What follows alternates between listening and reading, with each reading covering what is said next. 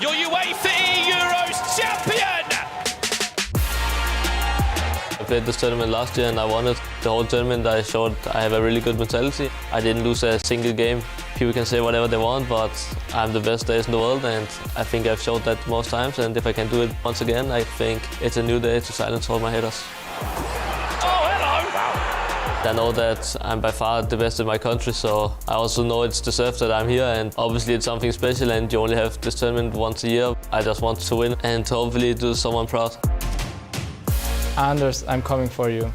He played in the Bundesliga, so I know a lot about him, and I think he's a player with the X factor, and I know that if I play bad, he's also gonna punish me for that, but I also know that I'm a lot more consistent, and if I'm just gonna hit a somewhat decent level, I'm also gonna win the game. Right now, I would say Emre is by far, besides me, the best in the tournament on paper. That should be the final, but even I can lose before that, and he can also lose before that, so I think, yeah, it's more equal this time around. I want to win every tournament I play, and this tournament has only been here one time before. I know how it feels to have pressure on you, but if I can win it back to back, I would also say it's a statement that no one else has ever done. That is my trophy and it's coming home with me. And then as well, I think I heard I'm the most consistent and I'm gonna win this tournament as well. I mean, Anders himself, what can we say, Tex? I'm Gravesen, you might know me as a former Spanish professional player, but now I'm not that good. I'm good at analyzing. And I'm here joined by Tex because we're gonna break down the requirements for today's tournament here at the Euros. So, first things first, Tex, we have right now a 5 million coin budget.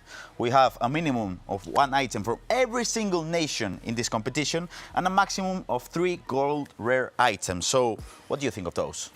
I mean, I like the instructions. Obviously, there's a different player from every nation in someone's squad, so you might see a different variety of squads today. And the draft requirements is one of the most important parts of your tournament, because if you pick a squad you don't like, you're going to be panicking. For example, in FC Pro, I picked a left back I hated. Every time someone attacked down the right wing, I was panicking. So, yeah, it's very important, and I'm excited to see these players' teams. Let's see which left back Anders picked for his team, because we're going to jump onto Anders' draft. Álvaro Carreras, nice option, we could say. But apart from him, no Mbappe. What do you think, Tex? You know, I like the no Mbappe play. Maybe pre-patch Mbappe is more useful, but on a game now with no goalkeeper movement, Anders, one of the most clinical players in the world. Look at his attackers. Finesse shot on Shelling, low driven on Pina, finesse shot on Neto. He's not going to miss any chances today, so Gianluca, he's got to be defending well. What do you think, 4-5-1 or 4-4-1-1 for Anders in this tournament? When he played me, I think he used both, so I think he's going to mix up, and traditionally Anders has always stuck to the same formation. However, I think this year he's got 2 different formations, and that's scary for anyone. We're going to jump now onto Gianluca's team because it's a fairly similar one, we could say. Of course, we have intercept on the centre-backs, but there's a holding midfielder that I love in this game, and it's Rodri. What do you think? I think Rodri is the best holding midfielder in the game, and it's not close. For a centre mid, I prefer De Jong, I prefer Bonmati, but if you're talking a holding midfielder, Rodri's the best with the intercept plus, as both his centre-backs have. So I think he's hoping that these play styles are going to help him defend, because Anders is going to score goals. Have you tried Oblak? Because this might be the keeper that stops Anders. I've not tried him. Have you tried him? No, not really. It seems like it might not be the answer to Anders, really. But we've heard from them, we've seen their teams. We have coming up quarterfinal number 1 and 2. Let's get started. Anders Vejrgang, That is my trophy and it's coming home with me. the eEuros champion! I'm here to beat the best. Anders, I'm coming for you. No one will stand in my way. I'm here to win. This is my time. Orbrun, you better be ready.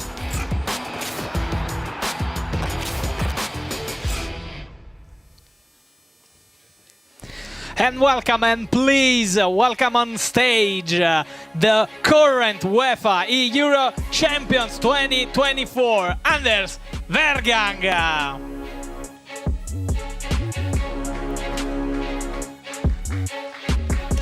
He's the one who wants to bring it back home, back to back. And here's his opponent, Gianluca from Switzerland. He might be the underdog for now, but if he beats Anders in this first quarterfinal, he might become one of the favorites in this tournament. Absolutely. Let's see the two players that are setting up those squads that Grav and Tex just seen before. Let's see who's gonna win. And it's gonna be so interesting to see the best player in terms of the world ranking and the worst player of this roster against each other. But there's might be a big surprise for us coming up. We're gonna see 9 minutes half each, and it's gonna be very interesting because we heard Tex said Anders is gonna score anyways, and he's gonna score a lot of goals. Absolutely. I can look forward to see that first match, because Anders really needs to go up on his level to go back-to-back to win the tournament. I've seen him playing two weeks ago in the Super Cup, and he lost at the first match, so maybe he needs to put some more pressure on himself to win this tournament, and firstly this first match. And it's very important to win because it's single elimination. That means it's a knockout from beginning. So if you lose, you're out, and Anders definitely wants to go back-to-back. Absolutely. And just remember, if he goes through, he will face off someone between Yuval or the Italian Obrun. So a huge match ahead. Definitely. And we see on screen Gianluca. He didn't have that much of a winning sum for now, but this tournament could be something where he can win a lot of money and win some prestige as well. So we're gonna see both players getting ready for this first match. They got one chance today, and they need to use it. I mean, absolutely. Being the underdog, as I said before, could give you the relax that needs to win the match, because maybe being in unders, the one who has the trophy at home, maybe he has some pressure, but he loves pressure actually. But Gianluca maybe being the first debut, you know what I mean, could lead him to the win. Maybe. Let's see. For sure. So I had a chat with Gianluca before the show going on, and he said he cannot lose anyway, because if he loses, it's against Anders, the current champion. It doesn't matter. But let's have a look. You already mentioned there are gonna be some other opponents that are very big names in the scene. Let's have a look at the roster. Yeah, Verang and Gianluca, as we say. Then Obrun against Yuval. And at the bottom of the bracket, we got Emre Yilmaz against RvPLegend 10. And at the very bottom, can we say the derby between Jonny and Stingray. Germany, what a rivalry. Germany against England, the man who plays at home. Yeah, and we're gonna see if that is an advantage, but of course, you're rooting for Obrun, at least a little bit. I'm rooting for my guy, for Jonny. But we're gonna see who will become a semi-finalist in this tournament. And firstly, we have to decide between Anders and Gianluca, and then Obrun and Yuval in the second quarterfinal. Absolutely. We've seen their choices, actually, and they're pretty good choices. No Mbappé with Pina. Let's see who's gonna win. Definitely, and we're also going to have an eye on the goalkeeper movement that isn't there anymore, and how that takes place in the whole matchup. Because, of course, we're going to see probably more goals because it's harder to defend on the goal line. Anders was very good at moving the goalkeeper, so I don't think he will actually need it to score more or to be scored less. But let's see how Gianluca can love the fact that the goalkeeper cannot be moved anymore. Yeah, and very important also the playstyle plus that they both chose. On the side, we've got the finesse plus. On Pina, we got the low-driven shot. So multiple ways to score, especially in the box and outside the box. So I expect a lot of goals to happen in this first quarterfinal. And that is also always good because it's always exciting if they score and score and score and try to outscore their opponent. Yeah, I cannot wait to see them score all of these goals. And you mentioned the play styles will make the difference in these matches. Definitely, for sure. And we're gonna have a look at Anders and what he won already in the past season, because he is the biggest name because of his titles that he won. And we're gonna see what he won. Hello and welcome to the eEuro. And there's one man on this bracket which stands out. Big chance now for Anders. Euler drops the shoulder, times it green. 4-3. Your UEFA eEuros champion. The FC Pro World Championship Grand Final. Anders Verang against Yuval. 7 goals to 0. Anders Verang, FC Pro World Champion. Here we go. Grand final time in the FC Pro Open. One of these two will be the second player to lift that FC Pro Open trophy. Can he get round the goalkeeper? Are we witnessing one of the best FC Pro players we have ever seen? Anders Verang, FC Pro Open champion.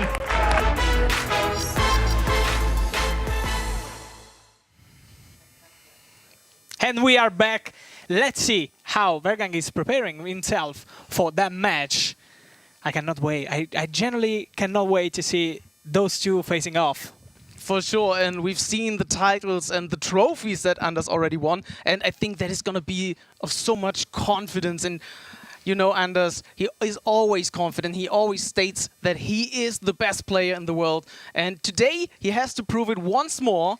And we're going to have a look at the preparation. We're going to see what they are doing. There is a lot of mentally being prepared, because you need to focus, you need to find your way to play. And I also observed that it is very interesting to see how close they are sitting sometimes to the monitor, which is very interesting to see. Yeah, that's very interesting. I mean, look at him. He looks very relaxed, actually. He's having a little chat with the coach. This is so important because you're fixing the really small details just before the start of the match. And as we've seen, there's a huge fair play moment between the players and the coaches. This is what I like. But I also like when Anders drops some emotes, you know, during the match, after the match. So hopefully we will see him or Gianluca as well, because we don't know how he will react. Maybe some goal conceded, some goal scored.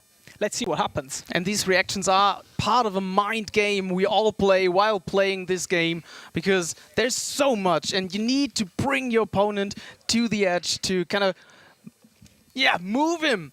And we're going to start with a matchup. And we are on it with the first possession, left to right. And Bonmati, now let's see how Bonmati will play as a key role into this match. And Gianluca taking the possession here with first player lock. The first minutes are maybe to study the opponent. Gianluca said he watched a lot of gameplays of Anders and to see how to counter him. We're also going to see Maikon as a right back for Gianluca. That might be a tool to counter the fast players on the wing. Absolutely. Maybe in those first minutes, Anders, I don't know if he's gonna play in a very aggressive way, because you know sometimes he starts, I don't want to say slow, but he keeps up the pace during the match. Not very aggressive at the very start of the moment of the match. Nice move over the wings with a player lock, and then he misses his chance to play the ball in the middle.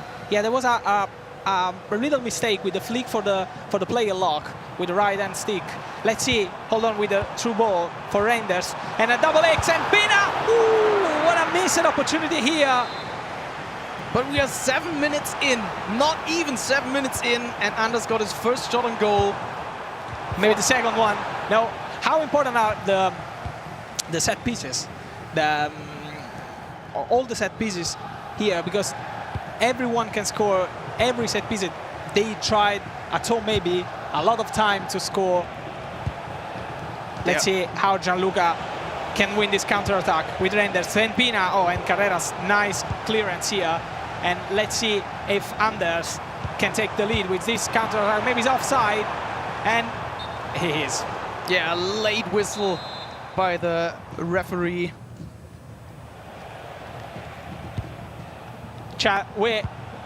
we're looking at you and we want to ask you who is going to win this match. Is going to Anders go through, or Gianluca, the underdog, can win against the current champions? Because now Aitana Bonmati, it's just been stopped for Anders, and Pedro Neto going for the counter-attack, looking for Reinders, trying to find his way in the middle of the field, searching for De Jong. Again, now Pina trying to find the space for the true ball. Reinders with the tiki-taka, then Shelin with a nice touch, and there it is, the first goal of this tournament! Shelin with the first emote of the tournament. It's 1-0. What a touch! What a touch! What a great move into the box. We see the replay here. Maybe a little bit of luck here. A little bit of luck with a against player Michael. nutmeg, but what a touch! And we've seen in the first goal ever of this tournament, the finesse shot. How important it is, the finesse shot. It's going to be so important throughout the whole tournament. We're going to see a lot of finesse goals today, and that was beautifully executed. And Gianluca now has to come back to equalize and kind of get his chance back on the plate. Absolutely. We can see here with Pedro, but yeah, Murillo, we've seen before with Tex and Gravesen how that Murillo could be one of the key role in the defense of all of the players that choose him. And we've seen here a nice contrast, a nice challenge to win the ball back. And now Pina again, just outside with Aitana Bonmati, and the second goal of the match, who takes Anders Bergen with a 2-0 advantage against Gianluca, again with a finesse, but maybe Gianluca here left the, I don't want to say the controller too fast. Yeah, he might have done the mistake there, but the middle was completely open. Could be a tap in as well, if not scored by the finesse. So 50 minutes played, 2-0 down.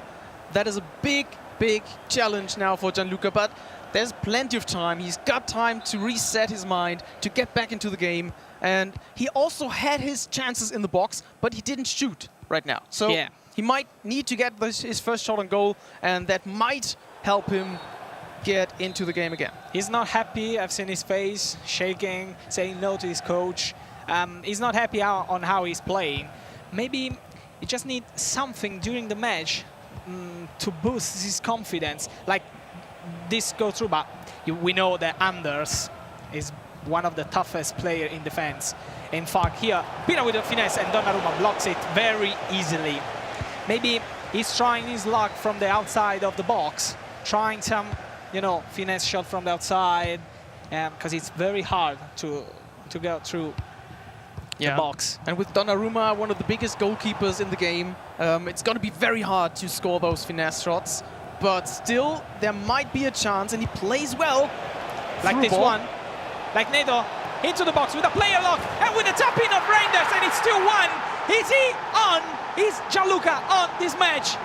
What a game, actually. What a play. What a game. It's getting thrilling, because this is the first goal of him with his first shot on goal. The second shot on goal, but so nicely executed with a player lock. And now he's got his chance. Pre-patch, maybe this was could have been a first shot, a first post shot. But now, after the patch, where the goalkeeper cannot be moved anymore, he tried his luck with a player lock into the middle of the box and find a very good goal. For sure, but Anders already back again on the ball. Misses this set piece. And again, Pina with the finesse, and it's 3-1. And I've seen your reaction here, not happy at all with the third goal of Anders. Again, with a finesse, but too many ball lost just outside of his box for Gianluca. What do you think about it? Yeah, for sure. He loses the ball too quickly, gets the counter-attack, and you see how fast Anders can react on that. It's just one ball into the box. He turns around with Pina and scores this finesse shot.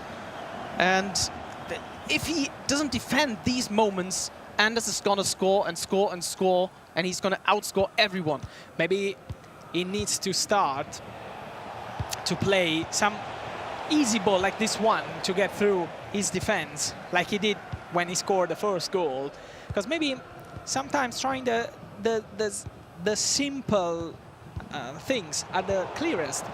And as we see in the chat, people are gonna backing up Anders. Of course, looking at the score sheet right now.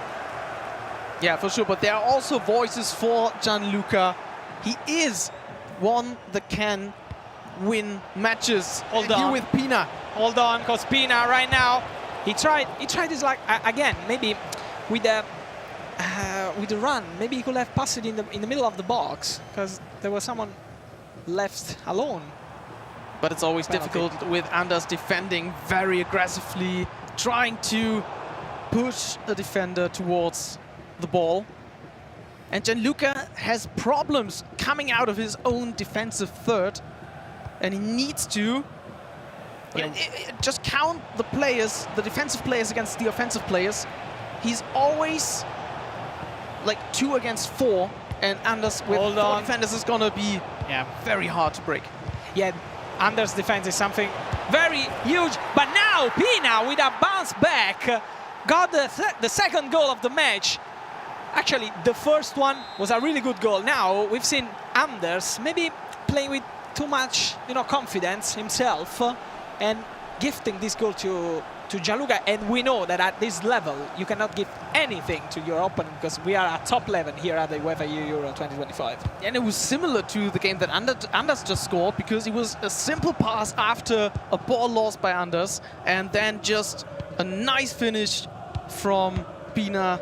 So Gianluca is already up to 3, and we've just played 35 minutes. So still a lot of time that we have for plenty of time for both of them. In fact, here with Shelling the finesse, and it's Fortune with a nice true ball here for her. And again, a finesse, but the defense of Gianluca, it's just too wide. He cannot keep up the pace of Anders, and here Maicon did not follow Shelling's run. Yeah, she's cutting inside and kind of attacks the center of the pitch, which is very difficult for him to defend. And we see also the applause by Anders. It's 4-2 again, 2-goal lead once more for Anders. And Gianluca with the next task. I love when he just drops emotes randomly after a goal. I love it. Was he applauding to us? I'm not sure, but we're going to see Shelling maybe scoring another one. And Shelling is used in a couple of drafts, so she might be a key at this tournament. It's one of the underrated items that the player picked here in the drafts. But hold on, because the counterattacks, maybe he could have gone through. He didn't expect actually that Anders left that space in that counterattack. But hold on, because we are already with another possession gained for Anders actually. And it seems like more everybody, all of two wants to score a lot of goals, not caring about keeping possession in the middle of the pitch. Yeah, it's always fast progression from defense to offense. This is NATO, and he actually did move the keeper a little bit, just enough to save it. Yeah, and it wasn't a shot with a finesse with his left foot, so this might have gone in. But yeah, it wasn't the finish that scored him his 3rd goal. So Anders can play maybe his last attack for the first half, and he's gonna go forward. It's a bit tricky, because hold on, now Pina with De Jong with the shot, and on the first post shot, De Jong scores again, and it makes 5-2 at the very end of the first half of the match. Bonmatier here for Pina, goes through De Jong, and maybe Oblak could have done something more. He could have, maybe, but yeah, it was very easily played. He just crossed the ball horizontally 2 times. De Jong completely free, scored the 3rd goal for this lead. So we got 3 goals that Gianluca still has to score, and now we are at the end of the first half with a confident Anders. There is plenty of time for Gianluca to recover. And remember that all of this time in this match can mean anything, because Gianluca can always equalize and take the lead. Let's see, because he scored 2 actually, and one of those 2 goals came across a mistake from Anders. So maybe Gianluca is waiting for some mistake from the Danish player. He has to wait for those mistakes, but then he has to score from those mistakes because Anders isn't known for doing a lot of mistakes. But in the meantime, we're gonna kick off the second quarterfinal in a second, which is Italy against Israel. And the player are preparing. I can see Obrun talking with his coach Hollywood and Yuval having a little chat, ready to set this match off. Yeah, so we're gonna have the first half parallel to our second half of Anders against Gianluca, but of course we're gonna show you all the goals from this match as replays, and then we're gonna have the second half later, but we're gonna focus on the first matchup we had, Anders against Gianluca. 3 goals lead for Anders, for Denmark. And we are back with the second half, and Anders again in charge of the ball. Yeah, and of course, chat, we wanna read you, asking you who's gonna win between Obrun and Yuval. But we're gonna come back later on, because now it's Anders against Gianluca again. And Pina now takes the ball against with Bonmati. Hold on, because Neto, it's again. This is a bit tricky. This is what I was saying before. It's a bit tricky after the patch, because you're used to shot on the second post, but you know that your opponent will move the keeper, so you try your luck on the first post. But now it just doesn't happen anymore, so you just don't shoot, and you waste an opportunity, a clear opportunity. But now Maicon takes the ball back, goes through Neto, Bonmati, here for Pina, again. Vejrgang takes the ball back with a nice challenge. And we are back on the other side of the pitch with Pina, trying his luck with Bonmati. 1v1 against the keeper, and of course you cannot miss this goal. It's almost an open goal anytime, and it's 6-2 for Anders. And it's such an easy move for him. Let's watch this replay and see the left stick movement. It's just a tiny movement, and he's through and can score like from 50 meters. It's too easy for him. I mean, these are the small details that makes those guys the best in the world, the best in Europe. And that little, very little left stick movement could have done like anyone, but he did perfectly to let him score that very easy chance. But we are back in the other box with Schelling taking the ball again. We'd rather with the driven, the low driven shot. He could have maybe scored that, but Donnarumma saved it. Yeah, it was a nice attack. I really liked it. Oh. Next chance for Gianluca. Nice play actually here with the player lock, with the back passes, and again he tries his luck again with the back passes. Bonmati, Schelling with a great finesse again. It makes 6-3, and Anders is not happy at all to concede this goal. Yeah, it was like very chaotic, and he even missed the player lock player, but then second try scored. And something that will excite you, we got a first goal in the other matchup. And what a goal, because it's 1-0 for Obrun with a low driven shot from Pina. And it, sorry, I cannot talk because I was excited. Yeah, let's come back to the Verang against Gianluca match, because here Anders is saying again with the 7th goal of the match, and now all the odds are into Anders' hands. Can Gianluca equalize it? I don't think so. It's gonna be a very tough one to get there, but he might score a couple of goals and might kind of bring Anders out of his concentration, and this might help the others in the tournament later on. But for now, we see that Anders is very confident and very good in front of goal, but he also defends very well, doesn't let Gianluca go through, so very well played by Anders, and he does what we were expecting from him. Yeah, and it seems like that every single play that he does, it comes for a goal. And let's come back into the other match, because there has been an equalizer for Yuval. Let's see it. Again, Reinders on the penalty spot, and a nice and easy shot against the keeper. And let's see his face. He was, I don't want to say not happy, but you know, it's the very start of the match. Of course, we've seen little spots, and here we are trying to see if Anders scores the 8th goal of the match. A little bit of bouncing and some confusing stuff here in that play. And again, I see Gianluca playing with too much rush. Maybe he really wants to come back. Oh, what a challenge. Was he foul? Was he foul? Just outside of the box, let's see. Just outside. I thought it was a penalty. Just outside of the box. Actually, sometimes it's better to consider a penalty, because if it's the last man outside of the box. Hold on, Coach Shelly, what a finesse shot. This is the importance of the finesse shot here, because you just try your luck. Maybe it goes in like this time.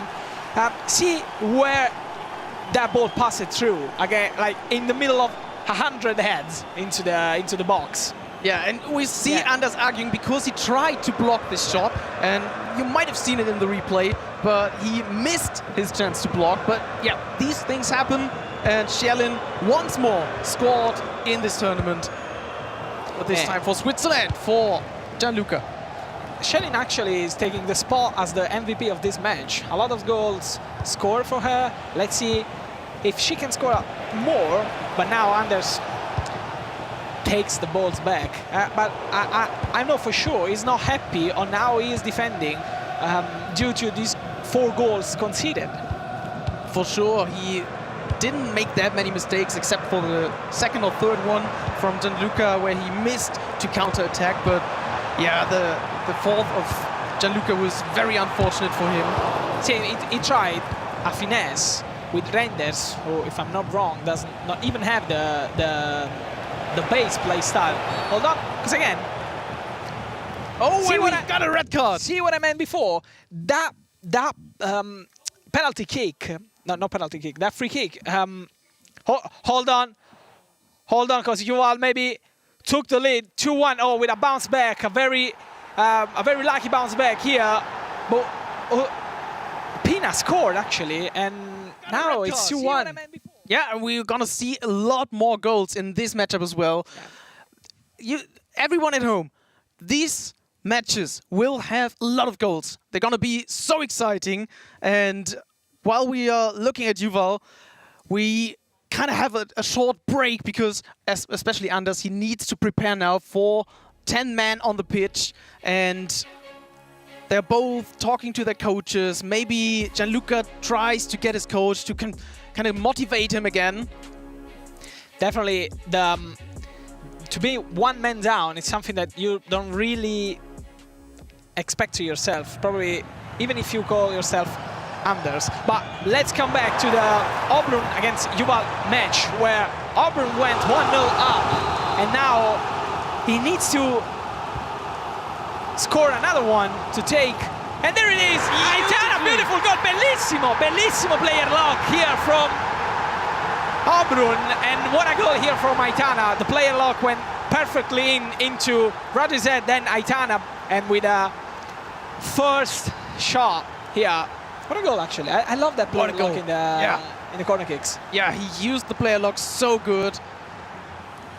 And so, very nice goal. And we are ready to come back into the Vejrgang Gianluca match, which has been like a turning point, a huge turning point here. Sure, we've got 20 minutes left. 20 minutes and of a 9-minute half. In fact, Anders is trying to keep on the possession because he knows that being 1 man down could possibly, I don't want to say losing its match, but you know what I mean. Yeah, but let Gianluca score a 5th goal. Kind of very close to now, and that is going to be a huge setup for this first quarterfinal. Yeah, let's see how Anders will play those 15 minutes left, because he's trying. He doesn't want to score another one. He really wants to keep the ball at his feet, and because he knows how hard could be to defend in 1 man down for 15 minutes. So if you were Gianluca now, he will go all in, team press with the D-pad, and maybe, of course, he doesn't need to concede anything, like in this case with Aitana, Bonmati.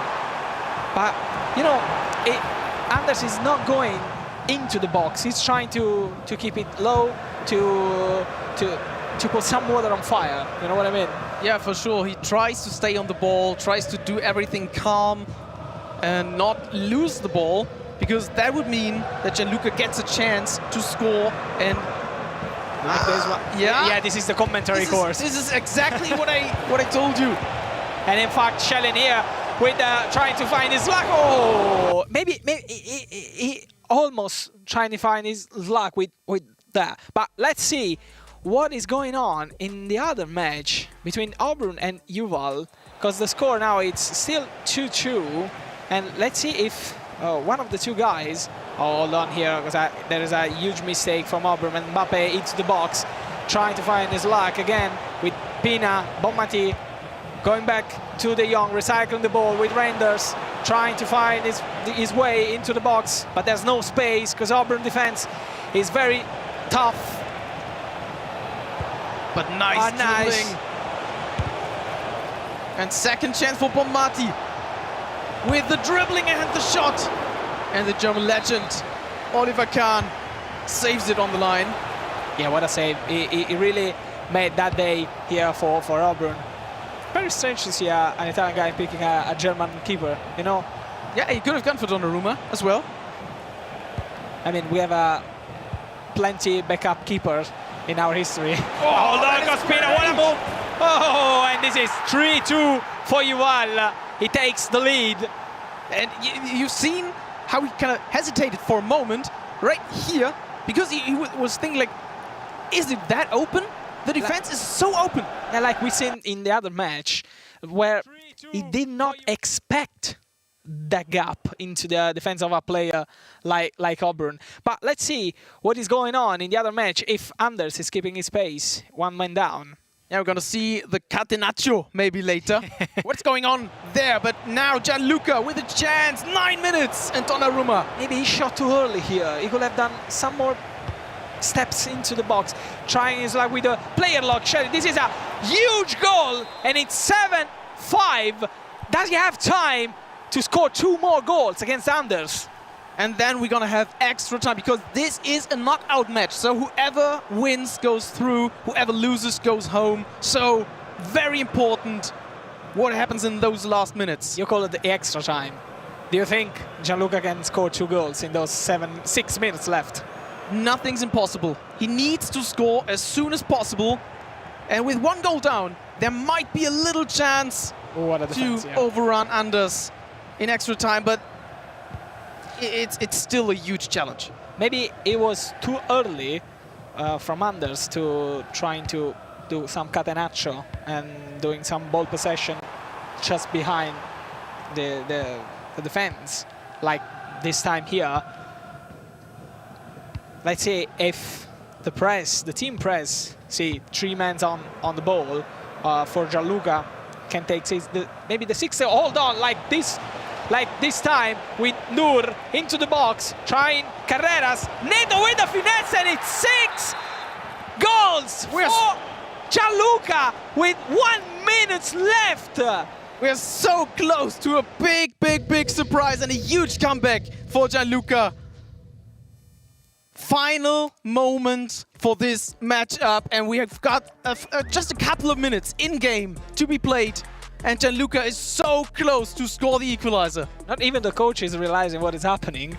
And Gianluca, I can see his face little smiling under his mustache. Yeah, I can see him doing some adjustments to his tactics, trying to go really all in with all he can has. But let's see what happens into Where is the catenaccio? Yeah, Where's the catenaccio? Not in this match. Not in this match, because Yuval took the lead 4-2, and now it's 2 goals up against an Auburn that went very hard at the very start of the match. Now maybe he's losing something. And let's come back in the other match, because there are 2 minutes of hell for Anders, who needs to keep his 1 goal lead. And we see how he tries to slow his game down. Just keep the ball is the mission for Denmark, for Anders Vejrgang, current champion of the eEuro. And we see the team press of Gianluca trying to win the ball back to score that goal. We got 2 minutes of stoppage time. Let's see if Anders can take the ball and brings this qualification at home. You can't believe what you see. Yeah, it's unbelievable, but Anders seems to bring it. He keeps in control. He keeps in control, and with the final whistle, Anders shushed the opponent and wins this match, this first match of the tournament. What a match, and what a way to start this UEFA eEuro 2025. It's crazy. The comeback of Gianluca was absolutely crazy. He did a very good job, presented himself in Switzerland very, very good. And Anders seemed to struggle in the end. So there might be a chance for all the other people playing in this tournament to rush and maybe win against him.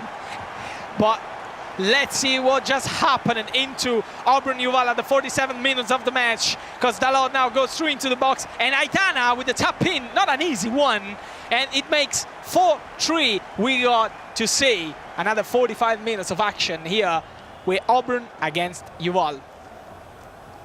But look who's come here to make some company with us. One of the strongest player ever existed here on the pro scene. Hello. Tex just joined us. How are you, mate? That was almost an unbelievable comeback there from Gianluca. I got excited watching that. I thought Anders might choke that for a second, but that's a game. If you're going to win a tournament, there's going to be a hard game to come through, and he's managed to come through that one. But it's time for the second half of Auburn versus Yuval. Yeah, what do you think about that match, Auburn against Yuval? Maybe giving us in a competitive way to look that match. You start with an early goal, then you go 2 goals down, and then you're trying to equalize again. Yeah, I think that game's a little bit confusing because Oberon's usually one of the best players in the world defensively. Yeah. To concede four goals in the first half is a bit unlike him, but I'm just excited to see the second half. I want it to get underway, and I think for Oberon it's big. If Oberon gets confident and starts believing in his gameplay, he's a very good player and he can easily win the tournament. But I think this is a big step for him, and if he comes through this one after being 2 goals down, then you have all the confidence in the world. Knowing that if you win, you're gonna face Anders again, like last year. Generically speaking, Oberon's got a good record against Anders in tournaments, so that's like, right, it could be beneficial for him. It could be beneficial for him. Definitely. And we are back into the game, where Auburn needs to try to find the equalizer here against Yuval, who's keeping the possession here, trying even to score more. As a pro, Tex, you're leading. You're trying to find, hold on, because then with the finesse, and there it is, the 5th goal of the game for Yuval, with a too easy, may I say. It's poor from Oberon. It's a poor offside trap. He feels like he's not confident. If you watch this again, the offside trap played Yuval straight through on goal, and it's I don't know, I'm a bit disappointed with Oberon so far. Yeah, it's like, from Auburn point of view, should they do the offside trap or should they not? Should they do, should they not? You lose that momentum to do that. And especially the offside trap can be very tricky because sometimes players just run out too late and then everything's messed up in defense. And it was kind of the perfect spot that Yuval hit for finesse, and it was like a very easy goal for him. Yeah, I think offside traps are all about timing. And when you're on the big stage under the bright lights, if you're a second too late, it's going to send someone else through on goal. So maybe Oberon's just not comfortable right now, but obviously 9-minute halves is a long, long way to go, and he's got all the ability in the world. And as a player, when you can see those 2 easy goals, you maybe press pause and talk with your coach. What do you actually ask to your coach? What are the conversations? What are the background chit chat? It's not always a case of like you're gonna ask questions. It's like you pause the game just to settle down and take a breath, and then you turn around after you've breathed a little bit and you ask, what's going on? Like, what am I doing wrong? Like, what can I do better, sort of thing. So I think a lot of the time you just pause just to settle down a little bit. Yeah, hold on, because now Yamal with a very good pass, but it's just millimeters offside, and the ball goes back to Yuval. How important is to keep the possession for yourself? even with those small details like offsides, ball lost. You know what I mean, Tex? Yeah, I'm a player that likes to have control of the whole game, and I like to have possession, and I like to territorially dominate the game, which doesn't always work. Sometimes it's better to counter-attack, as it's very much a counter-attacking game. And I think Oberon throughout the second half is going to try and counter-attack to get back in this game. But what do you like about Yuval playing this matchup? Because I feel like he has a very controlled and very easy style, at least in the attacking third. Yeah, I'd say Yuval, he's not a very glitchy player. He doesn't abuse the mechanics. He's very, I don't know, like steady, like clean. pass move. He's one of the better players to watch on the eye. But that doesn't always work. But in this game here, it's working now against Oberon, unless we can get a goal back here. Yeah, maybe Oberon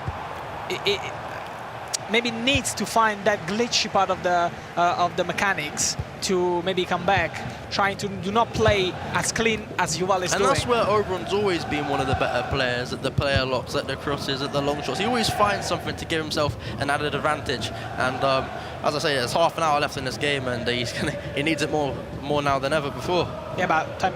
And we've already seen a huge comeback that almost threw out the champion of the past year. So Yuval, 2 goals in the lead, and still trying to score another one and another one. And Oberon with the mission to get the next goal, and maybe, as you both discussed, find the way that counters what Yuval is doing, so controlled and so clean. Hold on, because now Neto into the box, trying to find his luck. A nice, nice move here from Neto. Just a millimeter away from the goal, trying to find, again, the player lock, but nice movement here from Yuval with the keeper. And now it's trying to slow down maybe the pace of the game, trying to find some possession. Yuval's a very, very experienced player. He's been at multiple World Championships. He's a runner-up at the World Championship. So he might not be faced from this game here. And in fact here, hold on, because Neto again, maybe that was a very high-risk pass. But let's see if Oberon can bring this counter-attack on with a lot of player locks. Tex, I'm asking you, but after that, if you do a lot of player locks, that means that you don't like the runs that your player are doing, or just you want to confuse your opponent? A bit of both, to be honest. And some players are different. If you watch an Oberon game, it's player lock, player lock, player lock, and he's one of the better players at doing player locks. But where if you watch Shenander's game, as we've just watched, he doesn't do player lock. He does 0 player locks. So it just depends on play style, on what works for you. And over the years, player locks have been perfect for Oberon. I mean, if you don't do player locks at all, like Anders, it means that you're happy. Hold on, because now Renders into Yamal with a nice roulette. Maybe too fancy. Yeah, too fancy, but that's a very good skill move in the game. And I think on this current patch at the moment, all you want to do is find half a yard to get the finesse away. And he almost found half a yard there, but still plenty of time left in this game for him. And from the chat, I'm gonna read it in Italian. Please lock in Oberon, Forza Italia. And I cannot be more than I agreed with you, my dear friend. And I'm asking you, chat, who is gonna win this game again? Because you only... No, I cannot say that. Yeah, okay. Overrated, he might win. It makes no sense. It doesn't make sense at all. But it's a very interesting match, and Oberon trying to get to the ball, to create his chance, to score at least a 4th goal, to maybe get the comeback chance, just as Gianluca did. And with this attack, he might have a try. Yeah, this looks like a little bit more of a dead game, in the sense that we have seen two huge players. And hold on, because maybe... Clever, that's got to be a red card referee. He's thrown goal, but yeah, Yuval's been very controlled this second half. Oberon's not created a chance from what I remember. He had the warn, it was the last-ditch tackle, so he's playing this perfectly. And if he can defend like this against Oberon, he can potentially defend like this against Anders and then Yuval. Yeah, go on a run to the final. He needs to stay calm, he needs to stay concentrated, especially in defense. And we've seen in both quarterfinals a lot of great defensive tackles. So it's very exciting to see, to block these finesse shots, to be there once the pass is played into the box, and do not mistakes right around your box. Not a lot of mistakes actually in this game. I mean, there has been some attacks, attack and defend, showing that both of them are very good. And as we was talking about coaches earlier, I think this is where a coach comes in. You've got 15, 20 minutes left. You might have lost a little bit of belief, but if they can give you a formation, give you a tactic, and give you a little bit of added motivation that you might need, you know, this where a coach makes his money, you could say. Did it ever happen to you that your coach suggested something completely new? Yeah, something you didn't prepare? Maybe more back in the day, but I think these days you prepare everything you do. You're not going to randomly go, oh, let's play a 4-1-2-1-2 narrow when you've never practiced it before. It's just not going to happen. But maybe more back in the day, whereas I get told something random and I just do it, and it was fun and it would work, but it'd probably only work because I was really good back in the day. I'm not so good anymore. Let's see. Right now, we are back into the game with that free kick taken short, with Pina trying to find his luck with a finesse shot maybe, and again a player lock was nearly an offside. De Jong into Reinders trying to recycle the ball with a nice movement, and Pina with a low driven on the first post. What a goal actually it was. Yeah, this is where Yuval excels. He's one of the best players inside the box, fundamentally twisting and turning, and as I said earlier, on this patch all you want to do is find half a yard, and that's what Yuval's one of the best at. And you don't need to do a lot of skill moves and a lot of special things. Sometimes the basics, the left stick dribbling inside the box is one of the best things you can do. And we've seen it beautifully done with a little shake to the left, step to the right, and then he was through and goal. And with the low-driven shot, we all know that Pina is quite good at that. You said that. It might be a hidden gem. For those on stream, Pina is a hidden gem. I never tried it actually. Joking, of course. Yeah, but let's see now. I don't want to say the match is almost done for Auburn, but unfortunately, being an Italian, I was supporting him, trying to make his luck here. And let's see if he can score 3 goals, as we've seen in the match before with Anders and Gianluca. Anything can happen because 15 minutes are a lot, really a lot. And in fact, here Pina into the box, trying to find his luck. Bouncing back into the area, and it's just good defending. Like, I would say Auburn could score 3 goals in 15 minutes. However, looking at the way Yuval's defended this whole half, I can't see him. I can't even see him scoring 2 goals. So yeah. 3, I think this game is over, truthfully. And we might see a similar strategy for Yuval. Kind of play calmly, kind of take the ball, manage the ball in midfield. Just don't counter too fast, just to keep some time for yourself, and that is beautifully done, but offside. Yeah, that was offside with a nice flare nutmeg for Pina, just in direction for Mbappé, but centimeters in offside for Mbappé. And it's not always best to just keep the ball because you can get trapped in your own half. Sometimes it's better to try and find the next goal to really put the game out of reach, but this is just, it's been comfortable for Yuval. I'm really impressed with his performance here. Yeah, we'll see. You were talking before of the choice of Murillo. How important is going to be Murillo during the tournament? Because a lot of players choose him, and in fact we've seen a lot of challenges won by that Murillo. Yeah, I've been using Murillo at home, and he's one of the better defenders in the game, and I think his play styles just make him so good. Especially with the team press meta at the moment, where you team press when the opposition's attacking, and your AI sort of help you defend, and the playstyle plus of intercept, it just does the job for you. So yeah, Murillo is one of the better centre backs on the game, and if I was choosing a squad today, he would be in my team too. And he's very cheap as well, not so expensive. Although because now Lamine Yamal blocked again from the Italian. Yes, I just wanted to tell you that an Italian defender is one of the big keystones in throwing Italy out of the tournament. Yeah, but hold on, because now Neto into the box, trying to find the 7th goal. Reinders into Mbappé, and there it is. Does it close the door for Auburn? Yeah, I just want to say, Yuval, we weren't talking much about him, but this has been the performance of the first round. He performed better than Anders did in his first game, so I'm excited for that semi-final showdown, and I don't think it's all going to be one way. And of course, it is a rematch of the World Championship a couple of years ago, where Yuval, he lost 7-0, so he wants to get his own back. So yeah, it's made for an exciting semi-final. After his first goal that he conceded, he played so consistently, he played so good, concentrated, focused on the ball, had some great defensive challenges, and scored a lot of goals. So it's going to be very interesting to see Yuval and Anders today, because Anders seemed to struggle a little with Gianluca, whereas Yuval did a great game. And it could be down to the red card. Obviously, the red card, he was 7-3 up when he 7-4 up when he got the red card, and then Gianluca started to come back. But yeah, as I say, I'm excited to see that game. And before that, we've got plenty of quarterfinals to come. So yeah, it's a good lively tournament.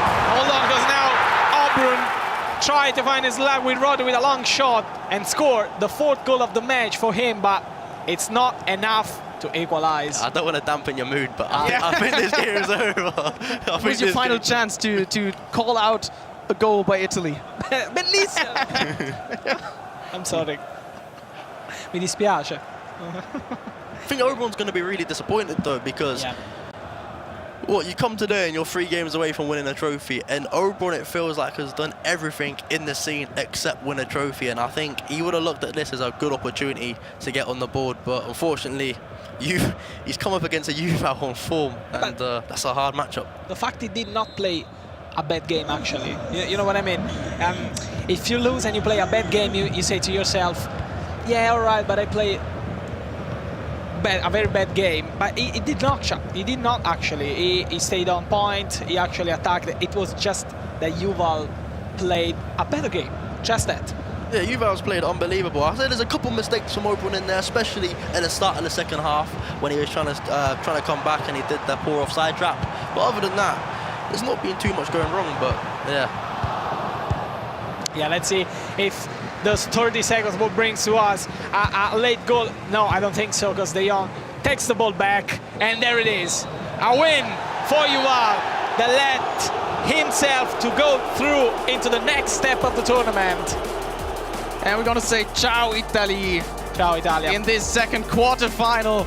But we've got nice matchups to come. We've got 2 more quarterfinals, and we've got Emre against RvP. We've got the Netherlands against Romania. And also, Tex, we've got the big rivalry, Germany against England. We've got Jonny against Stingray. Yeah, that's the game I'm most excited for personally. I think they're the 2 most evenly matched players coming in to the quarterfinal. It's 50-50 game. And yeah, I think that is the pick of the quarterfinal games. So a lot to come in the next minutes, but we're gonna go in a short break. See you after the break.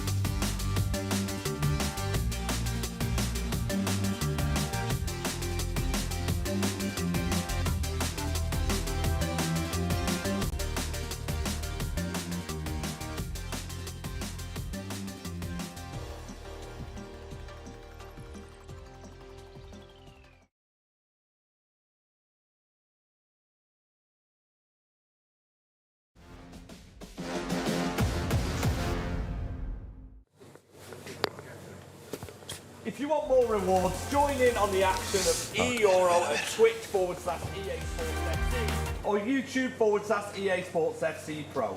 By watching 15 minutes of the eEuro, you're eligible to receive an 81 plus ×5 player pack.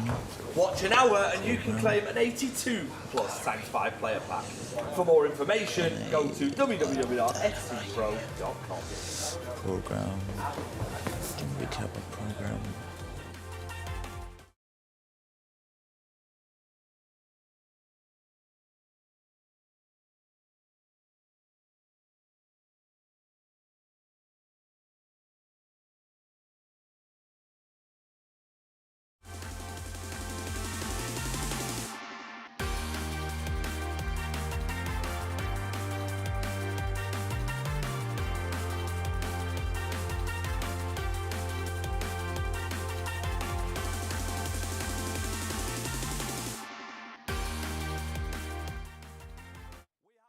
First two semi-finalists, Anders Verang winning, but he made it difficult, down to 10 men for the majority of the second half. And Yuval knocks out Italy and books his place to the next semi-final to face up against the man who's the man to beat, the holder, the defending champion, Anders Verang. Welcome back to London, welcome back to the UEFA Euros. Listen, I mean, Tex, Santu, what a fantastic first round of fixtures. We have to start with Anders Verang in that first game, Tex, because like I said, he made it hard work for himself. Yeah, it got a little bit mixy towards the end. But if you're going to win a tournament, there's going to be a couple games along the way where, you know, you could go over the line in the last minute, have some clutch moments, and I think that could be his clutch moment of the tournament. And obviously the semi-final next against someone he beat in the World Championship final a couple of years ago. I was just about to reference that as well. He goes up against Yuval, who was very impressive against Oberon. Oberon bowing out of the tournament. Yuval will be very confident, won't he, after that first performance? Definitely he got a confidence boost after that sadly win against Oberon. Of course, happy to for Yuval to get through. But what a match it was, actually. Very, very good match. Yeah, fantastic match indeed. Let's take a look, shall we, at the bracket, how it stands. Like I mentioned, we have got our first two semi-finalists. Anders Verang to take on Yuval a little later on. But now the attention turns to the next quarter-finals. Emre Yilmaz against RvPLegend. And Jonny versus Stingray. Wow, Emre Yilmaz has been fantastic throughout. I mean, we saw him in FC Pro, the form he was in. Is he the favourite in this fixture, do you think, against RvPLegend from Romania? Yeah, for sure he's the favourite in the fixture. He got 15 out of 15 at Pro Open in the hardest group. That's so hard to do. But RvP's on some good form, so I think this one, it's going to be a lot of goals. I think it's going to be closer than people think as well. And listen, new rivalries are back again. England against Germany. Stingray against Jonny. Santu, how do you see this next quarter-final going? I mean, Jonny is one of the best players in here, same as Stingray, who plays at home, and what a rivalry that could be. I hope to see a lot of goals in this match. I generally don't know who can win this absolutely fantastic match. Yeah, it's going to be a fantastic game indeed. Let's take a look, shall we, at some of our quarter-finalists. Let's hear from Emre Yilmaz.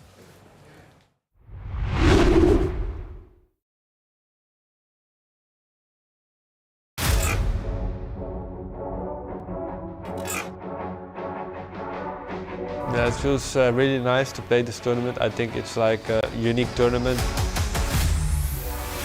Of course, playing for the Netherlands is always like a big dream. It's something different than playing for your club or your organization. The 2025 E-Champions League Grand Final. Yeah, there was a crazy finals in Murcia. Anders is a very scary opponent, especially in the final. It's going to be the chance. Is this that moment of the breakthrough? Mohamed Salah again blocked. Dress finish! He's always very consistent, very good attacking. Chance, the icon straight down the other end. Here you go. Hang on a second. Then I became European champion. Drives it home. Emre Yilmaz, your E-Champions League winner. I think the level of the competition is a bit higher than the last Euro. I think you have now really stacked the last 8.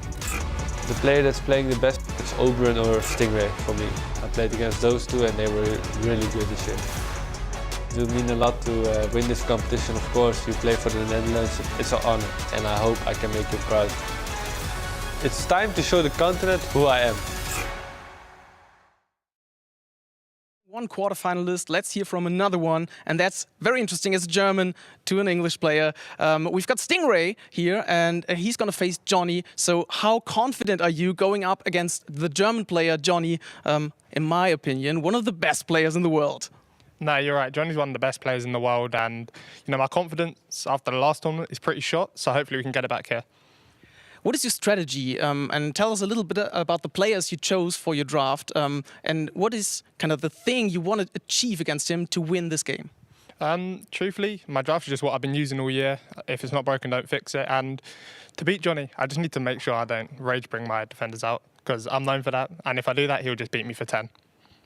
And you've seen the bracket. How confident are you to kind of go through until the final and beat also maybe Emre Yilmaz waiting in the semi-final potentially? What is your thing that you try to do better than all the other players? I just try and stick to what I know best. In my opinion, my top level is better than everyone else's top level. So if I bring it, I should win. And that is confidence. So let's kick off the quarterfinals. Here we go. I wish you all the best for your matchup. I know what it takes to win in Europe. Emre Yilmaz has done it again. It's time to show it again. RvPLegend. Let's go. Emre, I'm ready. I'm on another level. Stingray, unstoppable. Jonny, let's have it. Stingray, better be ready. Around the goalie, see you later. That title is mine.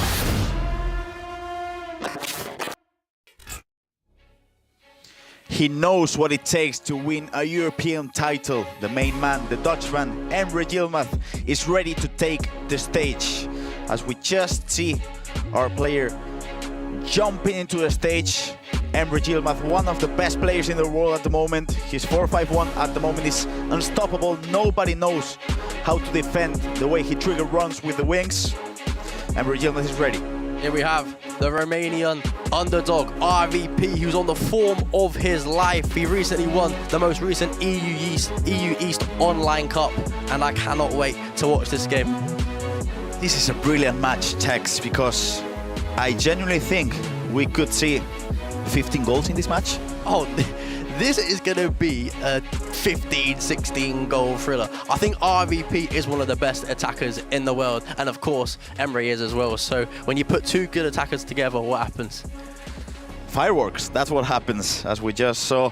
Emre Yilmaz, of course, Champions League winner 2023-2025, as well undefeated a couple of weeks ago in FC Pro.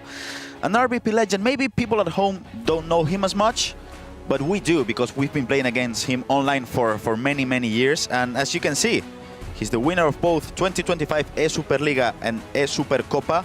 And he was, as Tex just mentioned, the FC Pro 26 Open Cup November Europe East champion as well. And as you said, Emre Yilmaz was unbeaten in FC Pro. But you know when he was beat?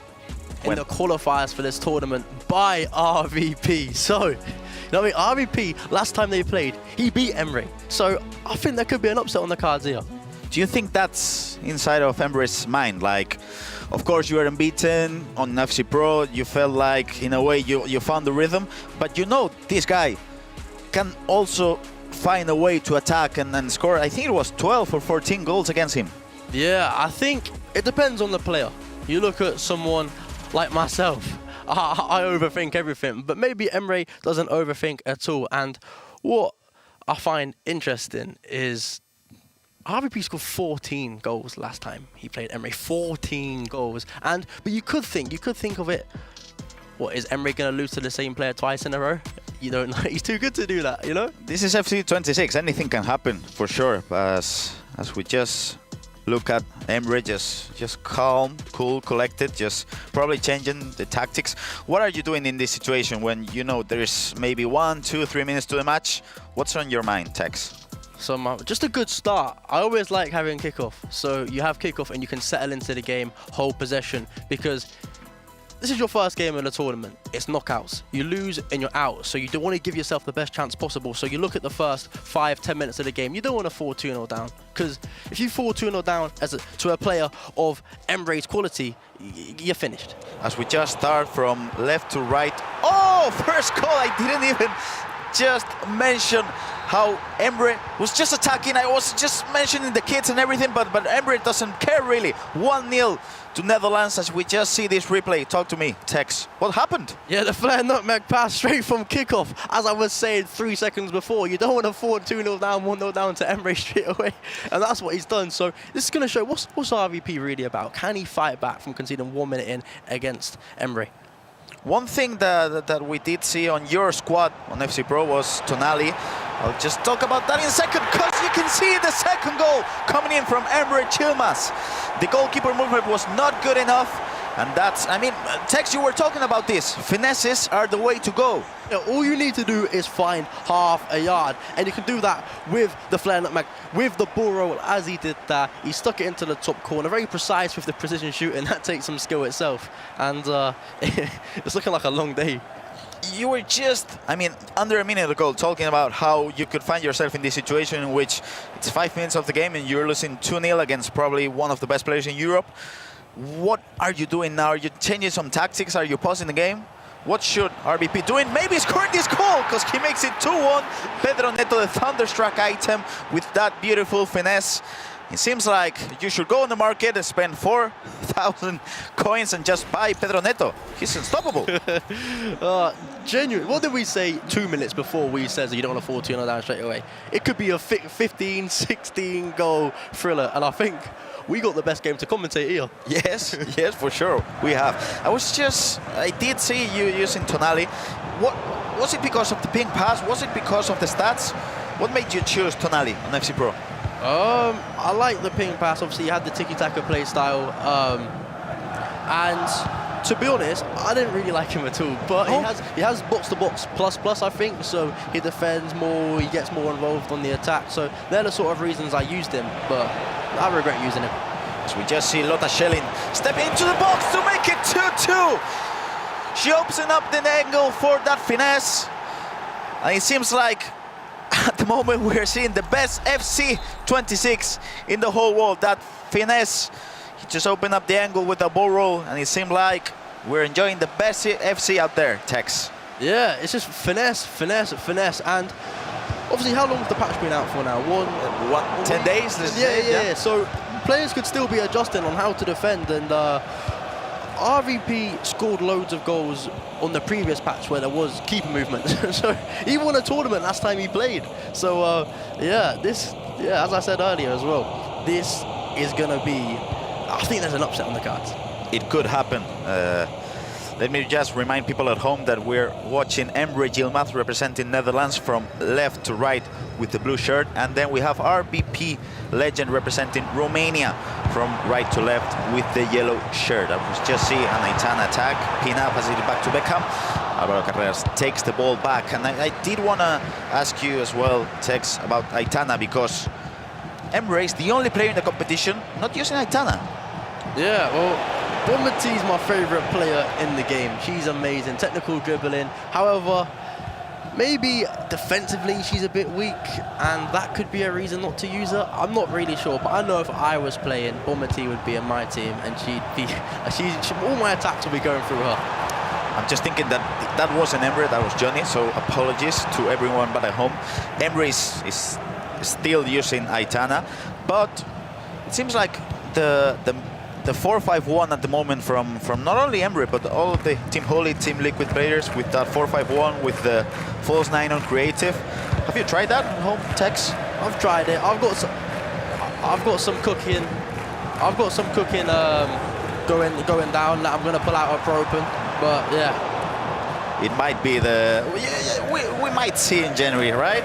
As we just see Romania is proud of RvP. Come on, Jokio and all the Romanian community talking on the Twitch chat. Emre will win, he's the best in Europe. You might be onto someone googly, but you shouldn't be sleeping on RvPLegend. Emre Yilmaz is unplayable, he can't lose, but he might lose to Rodri because he makes it 3-2 with the left foot. We were mentioning how Rodri could be the best holding midfielder of the game, but he can still score. Yeah, as you can see there, he can still score. And I just want to say, the mental strength to go 2-0 down to Emre Yilmaz 5 minutes. It wasn't even 5 minutes into the game. It was like 3.5 minutes into the game. And he's turned it around by the 21st minute. RvP is on form, and he's on form today, and that's what matters most. What do you think is the most scary thing about the way RvPLegend plays? He's fearless, he's relentless.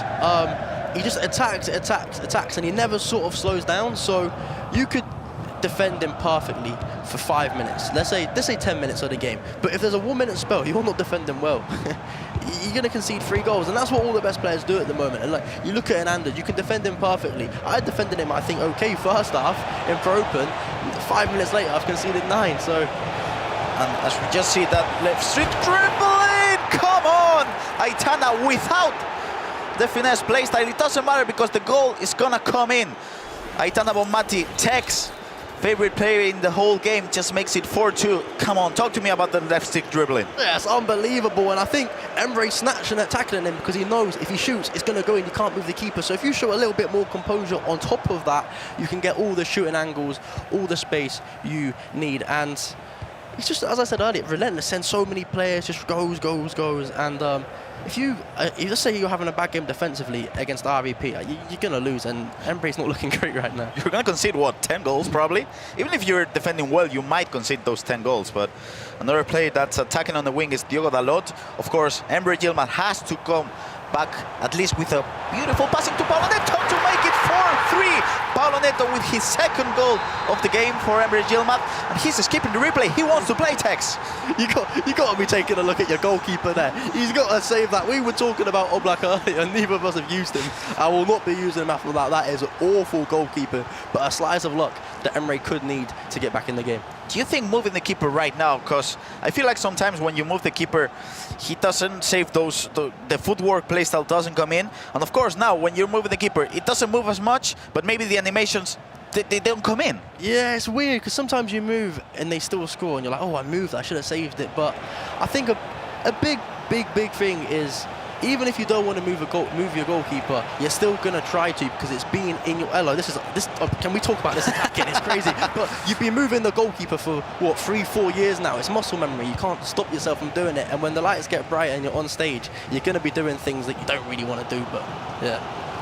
That definitely makes sense, and it would definitely take time for the players to just stop moving the keeper, or maybe in another update we'll see the goalkeeper movement being slightly adjusted. But it's 33 minutes on this first half, 7 goals already.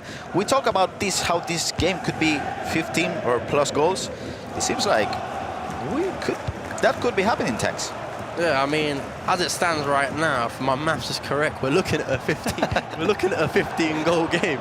There's been 7 goals. We've played 30. No, I'm not going to do the maths. That'll be 21 goals, I think. I think that'll be 21 goals if my maths is correct. But yeah, this could be a great counter-attack for RvP. That was a poor pass by Lotta Schelling, and Dalot takes the ball back.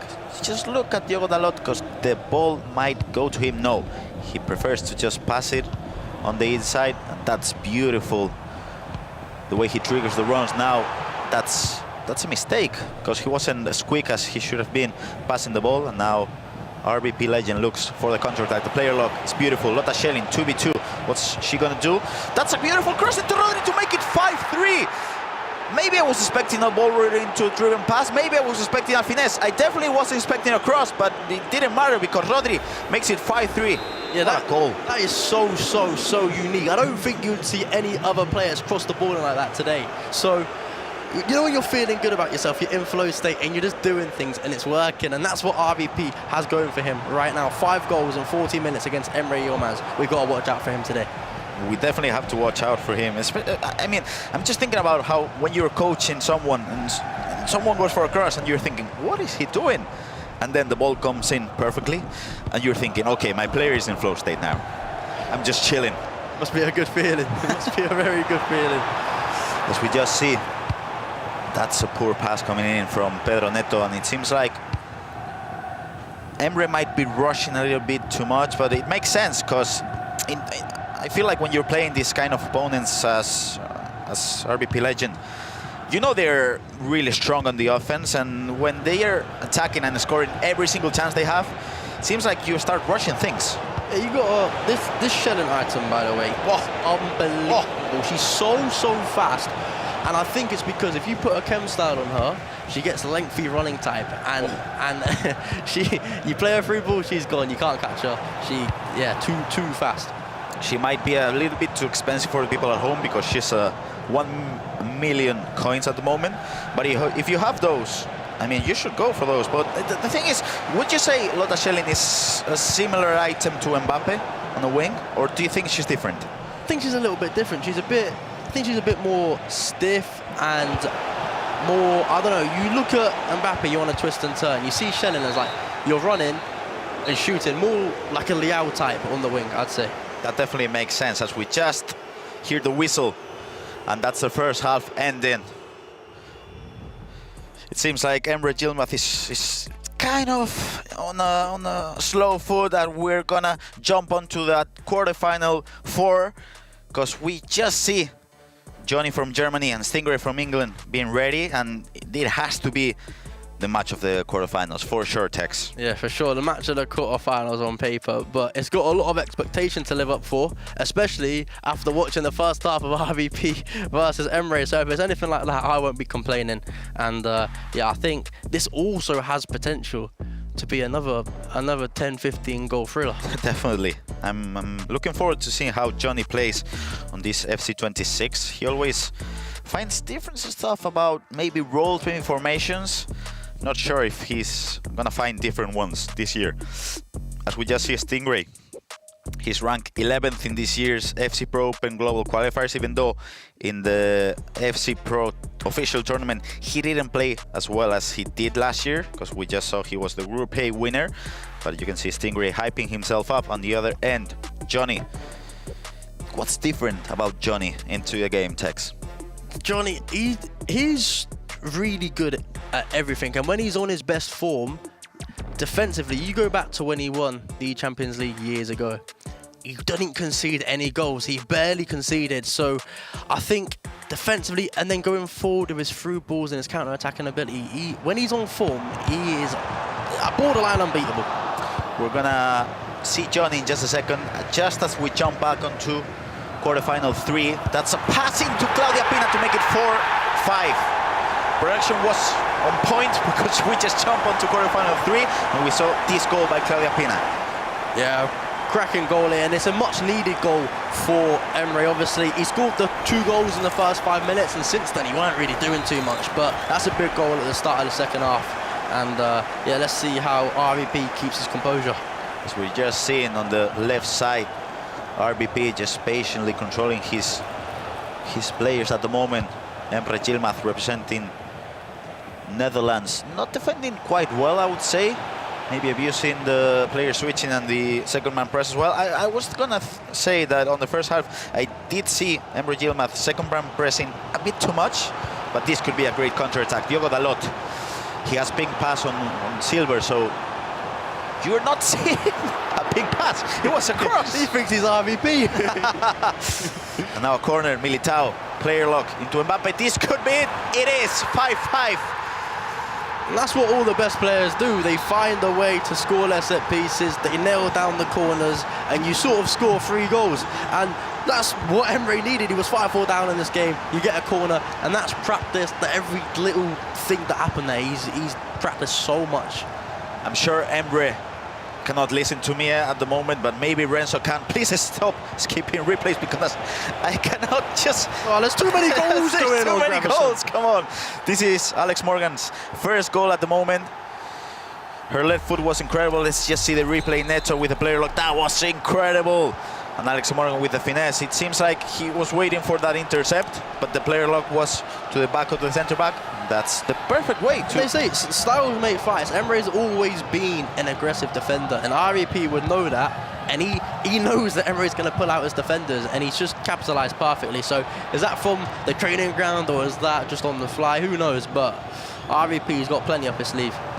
Let's see how Beckham attacks on the wing. It's curious because Nico was using Beckham on the FC Pro as a winger, and he's good with the ping pass plus for sure. But for me, the only thing missing with Beckham, it's the physique, and also he doesn't have any playstyles to run. But as we just jump onto Jonny against Stingray, because we're seeing Johnny's first attack, Claudia Pina into Lotta Schelling.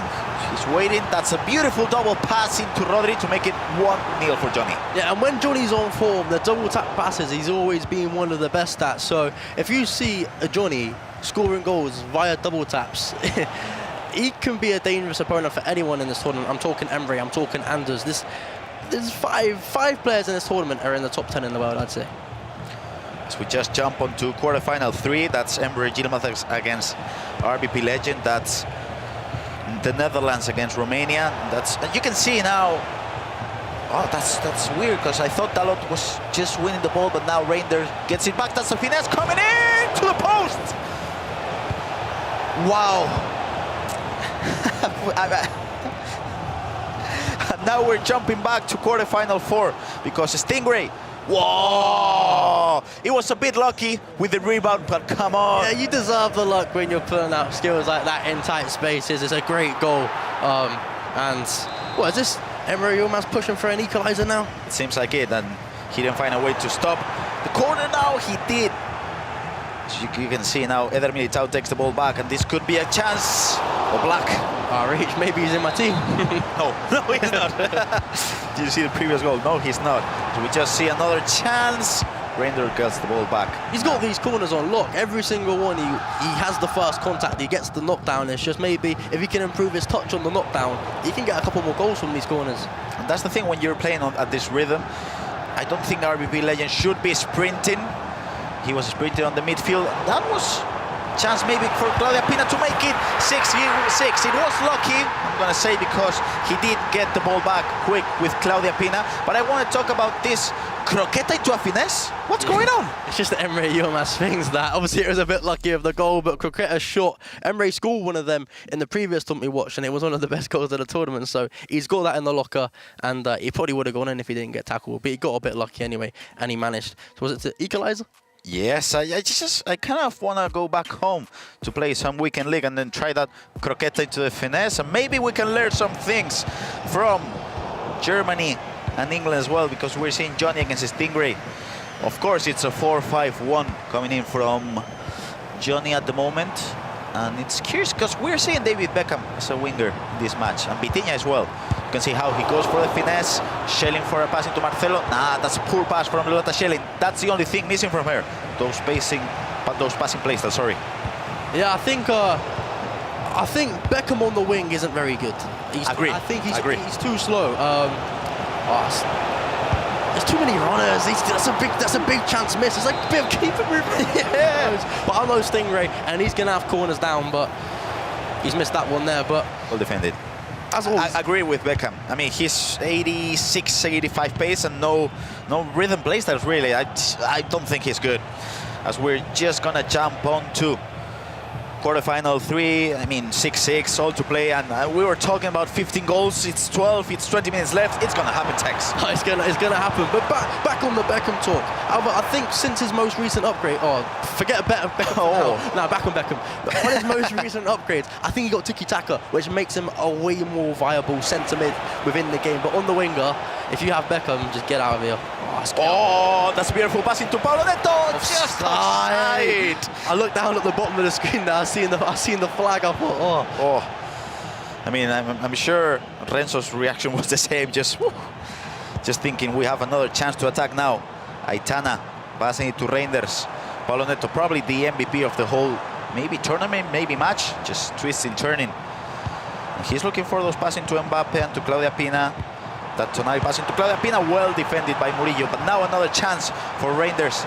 He goes for a player lock, and that's well. No, again. But again, Claudia Pina for a cross. Oblak takes the ball. Okay, we're gonna. Okay, Oblak is playing decently as we're just jumping onto Jonny. Paulo Neto just twisting, turning, and I'm telling you, he's for 400k. Pedro Neto, get him in your team. He's too cheap. He's too cheap. I think what Emry's done well in the second half, what I will say, is I think the first half was very frantic. It was end to end. I think he's really gained control of this game and he's playing a lot slower and really, I don't know, just territorially dominating. And I think against a player like RvP, you sort of need to do that. Especially because Emre should have been comfortable with the way he was playing before. I'm just going to explain that in a second, because Paulo Neto just enters the box, pass it back to Rodri, look for that driven pass. No, Morgan, maybe a finesse. Oh, looking with the rebound.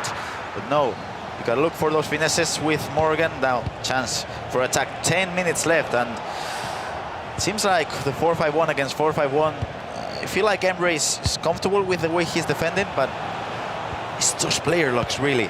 Now, chance. Look at the player lock. Activated. Fake. Maybe a pass into the striker. No. As we just jump onto game 4, because you can see Mbappe attacking. Is that a penalty? Oh, referee! Is that a penalty, Tex? No chance, no chance. Wow, 48th goal of the day as we just jump off to Emre Yilmaz to make it 7-6, sorry. Tonali with a beautiful driven pass, maybe? Yeah, bit driven pass into Claudia Pina with the low driven shot. And Tonali might have not worked out well for you, but it does for Emre. Yeah, I think that might be a skill issue on my behalf. But I don't think so, really. too many runners there to guard, and eventually the pass to the striker opened up, and with ping pass on Tonali, it's always going to go through. As we just jump onto Jonny's game live at the moment, 2-2. Seems like Stingray is just keeping the ball now, looking for those player locks. He's triggering runs with Aitana, but it seems like, as you just mentioned, when Jonny finds the good way to defend, seems like you cannot break it down. But now Paulo Neto just twisting, turning. He's attacking on the wing, looking for the pass.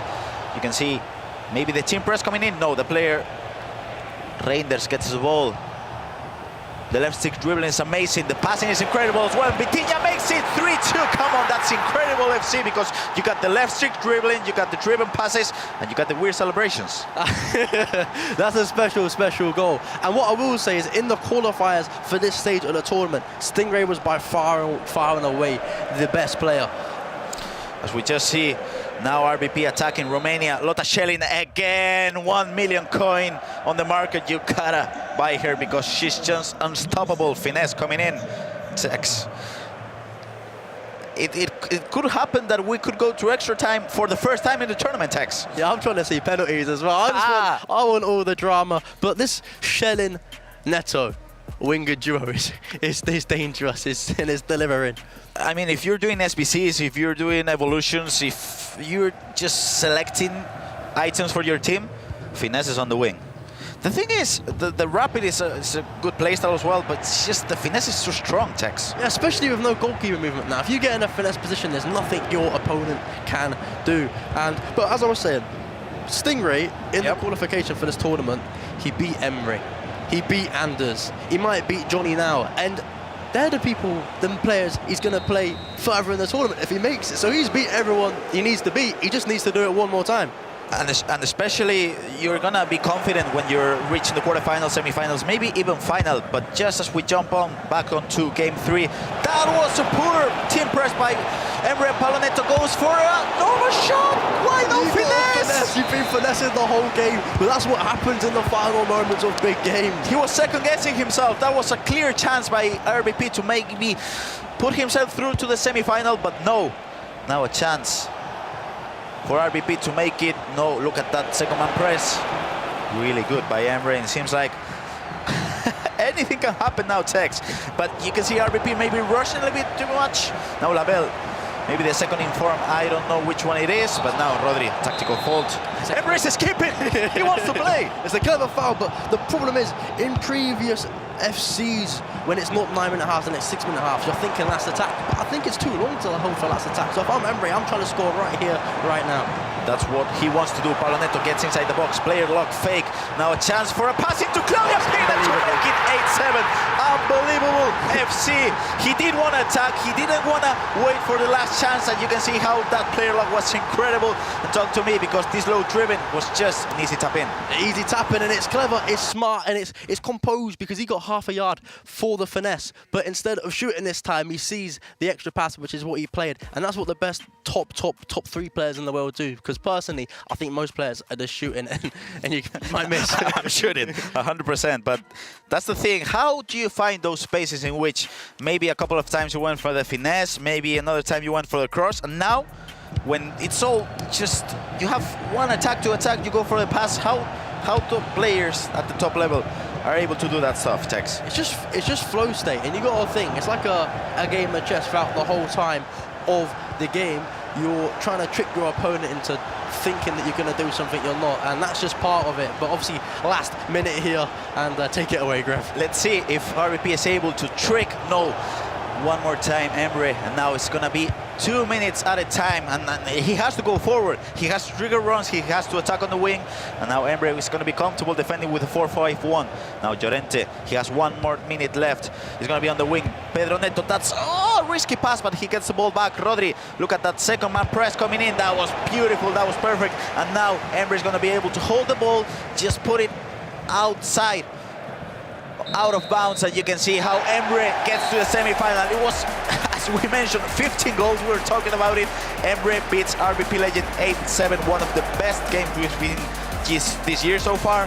And I'm telling you, we gotta get some commiserations to RvP, because he did play pretty much perfectly FC, but those last 10 minutes, they got to him the nerves. Aren't we just so clever, a 15 goal thriller? But yeah, and that's the difference between a top 3 player and, I don't know, RvP's not been on the main stage too often compared to an Emre Yilmaz, and in the last 10 minutes Emre played a perfect game and he managed to come out on top. And just like Anders, he's won a close game, and maybe that's the game that catapults. I don't know the word. Catapults, yeah, it is. You know what I'm trying. How are you as a Spanish man correcting me? is the word, as we're joined by a third member here, is the word catapult? What is it, FG? Finesse. I don't like wearing these headsets because it wow, what a round of games we've just seen though. I mean, that RvPLegend was just, woo! Just look at that. Oh, that was something. Stingray's having fun out there. He's trying to score skill goals. This is the Euros. It's not foot champs. How did you see the game over there, FG? Because it seems like RvP had the game, but then all of a sudden Emre just starts attacking, and that's 8-7. I mean, yeah, it's so unpredictable this year in FC. I mean, Tex and Grav, you guys will know a lot better because you play at a higher level than me, but 9-minute halves seem like an absolute nightmare to me. That is the biggest worry I've got, because you think you've got the game by the scruff of the neck, you've got a couple of goals lead, but there is so much time. 9 minutes. It's the concentration aspect. It's so difficult. When I was in my peak, in my prime, it was 6-minute halves. I can concentrate for 6 minutes. 9 minutes, it takes so long. You can play a perfect game for 6 minutes of a half. You have a bad spell, the game's over. With the margins being as tight as this as well, like you mentioned in your peak, Tex, it was 6-minute halves. Grav, same question for you. Like, the margins are so tight, and if you have a couple of minutes where you fall off in the game, you could be out of sight. To be honest, when I'm playing weekend league, I'm just not thinking about the game probably, and I'm going out mentally. So if I was playing 9-minute halves, come on, I'll be thinking about the food I was gonna get for dinner. But we're gonna look at the Twitch chat. The LeBron 23 James, come on, Jonny, bring it home. Is it bring it home? You say that here in England, right?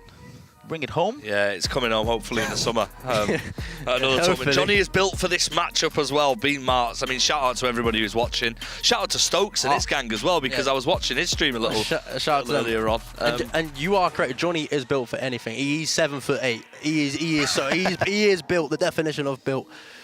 No, he is indeed. Absolutely. I mean, one thing I notice about Jonny is we've seen him so much, he doesn't really seem phased. And like you mentioned, Grav, 9-minute halves, you're 3-2 down. Stingray's been playing well in this game, but it can change in an instant. Everything can change in an instant, especially when you're playing against Stingray, who's holding the ball now. But when he looks for those open spaces, he will attack. I wanted to ask you, Tex, is it compulsory to use intercept on centre backs at the moment? It doesn't matter if it's white or gold. Does it have to be an intercept Centre back? Yeah, you have to. I made that mistake at Pro Open. I used no intercept, and that's probably why I held 9 to Anders. But yeah, it's a must. It's a necessity. Sorry, hang on. Are you talking about your midfielders or your defenders for intercept? Centre backs. Yeah, that explains everything. Yeah. I thought Bruiser was the one. Yeah. I thought it was Bruiser. I need to stop bringing up Pro Open. I'm going to sit in a corner and cry for 5 minutes. As we just see, Paulo Neto passing it to Vitinha. Ooh, what a save by Donnarumma. Man City's keeper now chance for a corner. Take it short. Sure. This ain't the Jonny I know. The Jonny I know at ECL scored every single corner. I mean, you guys remember back at the magazine London, ECL, he was scoring corners. He was scoring everything against Matias Bonanno. Yeah. Now chance for a counter-attack. Aitana. Diego Dalot. Ooh, directional knockback. Saved by Kahn. Oliver Kahn. What a keeper. Why didn't you save like that for me this week? And now a chance to make it 4-2. Aitana. And that's probably the difference between Jonny and Stingray and the way they're taking corners. Yeah, I was going to say, Jonny had a corner 2 minutes ago, which he went short.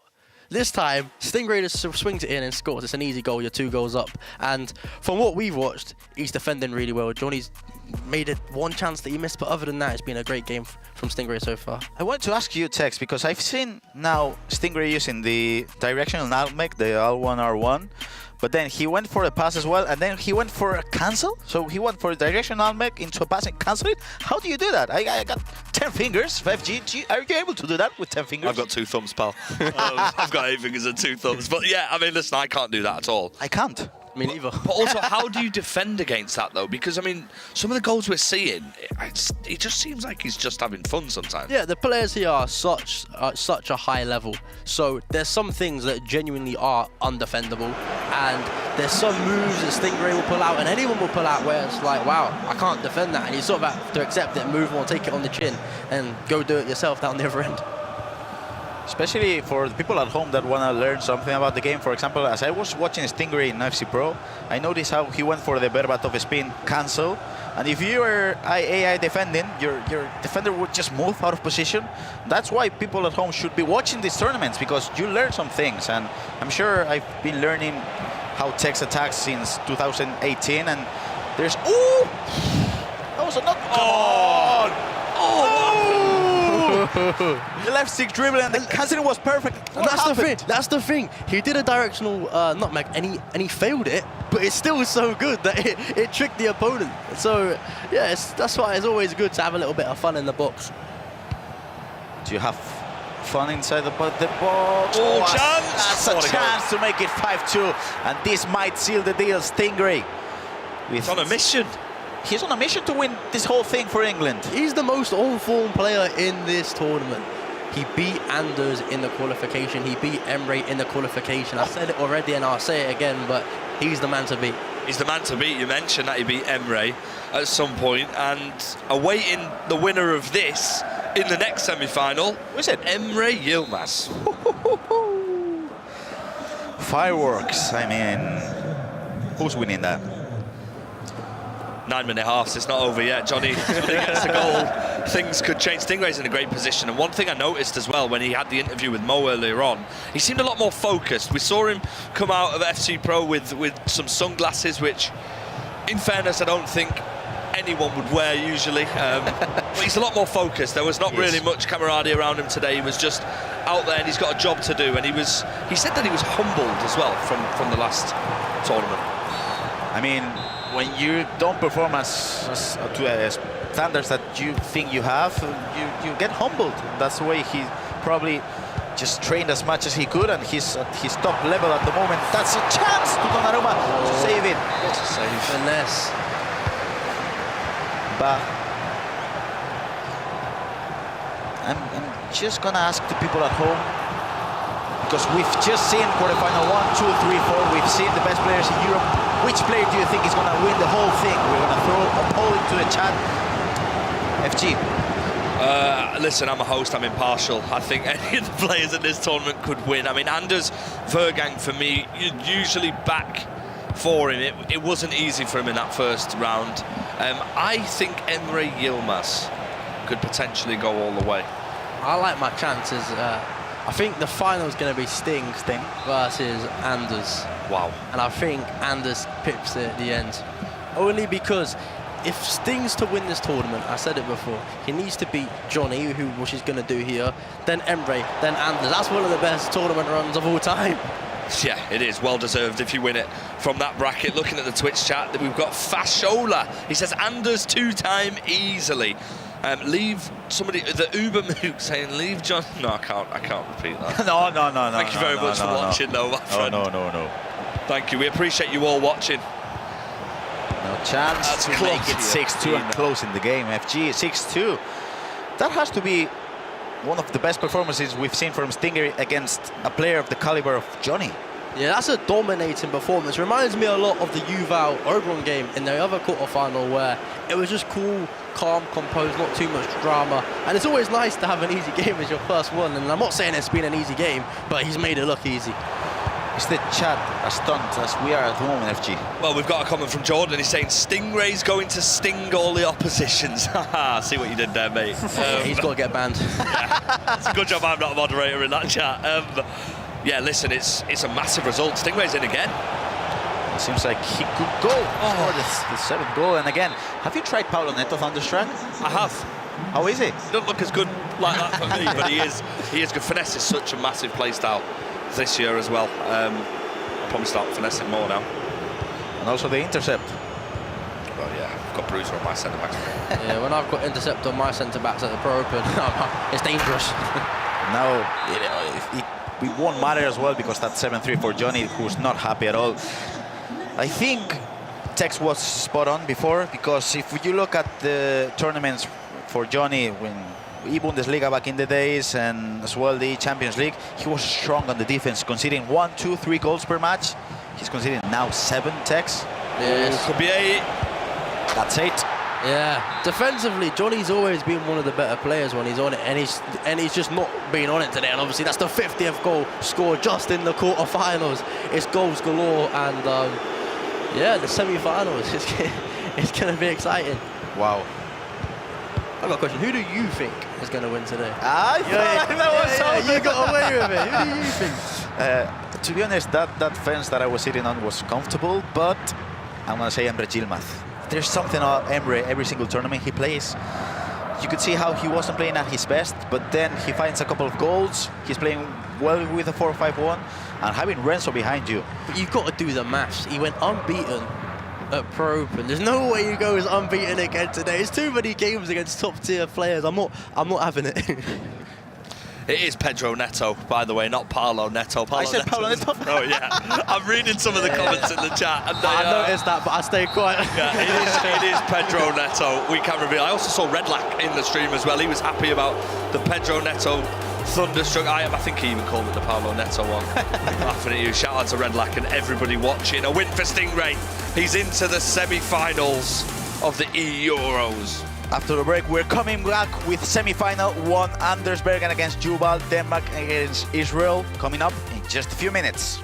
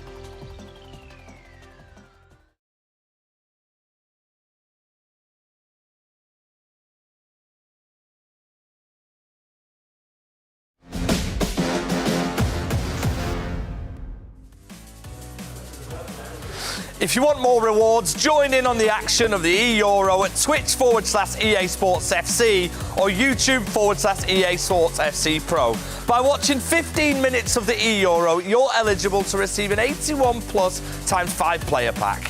Watch an hour and you can claim an 82 plus times 5 player pack. For more information, go to www.fcpro.com. Welcome back to London. 4 players are left in the eEuro 2025. A massive game, a massive result. England beat Germany. And Stingray finds himself in the semi-finals here in Twickenham. Wow, Grav. Let's unpick that action. We will come to the fact that the Netherlands are also through in arguably one of the craziest games of FC we have seen all season. Just the 15 goals, I think it was for Emre Yilmaz. It was 15. Do you remember Cristiano Ronaldo doing this? It was 15 goals. I mean, it seems like Emre just found a way to attack in which he found a way to second-man press in the second half as well, because he wasn't defending as good on that first half. But to be honest, he's my favorite. I mean, the way Emre plays, the way he analyzes, I think he's just pure brilliant. But Stingray, the way he was playing and the way he was defending, that might be a tough one. Yeah, a statement from Stingray. Let's take a look at the bracket. This is how things stand here in London. Anders Vergang booked himself a match against Yuval, which is up next. Emre Yilmaz against Stingray is later. These are our final 4. You've just said Emre Yilmaz is the man to watch. But I mean, what a lineup of players here. And we also have that potential of Emre Yilmaz against Anders Vergang in the final. These are 2 players, remember, who in FC Pro got 15 points, 5 wins out of 5 in the group. I don't want to get too far ahead of myself, but what a final that would be. Somebody might win that unbeatable record, but I'm thinking as well, not only that FG, but if we go back to Berlin 2024, FC Pro World Championships, Yuval against Anders.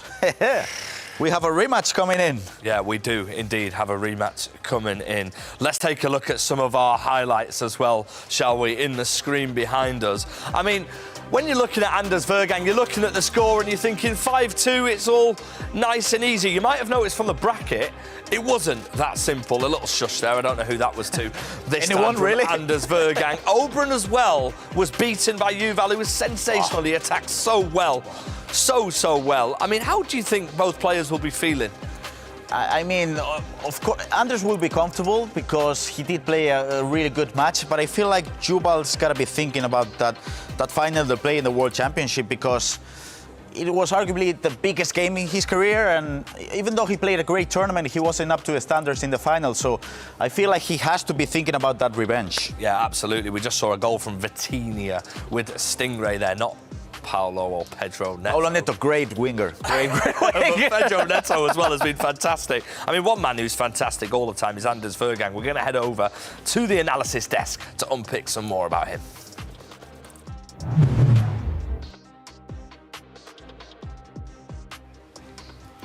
And thank you, FG, and welcome back on the FC Pro IQ, sponsored by Hisense, where we are going to analyze some of the action that took place on here.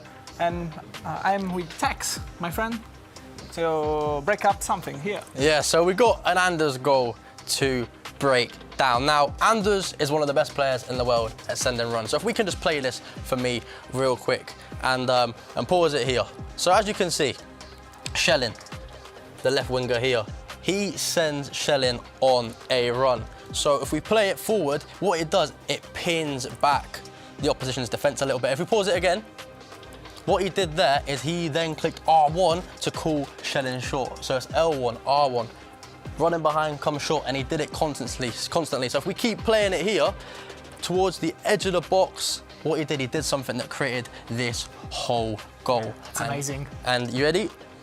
Keep playing, pause. So he sent Bon Mati on a run. If you can just rewind it an extra second. Yeah, thank you. He started sending Bon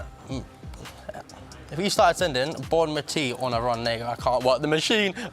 He started sending Bon Mati on a run, and it occupies Gianluca's defense. But what he did so quickly, and what he's the best at, he doesn't need player locks. He clicked R1 if we can play, and it pulled the player short to then go in behind. But he did it so quickly that if you pause it as Bonmati got the ball, Murillo's gone. The defender. Oh, that's the. I'm really bad on this machine. Don't worry, I'm here to make you. The defender gone because he's too quick with it. L1, R1, and he gets in behind. We give up on this machine. It's not working for us. But that is the significance on how good Anders is at sending runs, calling players short, and no player locks involved, and he just breaks down defenses so easily. Yeah, to show that maybe sometimes the easiest things are the most efficient ones. Yeah. Exactly. And that's it. Thank you, Tex. But let's go back to the semi-finals. No one is on my level. Time to show the continent who I am.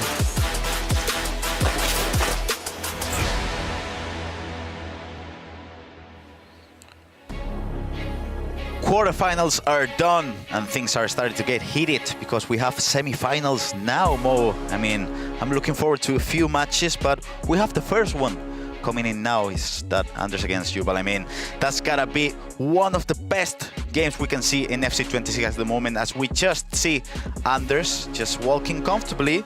I know he's just thinking about all the ways he's created chances, all the way he's broken down defenses, and how he's able to do that against Yuval, his opponent. Yeah, we heard the storyline. There is a story that combines the two of them, and we want to know, can Yuval take revenge for the lost final where he was beaten up so badly?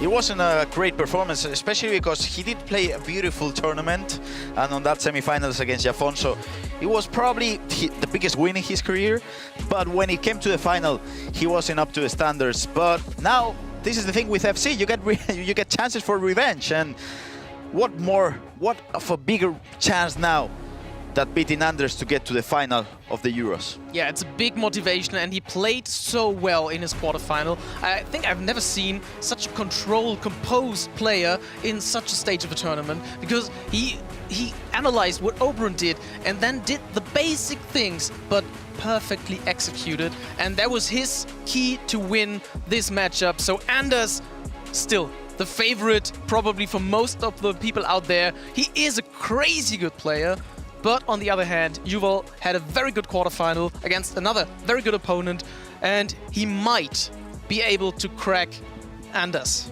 As you just see on the screen, you can see how Yuval was the Liga Portugal champion representing FC Famalicão. You can see how he was also the FC Pro World Championship runner-up back in 2024. What it didn't say on that graphic, he lost against the man who's sitting just in front of him, Anders Vejrgang. Yeah, and I remember this match. It was a demonstration of what Anders is able to do. He played so well that he deconstructed everything that you will try to bring up to the match.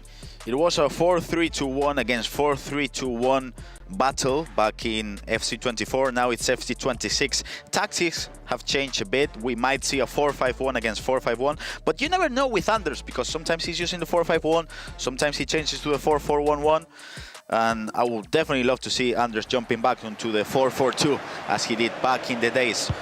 This is semi-final 1. Anders Vejrgang representing Denmark with the red shirt from left to right, and from right to left, Yuval representing Israel with the white t-shirt. So, Mo, what can we expect from this match? I think a lot of goals, especially from Shellin. We've seen her scoring so many finesse goals, but it's very interesting to see who's going to score first, because I think that is crucial for the outcome of this match. Who opens the box of Pandora and who gets into the match first. And Anders gets the first attack with Pina and the first finesse. And the first save by Oblak as well, with the far-reach playstyle. We're not mentioning really the goalkeepers at this instance of the tournament, but now Aitana has a chance for a counter-attack. You can see how Anders is second-man pressing. He's looking for that advanced defending as well against Aitana. You can see how he's aggressive with the second-man press, aggressive with the player switching, and he gets the ball back. Lovely to see how he steps out to catch the ball and then counter-attacks in seconds, just to bring Bonmati and Pina into place. Again, the advanced defending by Chiellini to get the ball back just by pressing X a couple of times. And you can see how Yuval doesn't want to go to an end-to-end match. He's comfortable just building up from the back. And when it's time to go, he'll go. And this could be a great chance for an attack with Mbappe passing to Reinders. Reinders with the controlled dribbling. But he doesn't break Anders' defense. So I don't think sometimes we talk enough about the way Anders' player switches, the way he advanced defense. This could be a chance for a great counterattack. Aitana to De Jong, and then he loses the ball just at the edge of the box. And we go again back for Yuval, who uses way more passes in midfield. Yeah, I mean, you can see how Anders, every single pass is going forward. Whoa, that's a beautiful manual press, and you can see how Yuval goes forward, but then just goes for the leg stick dribbling, maybe goes for the run, but you can see how his passes are much more passive, but that doesn't mean he cannot get inside of the box, because now there's a chance. That's a beautiful player switch into Diogo Dalot, and Anders gets the ball back. But it seems like Anders is comfortable in his defending, and when that happens, you gotta be careful. Oh, important challenge, but it's gonna be a penalty. No video referee, of course. We get the penalty and the chance for Anders to open the scoring. Denmark 1, Israel 0. That was, as we just see the replay, you can see how it was kind of a 50-50 tackle. It was a 50-50. We could say it's a 50-50, but the ref called it, and Lotta Schelling, thunderstruck, makes it 1-0. You can see Anders celebrating because he knows this goal is so important to just get things rolling. Yeah, but he had to get into the challenge and he had to make this tackle because otherwise Anders would have scored nonetheless. You gotta tackle. Yeah, you gotta tackle. Because if not, he can go with a finesse on the near post. He could go with a normal shot to the far post.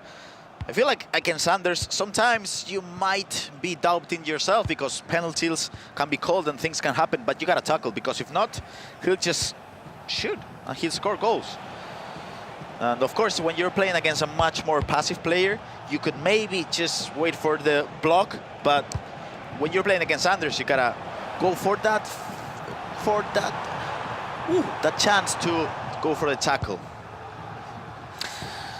Let's just ask the people at home if they can tell us who you think is winning. This might be Denmark, Anders Bergen, but not only this semi-final, but the tournament as well, because Stingray, as Gentle is talking about, he's locked in for the win, Mo.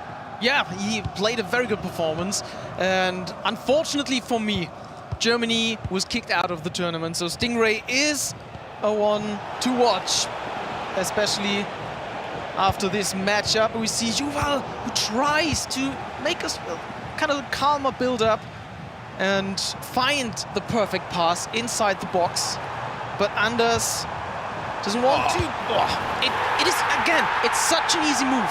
It's just a little step to the left with the left stick dribbling, and then he's clear and scores a second goal. So Anders, Denmark is up with 2 goals. That's the thing, it might be an easy micro goal because the only thing he did was just left stick dribble and trigger runs.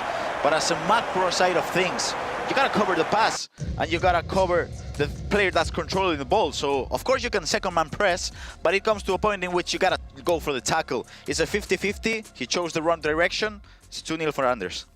And the more actions you can start as the player on the ball, the harder it gets to defend, because you don't know, should I take the player making a run? Should I tackle the ball?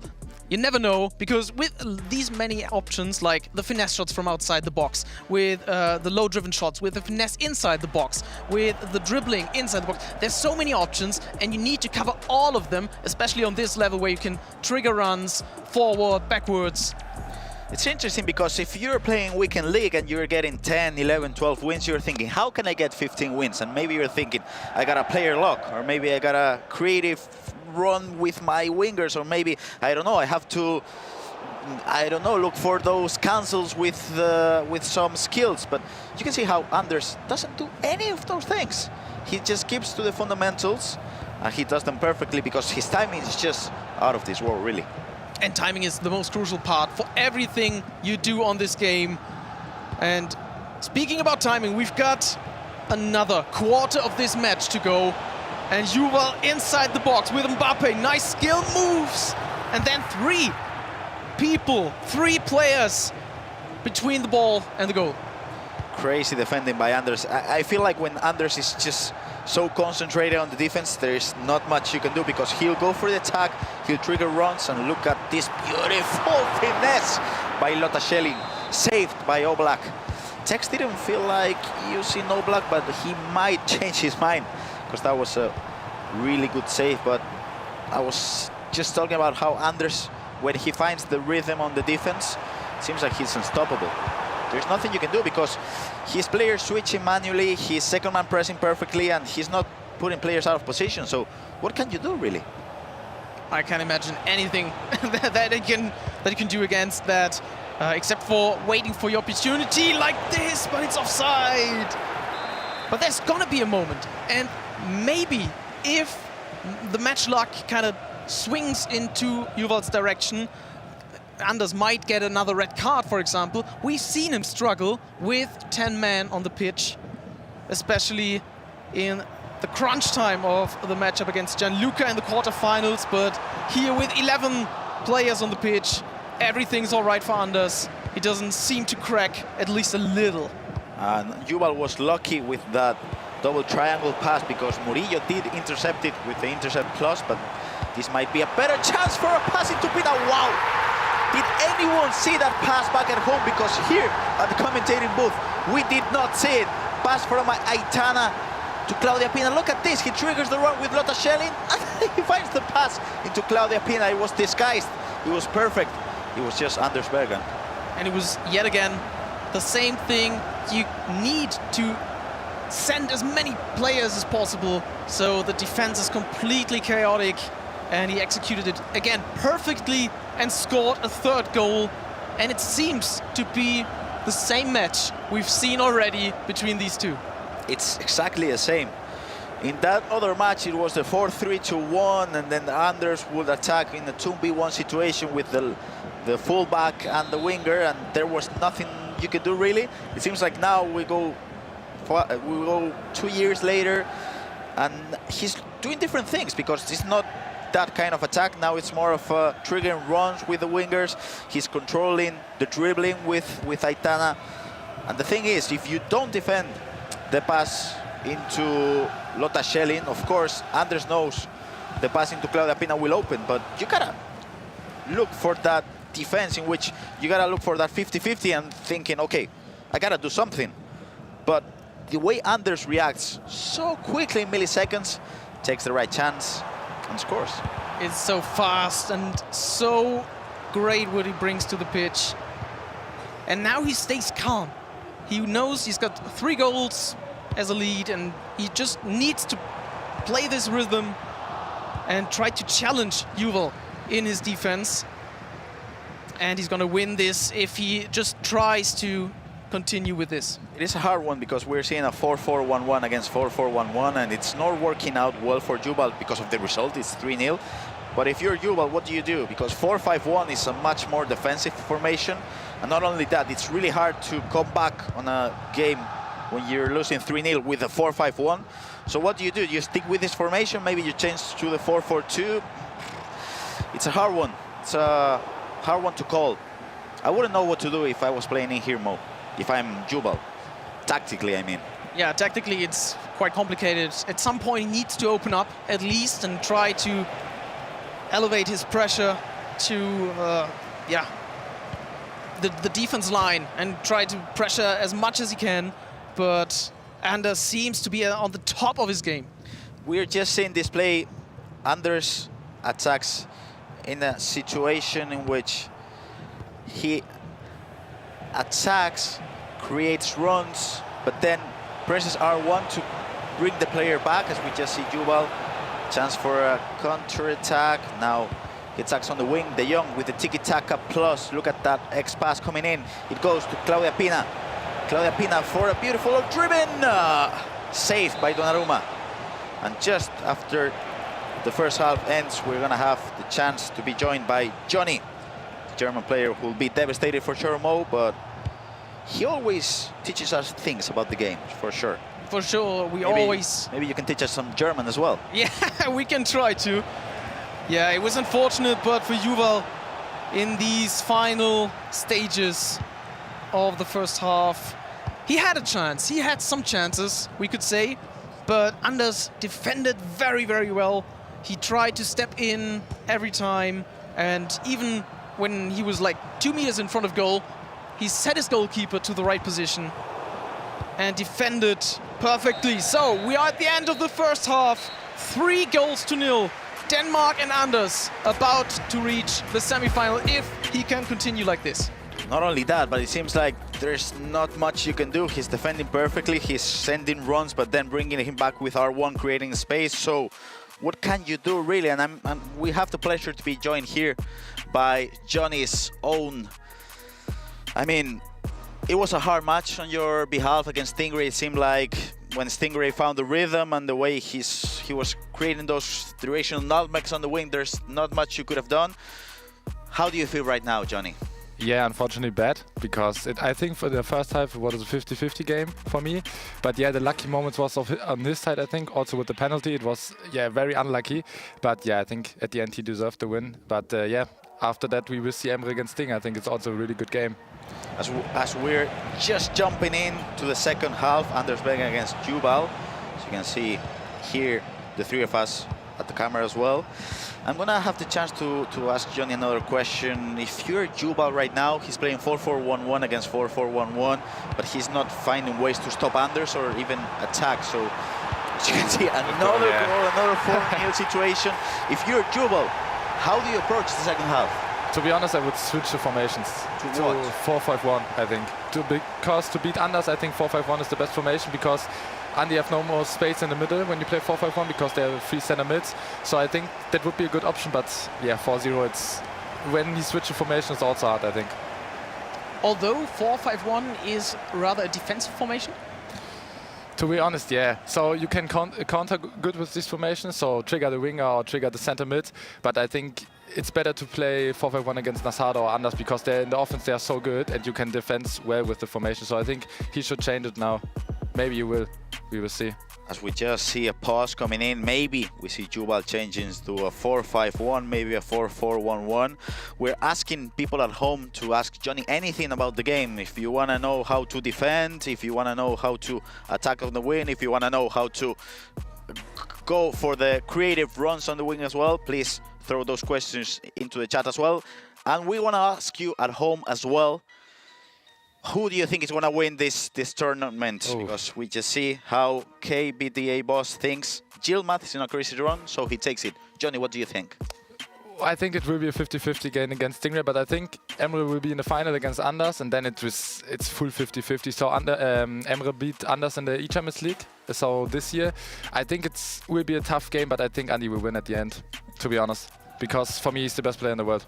Okay, yeah, we will see. I think Emre had a very good game as well, coming back against RvP several times. It was a back and forth, and to win such a with these tiny margins, that is kind of a confidence booster, because in the end he can take a lot from this matchup.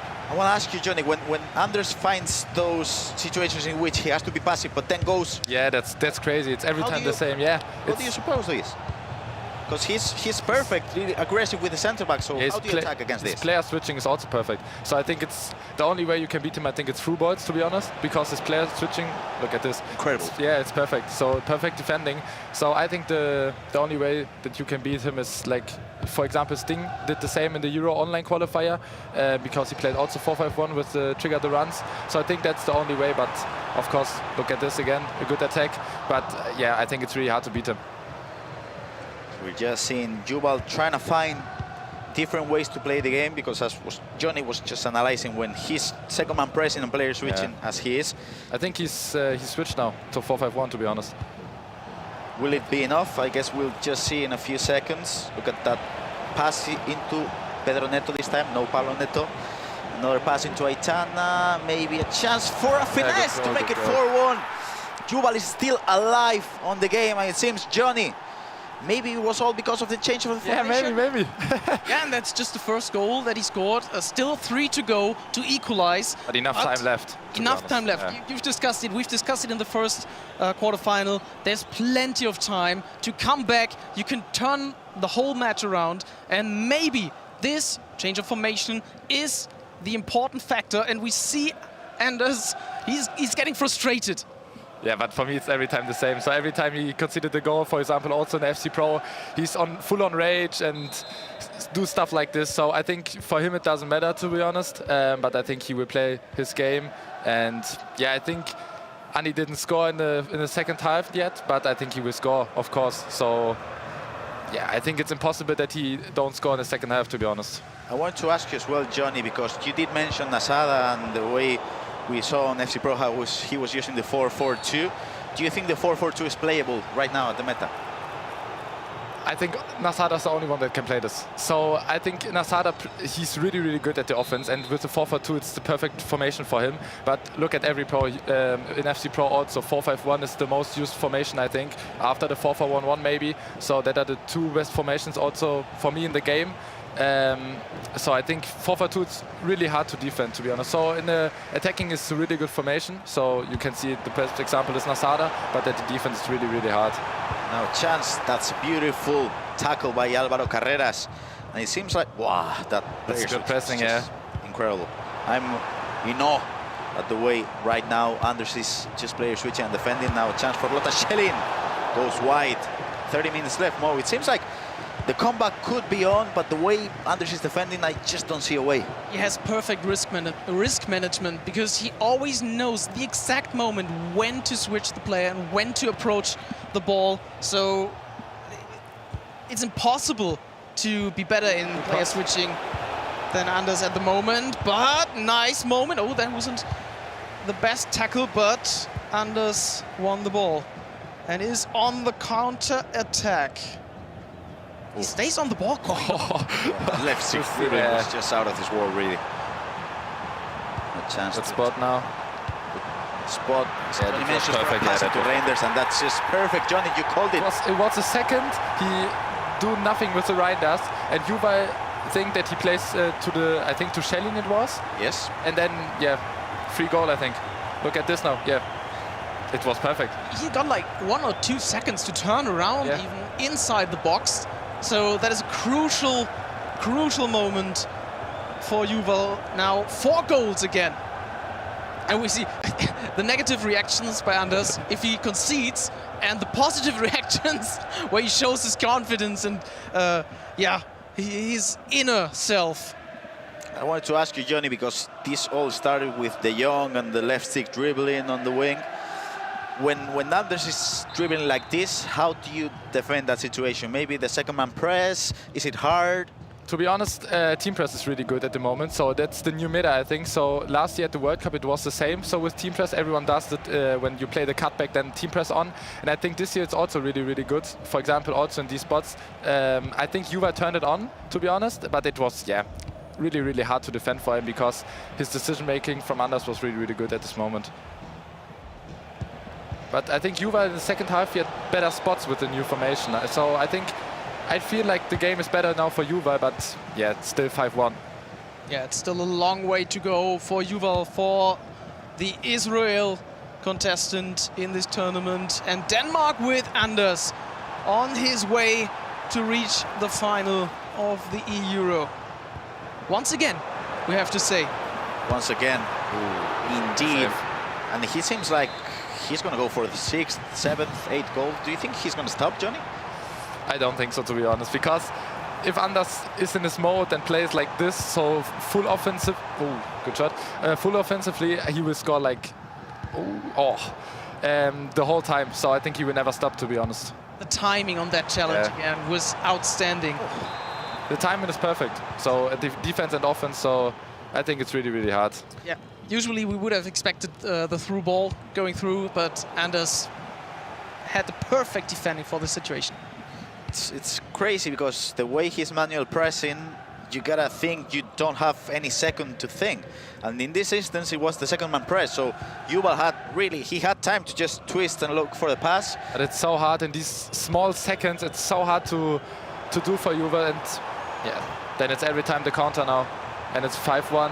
Yuval had to be the team press on, and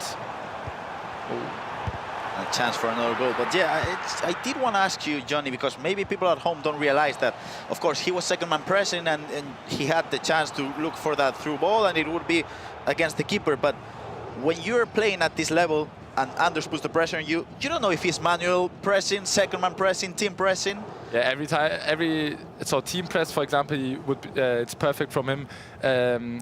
When he plays the cutback, so when I play the cutback, for example, against Anders, he does the team press. But the best thing, I think, for Anders is the manual switching. So he's perfect on the right stick, and every player switching is so good from him.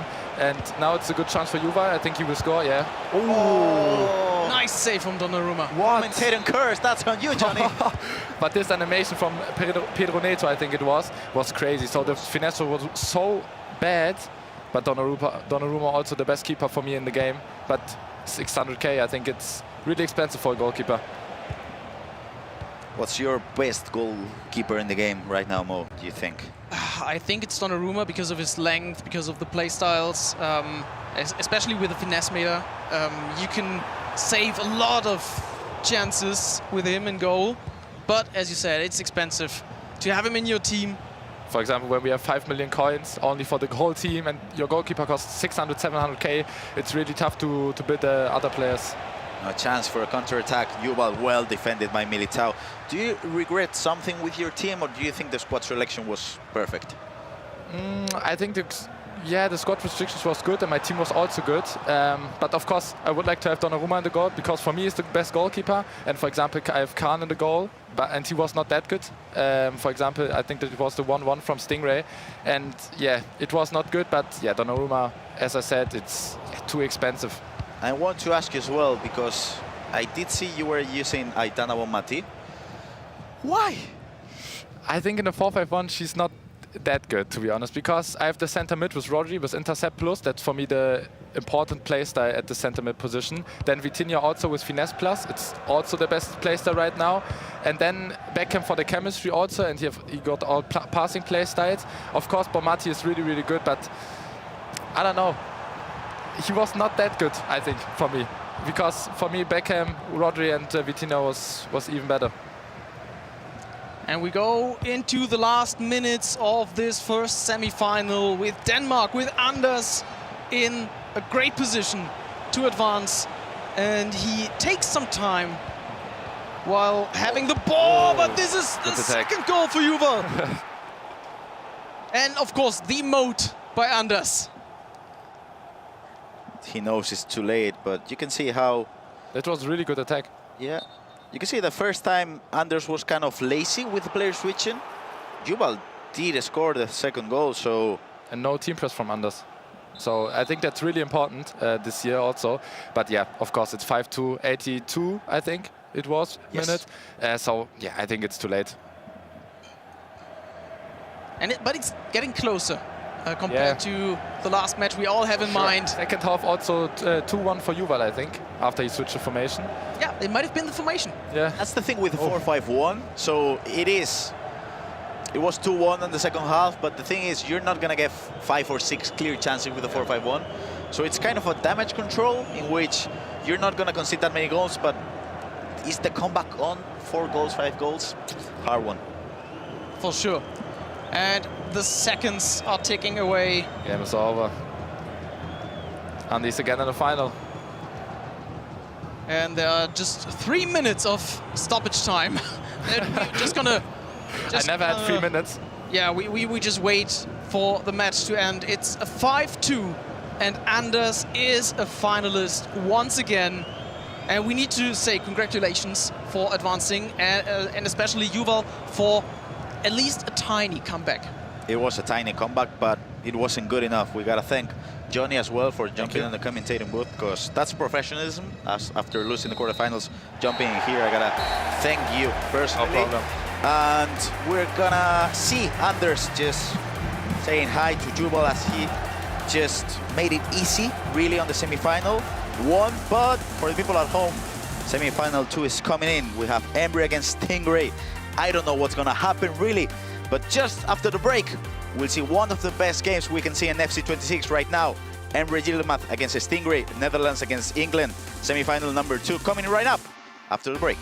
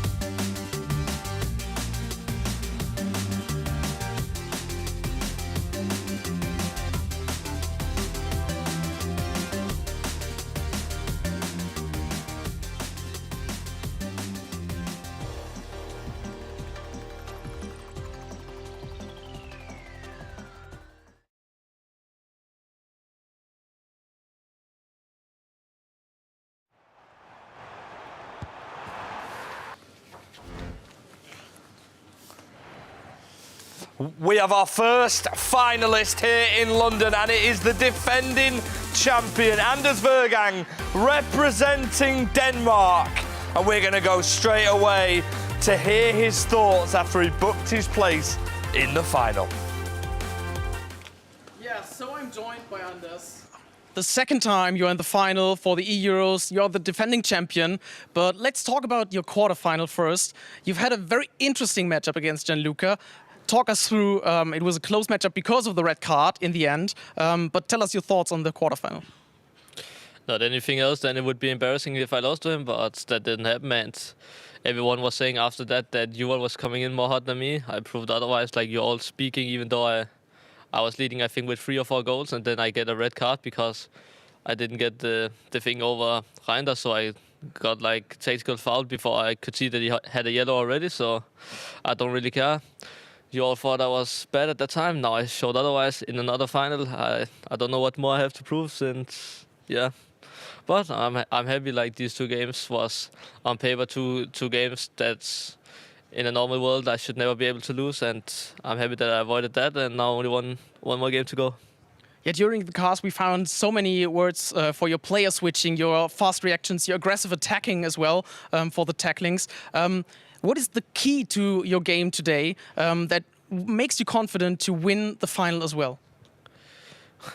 I think you need many keys to play like me, so I don't have any specific one. Like, I just play, and I know that every single time I play a tournament, if I play good, then I'm gonna win the tournament. If I play bad, then I'm gonna lose. And even though I played kind of bad in the first game, I still won. So that shows like my consistency.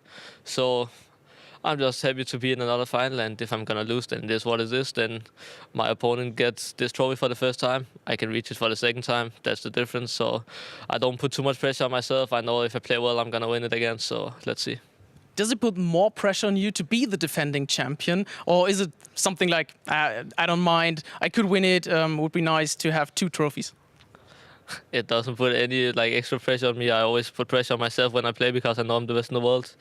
So I don't think too much about it. I think that if I win this tournament, the GOAT debate should be over, but people will still complain afterwards. So I know that I have to do much better than this to be the GOAT. So I don't think too much about it. I saw Nico won any random tournament today. So yeah, he got last in his problem group. So I think my consistency is just on another level, and that's what he's famous for. So I'm just happy to be in another final, and if I play well, then I'm also going to win the trophy. And if you could wish for one of the 2 opponents in the other semi-final, Emre or Stingray, who would you wish for to play against? Yeah, there's no secret that Emre is obviously better, so you would prefer to get Stingray, but Emre I also lost against in the Champions League final. I beat him in the qualifier in this tournament, but that was online, so I don't think too much about that. So our head-to-head, I think, is in his favor. So I also know that if I play against him, in my head, it's like a 50-50 game. But if I play against Stingray, I'm the favorite. So obviously, I would prefer to play Stingray, but yeah, let's see. Okay, so good luck for the final. Thanks for being here for the interview, and back to FG. Oh, Anders Vergang. He's on the side of us. This man is absolutely box office. Santu and Tex joining us. We've just seen Anders Vergang reach a final once again. He's the defending champion. He speaks so well. And if anything, he sort of relinquished the pressure on himself when you listened to that, Tex. Yeah, do you know what I don't like about him? He finds himself so funny. What you didn't see there is the interview finished and he started giggling to himself like this. He annoys me so much, but like he's so good. He's in another final, and he's going to be favourite to win no matter who he's playing. Yeah, he said he's... I wish I had his same confidence 10 years ago when I was in school. I had 10 degrees. Yeah, absolutely. Well, let's take a look at the bracket as it stands then. I mentioned we've just seen Anders Vergang, the defending champion, book his place into the final. I mean, awaiting him in that final is Emre, Yilmaz or Stingray. Emre, Yilmaz representing the Netherlands and Stingray representing England. One thing he said, Tex, in his interview was, well, Emre Yilmaz is clearly the better player, so he wouldn't really want to play him out of the 2. How would you feel if you were Stingray? You know, Stingray's, that's going to annoy Stingray. You know Stingray's personality. He's going to use that as fuel. So if he does go on to beat Emry, he's going to play with an extra 5% in the final. And he has also beat Anders in the qualification for this tournament. So how much does that matter? The fact that, I mean, in Anders's, when you listen to Anders and you see what he's saying, it's always like he's not phased. I mean, if I've lost a game of FC against somebody, I'm going to remember it, and he'll be the same, won't he? Yeah, it might not matter to Anders, but it matters to Stingray because he will take so much confidence from that. So I think, okay, Anders, it might not affect his mentals, but it will definitely affect Stings in a positive way. And Santu, how are you feeling? I completely agree with Tex. It doesn't matter all to Anders, but it does matter to Stingray, both to the other player, of course. It's Stingray, it's Emre Yilmaz, it's semi-final number 2 here in London. It's coming up soon, but for now, let's head over to Grav and Mo. And we're gonna have a look at a special thing we've seen so many times today. And Graf, you're gonna talk us through and you're gonna show us how to do everything on the controller. So stay very concentrated because this is important. That's how you score goals from set pieces, especially corners. How to play the perfect corner. It's really easy basically because you can see how now Emre is attacking. I'm gonna ask the production just as Aitana takes the corner and we have a change of the camera angle. I'm gonna ask him to stop the clip, all right? over here, when Aitana takes the touch, if we go just forward just a tiny bit, that's perfect. Just a tiny bit more, please, production, thank you so much. Just a tiny bit more, and that's it. That's how you stop it, because now what's gonna happen is Emre player locking, which is just flicking in those right stick and left stick, and then the ball should be coming over to Militao. But what's gonna happen? He's gonna change into the player which is outside of the box. So let me just show this to you. The ball is gonna get to Militao, but as we player lock, just bumping those sticks in, you're gonna right stick switch into Mbappe over here. And what's gonna happen? You know how Carreras is gonna lose that aerial duel. So if we play the clip, you're gonna see how he goes for the player lock now, player switches into Mbappe, goes forward, takes an easy touch, and that's it. A normal finish by Mbappe to make it 6-4. But I'm gonna explain to you guys how to stop this, which is fairly easy as well. You might get a 50-50 situation, but there's a way to stop this. So if we replay this clip, we're gonna see how Aitana goes for the cross, and just as she goes for the cross in the corner, we're gonna stop it. Carreras is gonna lose that battle. So you know how Carreras, the ball is gonna get there between Carreras and Militao, and you know you're losing that battle. So what do you have to do? The same thing. You got a player lock, because you know the ball is gonna get to Mbappe. So what you're doing over there is player locking as well. You're bumping those sticks in, and as you player lock, you should change into even this player or this player. Either one of those is fine, because you gotta defend that space. And that's what happened with RvP. He didn't do it. And if we play the clip, you can see how he didn't go for the player lock. He didn't manually try to stop Mbappe.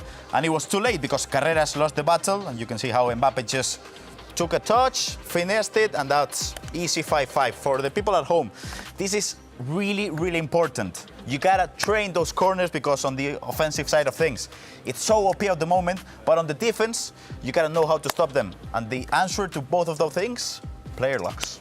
Player locks, we've seen them a couple of times. They're so important, as Graf said.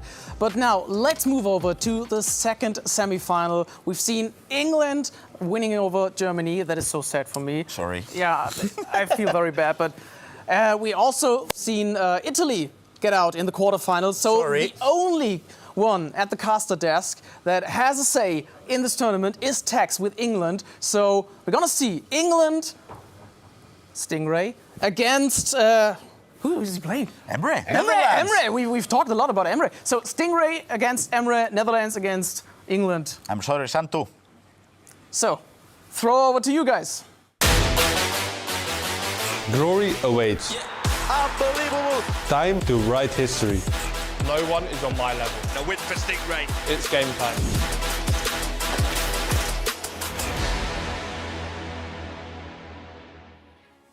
And thank you, Mo and Gravesen, for that breakdown.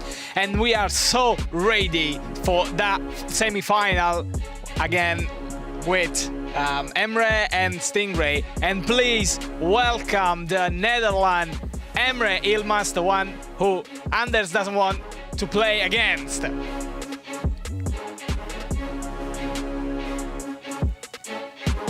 Anders say that he is the better player rather than Stingray. And here we have the Englishman with a point to prove. He already beat Emry in the qualification for this tournament. He's looking to do the same thing again to book himself a spot in the final against Anders Vejrgang. Yeah, what a match we are going to see from those two guys. Remembering that Emre is a 2 times Champions League winner, back-to-back actually, and Stingray probably heard the interview just before of Anders, and he really wants to prove that the trophy can bring home back.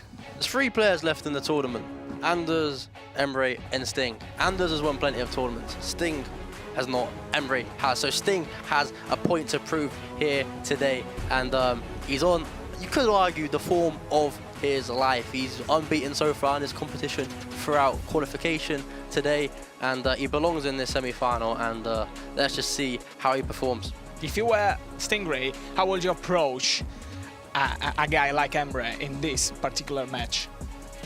I don't know. I've played Emry a few times this year, and it's not been pretty for me. I think I lost 5-3 and like 9-4 or something. It's not been going well. So I don't know how to approach this game. You just have to go in and try your best. It's cliche, but it's all you can do. And do I think Stingray's best is good enough to beat Emre Yilmaz? I do, and I think we're in for an absolute barnstormer. Of course, your money is on the Englishman, but is it? You tell me. Just break down the match from the Emre point of view. How would you approach Emre, knowing that you are facing the home guy like Stingray, knowing that you are the Champions League winner, and you know, well, being the favorite? With Emre, it's any other game for Emre. He's been in these positions plenty of times before. I don't think him as a human being feels that much pressure. It's like he's like a robot, but yeah, he's a very calm robot that's really, really good at FC, and not too much will phase him. And yeah, it's a game I'm proper excited for, and I think we are about to get underway. Yeah, and we are on the way with the first possession, gained by the Emre Yilmaz over here with Tonali. Nice choices here for both of the drafts for the player. Tell me more. Yeah, obviously he's picked plenty of good players capable of doing good things. That's why he has made it here to the semi-final of the eEuros.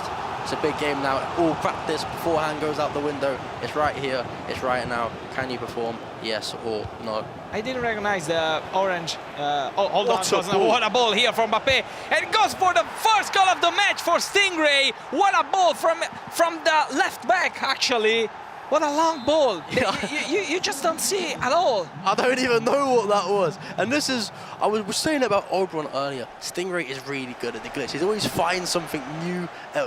Good parts to find something new. He always finds the best way to score goals. Yeah, and look how happy he is. Yeah, he's so proud of himself for that one, and I would be too. Yeah, I was saying that actually I didn't see the orange shirt of the goalkeeper. I thought it was another player for Emre. Hold on, because now Mbappé, and again, maybe it's a penalty. Oh, okay, and it was maybe it surprised Emre as well, because he thought that Donnarumma was a player of him. Yeah, you know what I mean? You got the same color. I mean, I'd be surprised if my opponent was playing balls over the top like that. Yeah, see that the second man marking.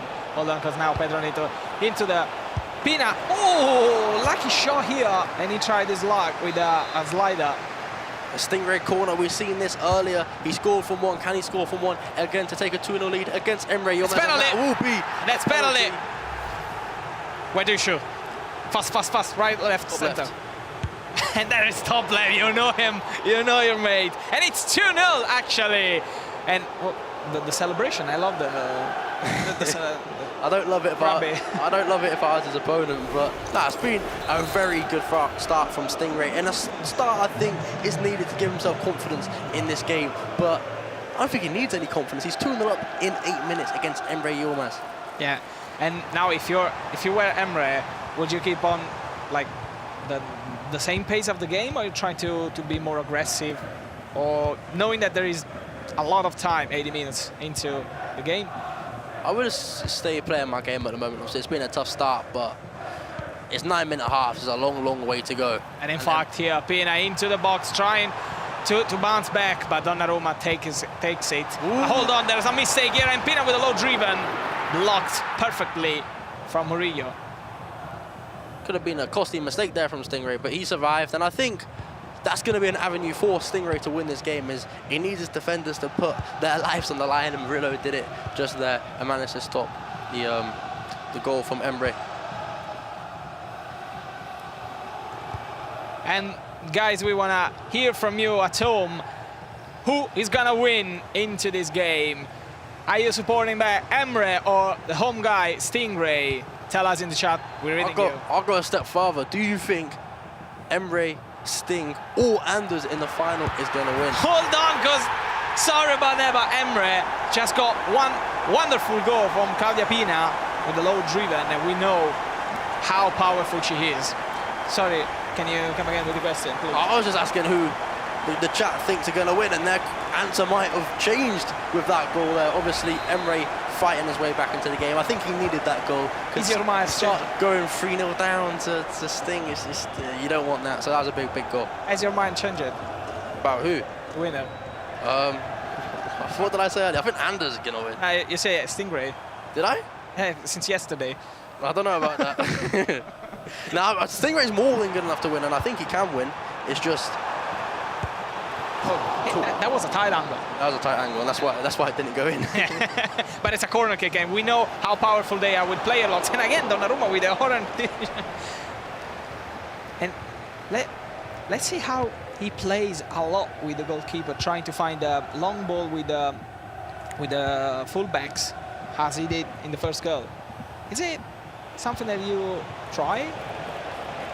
You Tex. Me? Hold on, because I cross it inside with Mbappe. Oh, nice. Oh, and again. Oh, it's good move. This Stingray is always fun to watch. He is dangerous in the box. But Emre is just as dangerous, and it's been a good start to this game. It's a high-level game of FC, I will say that. Yeah, these are the best players in the world right now, and we're gonna see a lot of action like this. In fact, Pedro Neto here, a lot of player locks, a lot of movement here from Emre Yilmaz. And what a goal in the top bins, top left corner. I love that goal. Yeah. I love that goal because, as you can see, from the whole day of us watching, it's been cut in, finesse, cut in, finesse, cut in, finesse. But he took an extra bit of composure and went back onto his right foot. So clever, yeah, so smart, and he's equalized. You know what? I cannot finesse. I'll bang it in the top bin. You know what? And that Pedro Neto item is a very good item, actually. Yeah. Hold on, because Stingray with that last bit. That was very hard choice here with the challenge. Yeah, I thought that. If you miss, it's a penalty. It's a good. Oh, it's clever. Fake player lock into Pino, looking for the runners. Neto, finesse. Finesse. Oh, it's the good finesse. Oh, it's so good. And there is through the 3-2. So good. Yeah, that's a wonderful goal, actually. Similar to the one before, scored from Pedro Neto. Instead of going top bins, now he goes to the finesse. Yeah, and this is what the best players in the world do. They mix it up. As you said, the attack before, the goal before, he went onto his right foot and fired it across goal. This time he's gone onto his left foot and finessed it. And from 2-0 down, he's 3-2 up in a matter of 20 minutes. 25th minute. Yeah, we got a lot of goals ahead of us. Now Murillo searching for spaces into Tonali. Tonali trying to find some space for Beckham. And now Mbappe, Vitinha, trying Pina, searching for now Vitinha again. But that Murillo card, it's blocking everything. I think it's very important Stingray gets the next goal, because you talk about flow state. If Emry gets in flow state and starts feeling himself a little bit, he's probably top 2 hardest players in the world alongside Anders to contain. And Sting don't want to be in a position where he's 2-0 down, 2 goals down to Emry in flow state. It's not a good recipe. How do you find that flow state? I ain't been in it for years, mate. Don't say that, don't say that. Yeah, that is not true. But when you're in it, it is fun because you feel unbeatable, you feel like you can't lose. And Stingray so far has had that the whole tournament. He's not lost. Renders, Vitinha goes on. Again, Vitinha for Bonmati. Beckham recovers the ball now for Emre, trying a lot of player locks to find some spaces. And then a pause for Stingray, trying to balance himself. Neto trying to the finesse with the left foot. Blocked perfectly from Militao. Carreras blocked by, intercepted by Beckham, but the ball still goes to Stingray. Now this is like a moment where none of the two wants to really unbalance themselves. Yeah, I think Stingray's paused it. He's given the ball away a few times in build-up, and you don't want to do that too many times to a player of Emry's quality. There you go. So he needs that pause as soon as possible, because before we know it, it could be 4-2. But he's got the pause, and now it's time to breathe, maybe change a few tactics.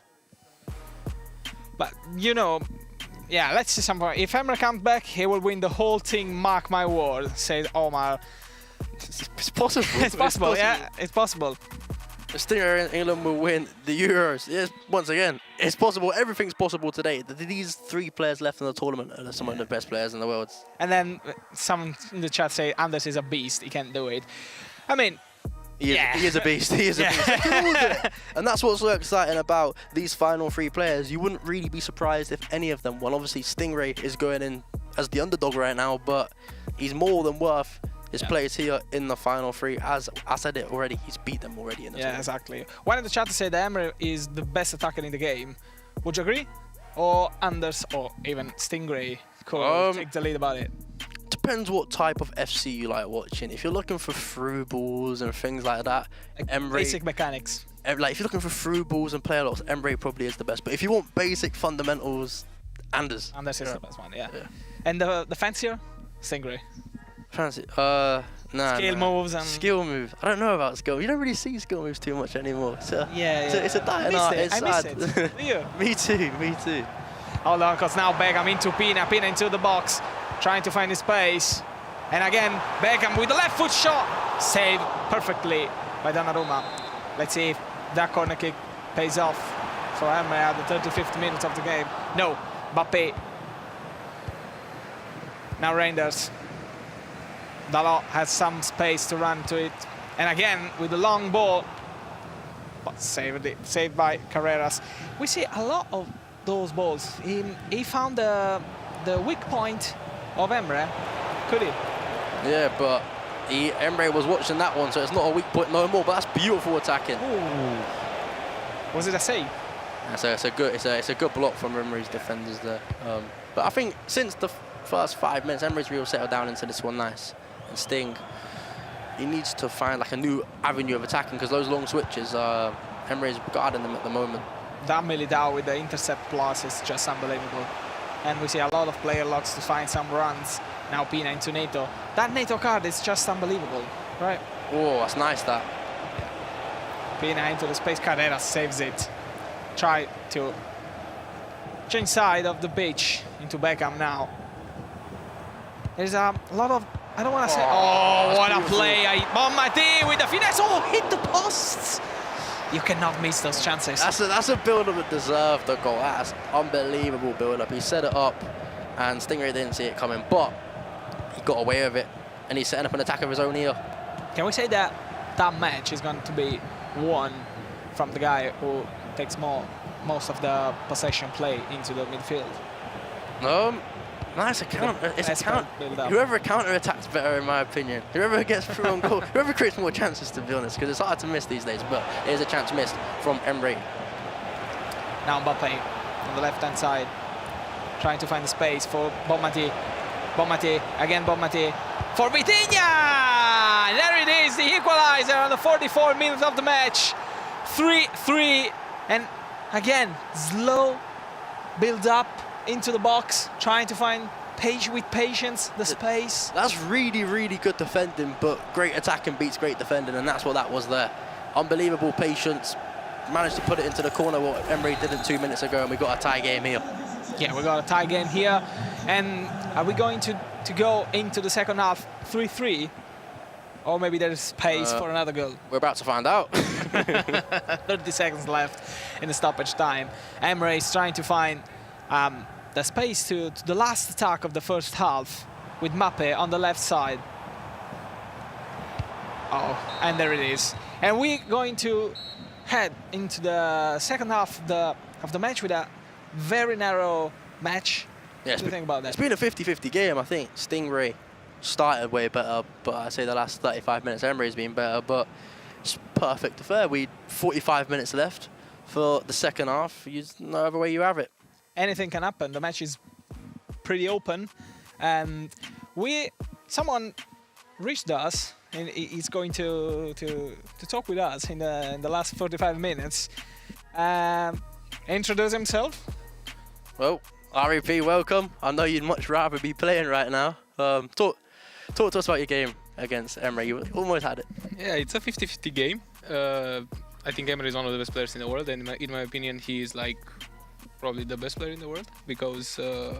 But we also have like similar game styles, and it was a 50-50 game decided by a 19-minute winner. It's heartbreaking, but what can we do? Yeah, I thought you had it towards the end. Obviously, you start 2-0 down. Yes, early. in 3 minutes. I thought, this might be 10-0 to Emre, but you fought back, and you yourself are one of the best attackers. But Yeah, maybe next time. It's the same story against Emre. It's so normal that we start in the first 20 minutes with like 5-6 goals. It's every time the same. So it was nothing new for me. I turned to my coach, and he was like, "We have this," and we did it. But was there any point in the game you thought, "Yeah, I'm gonna win this"? Yeah. When I was 5-3 up in the halftime. We are back into the second half. First session into Stingray hands, and who have you got winning this game? I think Emre. Also, Stingray is very good. I've been practicing a lot against him. I think I played him the most out of the Stingray 7 rest players. But yeah, it's been 50-50 again every time, and I think Stingray is also one of the best players in the world, so he can do it. Vitinha into Bonmati, trying a through ball for Mbappe, who has some space on the left-hand side, trying to find some. Militao intercepted. You know, when there are those counter-attacks and there is no other players to pass the ball to, do you prefer to come back or just go through into their box? I'm very direct, and it takes notes. We are also playing a lot. We are also playing a lot. You know that I don't use Fina. I'm the only one, I think, who doesn't use Fina. I don't like her. Because tell us more. Let me tell you something about RvP. He does not turn around. Every single attack is just forward, forward, and forward. I'll tell you what. I knew the answer.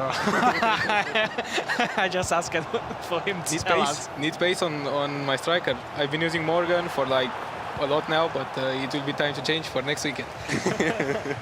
Why didn't you like the Claudia Pina item? She's too slow for me, and I'm not really someone that looks for through balls so much. So I think that's probably why. I like to control the ball more than to pass it. I really like.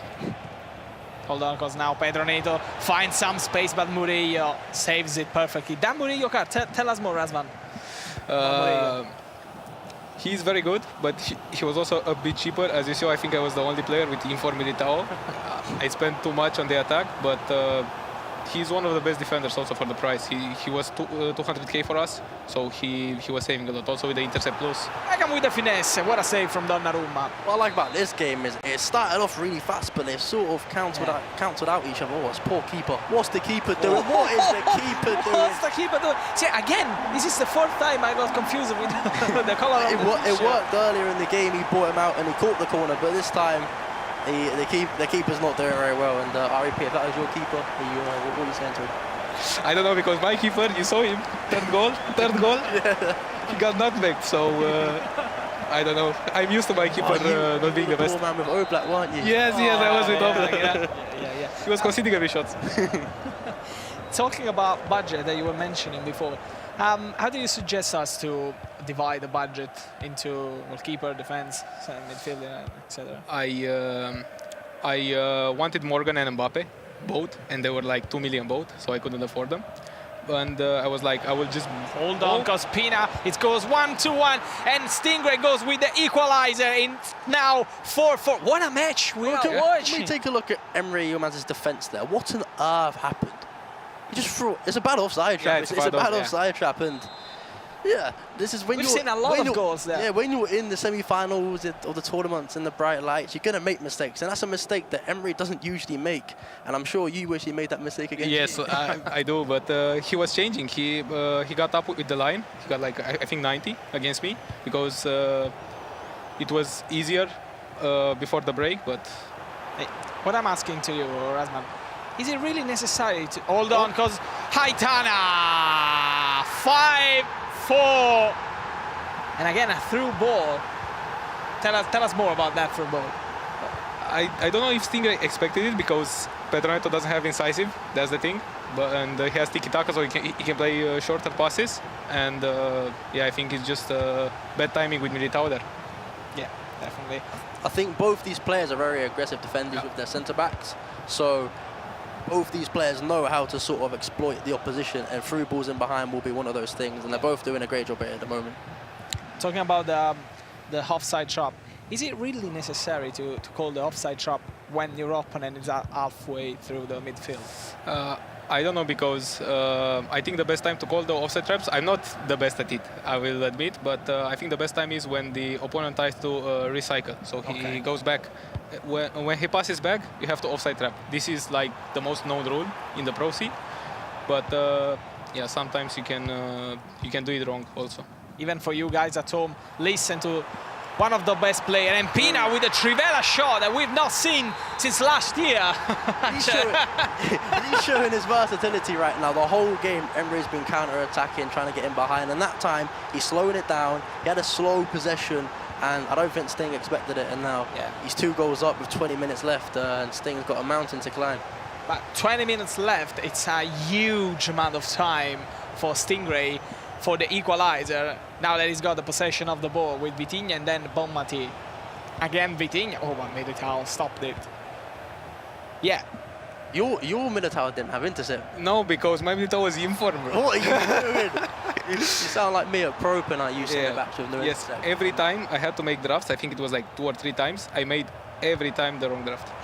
I was like, I was even yesterday night in the hotel, I was like, I should have chosen another player. What have you changed it to? I wanted to have Mbappe on the left. This is what I wanted, and I also like Dembele. The goal striker. This is what I used to qualify for this event. Striker Dembele goal. Yeah, that's a good card compared to the price. Yes, it's very good. It's like 500 something. Yeah. In a 5 million budget, it's perfect. It's perfect, yeah. I think if Emre scores the next goal here, it's game over. So this has got to be the biggest 17 minutes of Stingray's FC career to have a chance of making the final. Are we going to see the first time extra time of this tournament? There's been no extra time, has there? You let us down, RvP. I wanted to see extra time in your game. I tell you what, it would have been good on extra time then. What it would have been 8-8? something like that. It was a crazy game also. It was a crazy match yours. Yeah, I really enjoyed it, but unfortunately. And shout out to you to come here. He's onside. All right. Carreras with the left shot, and it goes 7-4 for Emre. You don't expect a goal from Carreras, actually, you don't?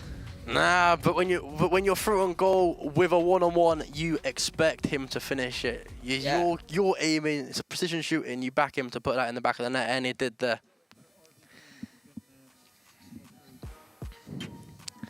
And let's see what happens here now.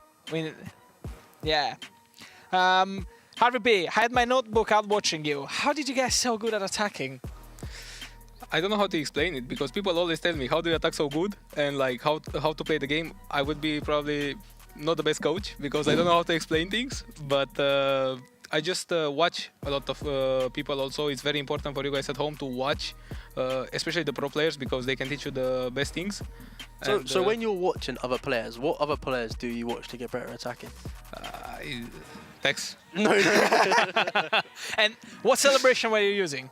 Do it. No, I got no, you're setting them up. You're setting them up. It was the same celebration I used last year also when I won my league, the Superliga. So. And we are back into the match. Let's see if Stingray can equalize that. He's got 15 minutes almost to back him up. And now Emre is trying to find the 8th goal with Pedro Neto. Reinders into the box. Ooh, I thought it was in. I thought it was in as well. You don't expect them to miss that, but I mean, I would have missed that. Look, no, absolutely. Now again, Pina with Bonmati, Bappe on the left, trying to find some space. Borrell scooped on, and Aitana Bonmati, blocked by the keeper. I think that's the game. He needed that to go in for a chance to get back in it, and he's missed it. And I think we can book our final now. Emre versus Anders, the 2 favourites on paper, what you expected to happen. And we're going to have it very soon coming to you. Bonmati, I'm going to say it's going to be a very hard match to watch, even from the casters. I'm going to cast the final, so it's going to be a match maybe with a lot of goals scored. But now Pedro Neto with the 8th goals here, and he closes the match. And truthfully, the final is going to be the 2 best players in the world at the minute. They've both got 15 out of 15 in FC Pro, and it's going to be a spectacle. And you could say, is it a early show of the FC Pro Final that might happen. Who knows? But yeah, we will see. We will see in the next match. And now, yeah, and now there's a lot of, like, I don't want to say less action, but you know, the 9th goal here with the first time shot. And I do think Stingray is going to be brutally disappointed with this, because he started so well in this game and sort of flailed off a little bit towards the end. But Emre, he's been in this position before. As I say, he went down early. He doesn't care. He's a bit of a robot, but it works for him. It works for him. I love the fact that you're calling him a robot. Razvan, what do you think about that phrase that Tex is saying to Emre? I don't think the same, because like Emre is very good at attacking and also mastering every single mechanic also of the game. I think he's someone that also, like, he's mastering the game very, very quick. So I do agree with Tex on that one. Yeah, he's a robot in terms of his emotions. He can be 5-0 down. It doesn't affect him. He's going to win 6-5. He doesn't overthink. He does everything perfectly. And I think he knows how good he is. It's a contrast of two different characters. You have Emre, who's how Emre is, and Anders, who... Hold on, what a build up here for Emre. And it goes 10 into the 88th minutes. 10 goals. How do you feel if you were Stingray after 10 goals conceded? I'll never concede 10 goals. Only 9 to Anders.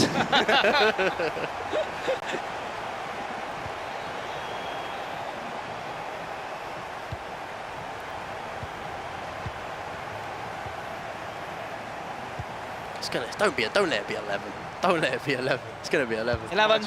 And there it is. And there it is. He doesn't miss. He does not miss. Stingray is not happy. Definitely is not happy on his face. And there it is, Emre. 11 goals. I've never seen that. 11 in the semi-finals of eEuros. But RvP, thank you for joining us. Commiserations on the quarter-final. It's been a pleasure.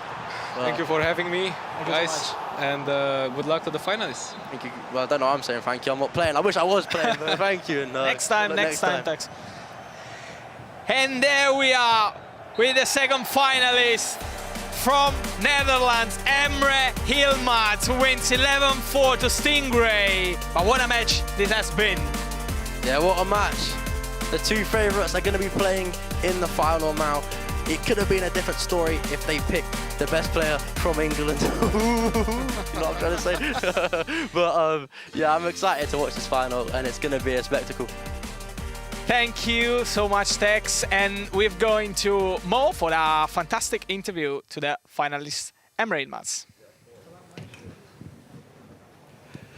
So, congratulations, Emre. You are becoming the second finalist and you're playing against Anders, who actually told us that out of the two players playing in the second semi-final, you are the better player. What does this compliment mean to you? Huge, because I was playing good in practice and I'm also playing good on stage. I'm happy about that. I had much confidence for this game and also for the final now, so I have all the faith in myself. So, you had to face conceding goals in both matches today, but you overcome your opponent. And what was it like that in this situation? How hard did you find it? I think going 2-0, 3-0 down is pretty easy in this game. So just keep mentally strong and know that you can always have a comeback. I think I played the second half really amazing and just conceded, I think, 0 goals in the second half. So it doesn't mean anything like being 2-0 down. And now you're facing Anders. We know both of you are great players. You faced each other in several competitions, and you already beat Anders in a very important match. So, kind of, what is your takeaway from that match that makes you feel good going into the final? Last time I won 2-1, and I think he is this year better than last year. I told Renzo also. So it's going to be a tough game. But I just need to play my game, and then I hope it works. So, best of luck to you for the final, Emre. Thank you. And now we're going into a break, I guess. So, stay tuned. We're going to have the final, Emre against Anders. Big game coming up, so don't go anywhere. We are back in a second. Hello and welcome to the eEuro finals, coming to you live and direct from Berlin. We are down to our final two. Anders Verang taking on Umit for the UEFA Euros trophy. Havertz can time it green. Umit leads 2-0. Højlund! He goes 2-0 down and he comes back. Anders Højlund drops the shoulder, times it green. 4-3. He does it for Denmark. Your UEFA Euros champion.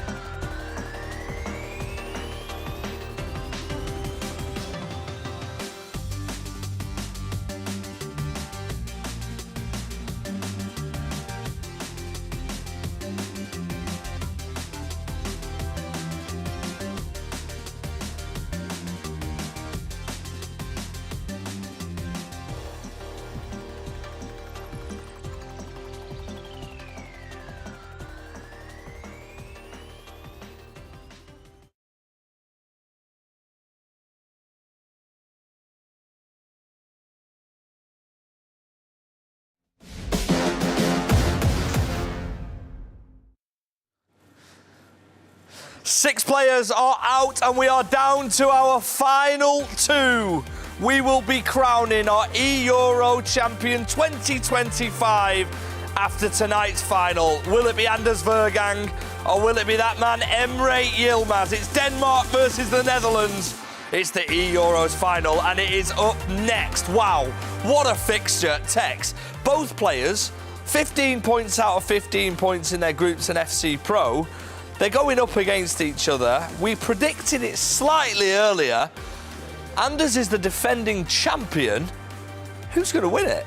I think you can easily say this is the two best players in the world on form at the moment. As you said, they've both got 15 out of 15. Last time these two played was in the E-Champions League final, which Emry won. And today, I think Emre's gonna win it. No, I don't know. Penalties.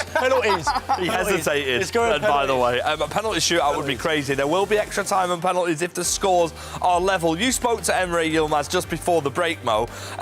Unbelievable performance by him. Brushing aside Stingray, not 1, not 2, not 5, not 6, 11 goals here in London for him. I mean, to put it into perspective, Tex conceded 9 against Anders, and that felt like a lot. But 11 is a lot, isn't it? 11 is it's a great number, and he was playing so confident and so well. I even asked him about him conceding the goals first and then getting back into the game, and that is such a great mentality that he showed. And so it's going to be a tough game for sure, and I think we're going to see a lot of goals also in the final. Our players will be out very, very soon, but for now, I mean, I was expecting a little bit more of a nibble from you there, Tex. I mean, you've faced Anders before, you know how good he is, and you've played Emre as well. You just made it clear that you couldn't call this one, and rightly so. How much does it matter about how you perform on the day? Because when you have a fixture and you've had like a little break and Anders has had to watch Emre, does that benefit you to have that break? In your opinion, or is it better to just keep playing? No, I like having a break because if you look at FC Pro, I've always sort of done quite bad and it's game after game after game. I like having a break, win or lose, just to soak in your victory, or in my case, just, you know, just No, no. Tex is doing himself too much harm here. Tex, you're in action again soon in FC Pro. I mean, you've done well in your group, you're perfectly fine, but these two, 5 wins out of 5, Mo. 2 players who are serial winners in this year's game title. They've been fantastic. How are we going to call this one? It's so close and it's so difficult because we've seen Anders playing on top level throughout the tournament, throughout the games today. Emre coming back from conceding the goals to playing perfectly in attack. It's so close. I don't want to decide. What I will say, if Emre does go a couple of goals down to Anders, it's a different kettle of fish. It's going to be hard to pull back a 2-3 goal lead against Anders. When I went 2-3 goals down, I thought, okay, I can get it back. No, you can't. It's over. Yeah. So just have 9 minutes. Once Anders escapes your grip, he won't be chased down anymore. It's 9-minute halves though, so anything could happen. I tell you what, let's remind ourselves then, shall we, of the journey so far today. You can see the bracket, you can see the amount of goals in every single game for these men. We're expecting more of the same in this final, aren't we? Yeah, but last time these two played in a final at the Champions League, I think there was 1 goal throughout the whole game. Or it was 2-1, 1-0, something like that. It was a low-scoring game, which you wouldn't expect from these two. So I'm hoping this one's a little bit more entertaining. I've just added it up, and there's 72 goals scored today. I've not been added. Someone just told me. I was going to say, I'm not that good at maths. 72 goals so far today. Thanks, Sticks. Don't worry, no one believed you. No one believed you. That would have been pretty iconic. Listen, let's just put it into perspective. You mentioned if Emre does go a couple of goals down, you know, against Anders, it's going to be difficult, but it is 9-minute halves. Tex, you spoke earlier on in the show about how you felt like you were untouchable in the 6-minute halves, but 9 minutes is such a different ballgame. The focus here is so important for our players, isn't it? Yeah, because you can defend well for 7 minutes of a 9-minute half. If you defend back for 2 minutes, 4, 3, 5 goals can go in the back of your net, which won't be ideal. So you don't want that. But in the final, your concentration's going to be on top of the world. It's going to be the most focused you've ever been. So it might not be a problem in a final of this magnitude. I want to talk to you about Claudia Pina as well, because I know a lot of people are watching this and they've seen her once again causing mayhem throughout this scene, not just for the pro players, but for the community as a whole. What an incredible item. She's recently just got a Player of the Month as well. Yeah, she's incredible. She's got the five-star weak foot, which makes her perfectly versatile in front of goal. She's got the shot play style, she's got passing play style. So she's the perfect striker because she's so agile in front of goal, and that's why all the pros go for her. And she's also got an item now with finesse, all low driven, so you can choose which Pina you want. It's not fair. Let's talk about some of the SBCs that are available in game right now. The Pina one, I imagine you've already done. I want to ask you about Lamine Yamal. Have you used the Lamine Yamal Player of the Month item? No, because I was lucky enough to get his Champions League card untradeable. Right. So I don't need to do Player of the Month. Yeah, very lucky. No. Yeah. Any other SBC items that stand out to you in the game this season so far? I tend just to play the game. I don't really like doing the menus. You probably know more about the menus than me. Yeah, probably I spend more time in the menu, but I do grind for the Munich players especially. So the Player of the Month Ulisse is a thing for me, but he's not meta, so he's not. And he's got a special card as well recently. So. Wow, it's nearly time for our final. Yeah. Our players are waiting, they're ready. We could talk about this all day. Quick prediction, 1-word answer, quick score. Tex, how do you see it going? Penalties. Who's winning? Anders. Oh, you said Emre before. Well, there you go. That's how close this one is. Mo? 4-3 Anders. 4-3 Anders. What about you? I'm a host, I'm completely impartial. Anders Vergang versus Emre Yilmaz. The Netherlands versus Denmark, and it's coming up next. Moments like this don't happen very often. A moment where history is made, legacy is written, a legend is born. Anders wins this match. A win for Yuval. 90 minutes to define a generation. Emre gets to the semi-final. A win for Stingray. To bring glory to a nation and to etch their names into folklore. It's time to crown the King of Europe. This is the UEFA eEuro final.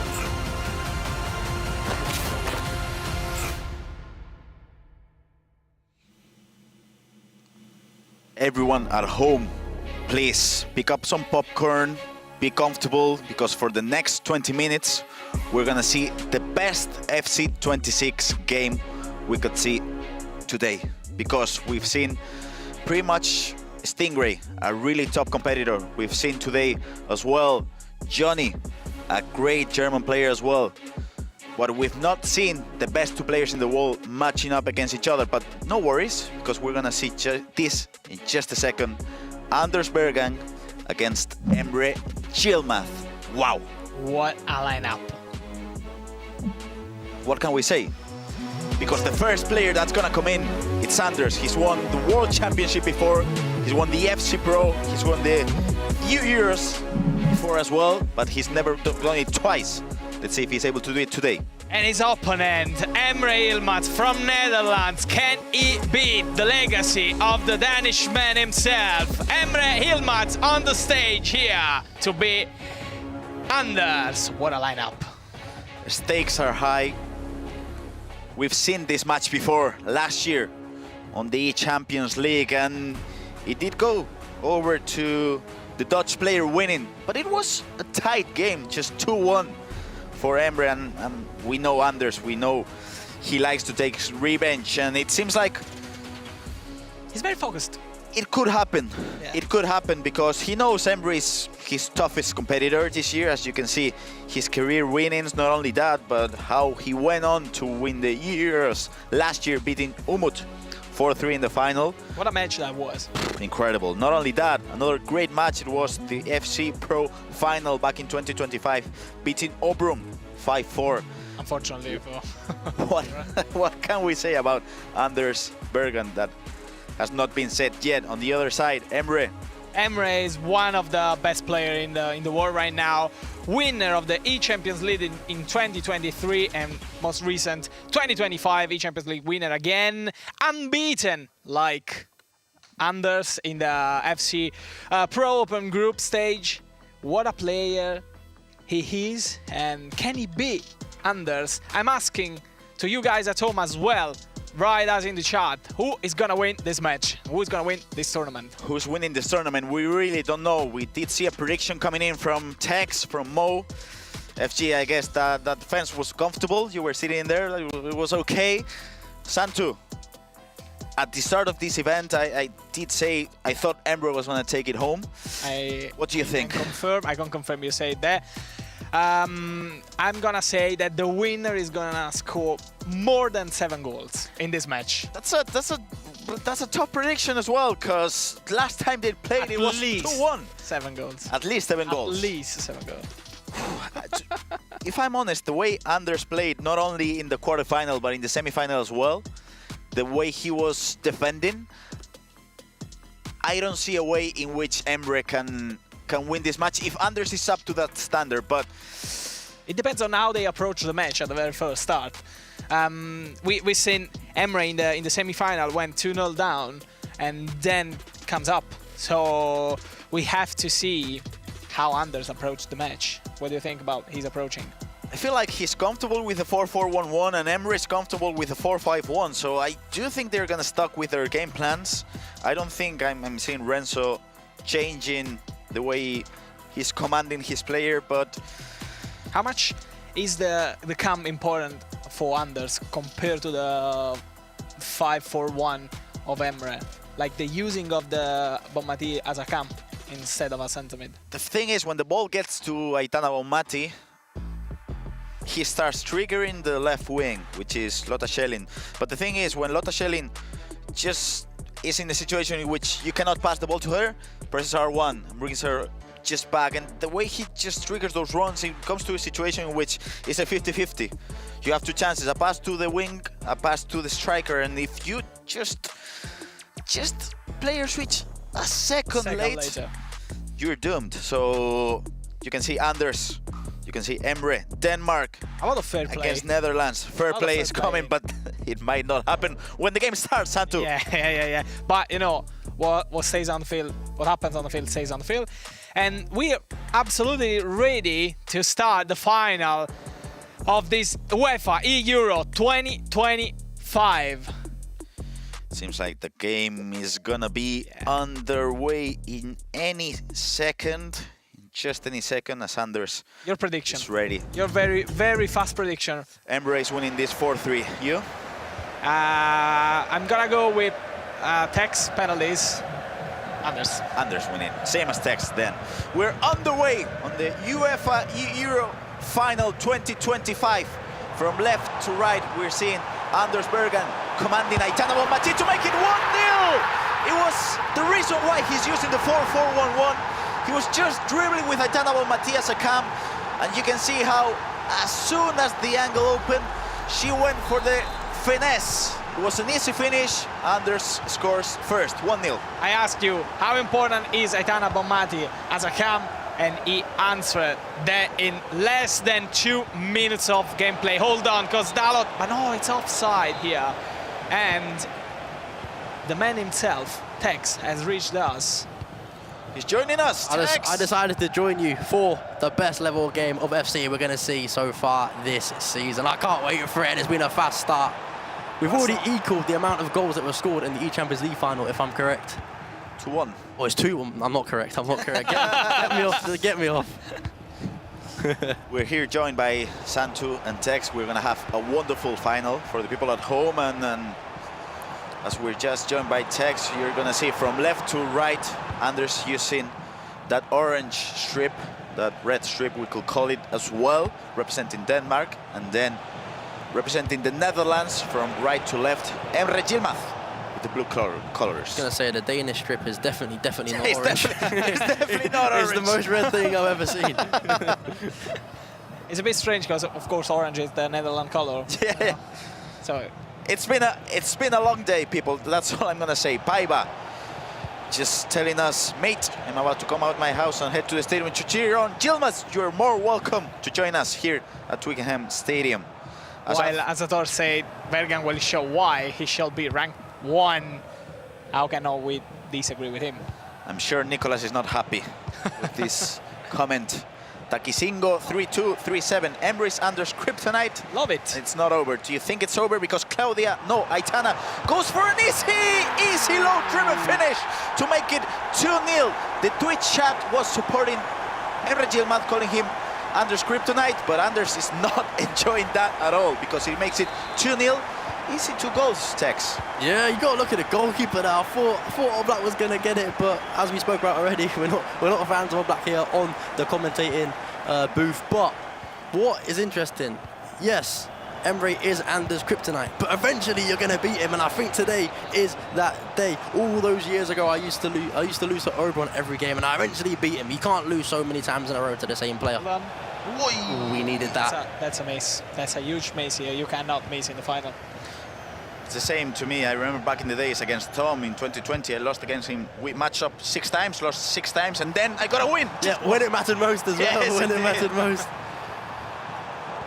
Oh, again, that intercept on Murillo is unbelievable. If you didn't use Murillo today, you are clueless. Oh, what a pass into Pedro Neto to make it 2-1. Yes, it is a beautiful finesse.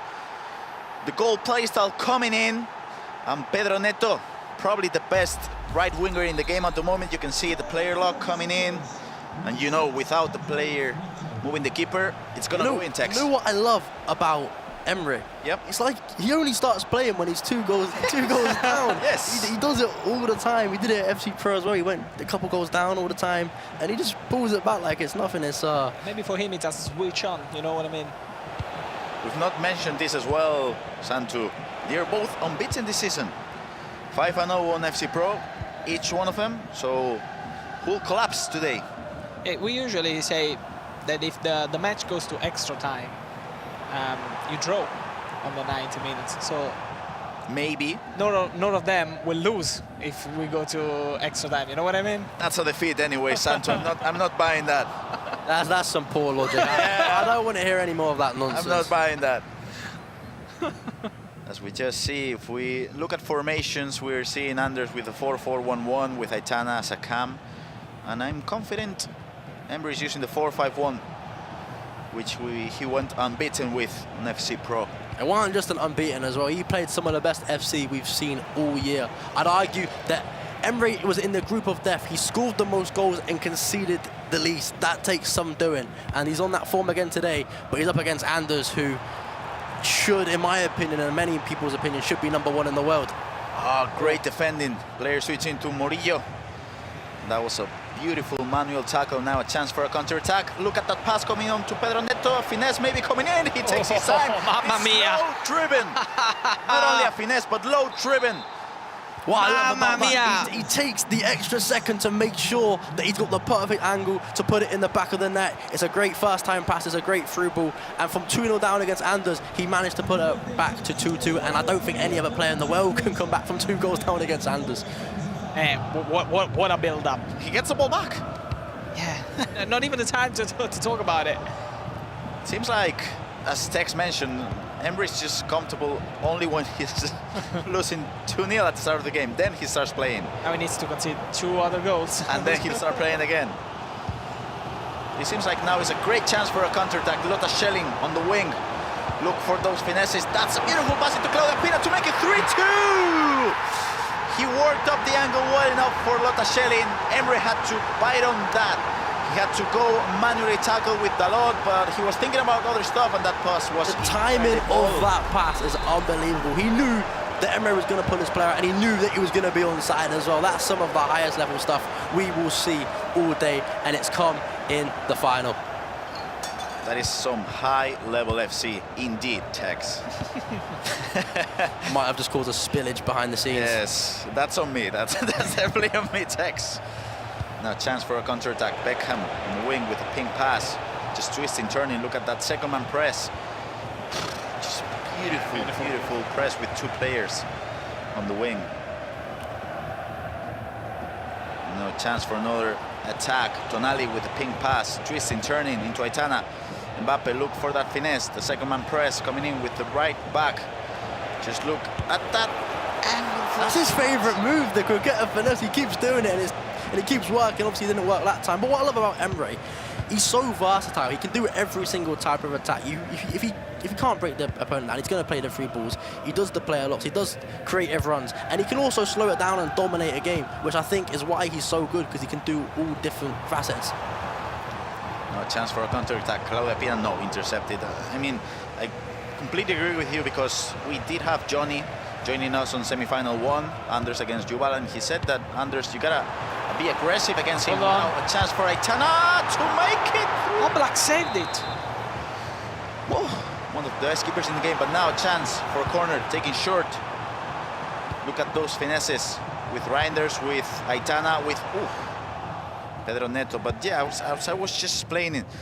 Jonny mentioned how if you want to beat Anders, you gotta be just creating those runs and trying to look for those long passes, but it seems like that's not working at the moment for Emre. Now a chance, Aitana Bonmati to make it 4-2.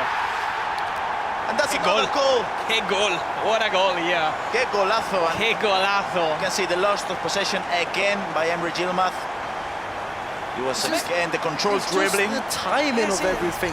Like, Emre's pulling out his players, and you think, why are you defending like that? But he does it to everyone. I was a victim of that in FC Pro. He just, the way he manipulates the runners and dribbles and then passes to that guy, and that is so hard to defend, and he does it. More than 10. Yeah, he's got the best fundamentals, potentially of all time. He's so good. He doesn't even play a lot, and he scores so many goals. He doesn't. He doesn't play a lot. He doesn't go on creative runs. He doesn't even... Just L1 and L1. That's it. Yeah. But if you got good timing, as he does... See, again. Now a chance for another one. Frenkie de Jong, great tackle by Alvaro Carreras, and it seems like Emre is now struggling. He's lost the possession of the ball a couple of times when building up on the However, midfield. he's now 2 goals down, so we're going to see prime Emre. I don't know about that, but because he's struggling now. A chance for a passing to Veronetto. Oblak saved it perfectly. Wow. What a save. It's very well played. I think he manually held triangle as well there, because the keeper wouldn't usually come out that far. So that's just so clever. So I wish I was that clever these days. Seems like Emre is struggling now. Probably the worst 10 minutes of the tournament for him. That's a really poor pass. It seems like he's biting on the press of Anders. Justified actually from the Shelley actually here into the box, but Tonali intercepted it. I was saying justified maybe the worst 40 minutes of the tournament by a very present Anders into the game. I think Emre's just got to make it to half time here and just 100%. Say 4-2, I'm happy with it. Not happy with it, but you take it and you get into the second half and regroup, because reset in the he's given the ball away too many times in build-up, and as you can see, he slowed the game down, and I think he's happy with the 4-2 at the moment. And I don't think we would have seen this from Emre back in 2023, 2024. I think he's a much more mature player now. He can hold the ball now when he knows he's not playing as well, and when he's struggling against Anders. And look at that. He didn't even try and score. He didn't even try and score. But this is the maturizing the fact that you cannot score in that first half and then you go into the second half. What would you do if you were Emre in this situation? Yeah, that's actually a pretty good question, Tex. You were in this situation. Yeah, I just conceded a few more goals. But nah, you just... To come back against Anders, everything needs to be perfect, and you can't think ahead. You just got to think one goal at a time. He can't be thinking of the fifth goal he scores to equalise. He's got to think of the present, the next attack every time, and yeah. And if Anders wins this, is he the greatest of all time? I mean, Anders is one of the best players of all time, for sure. It just depends whose achievements would you rather have, because a lot of people say Manu's the best because he has 2 world championships, but then and people say Tex as well. Yeah, but I got no world championships. It's just what accomplishment you prefer, and I don't think there's a guy that's, oh yeah, he's the best. There's just so many options you can choose. In the meanwhile, we're back at it with the 5th goal for Anders with a little low Trivela shot.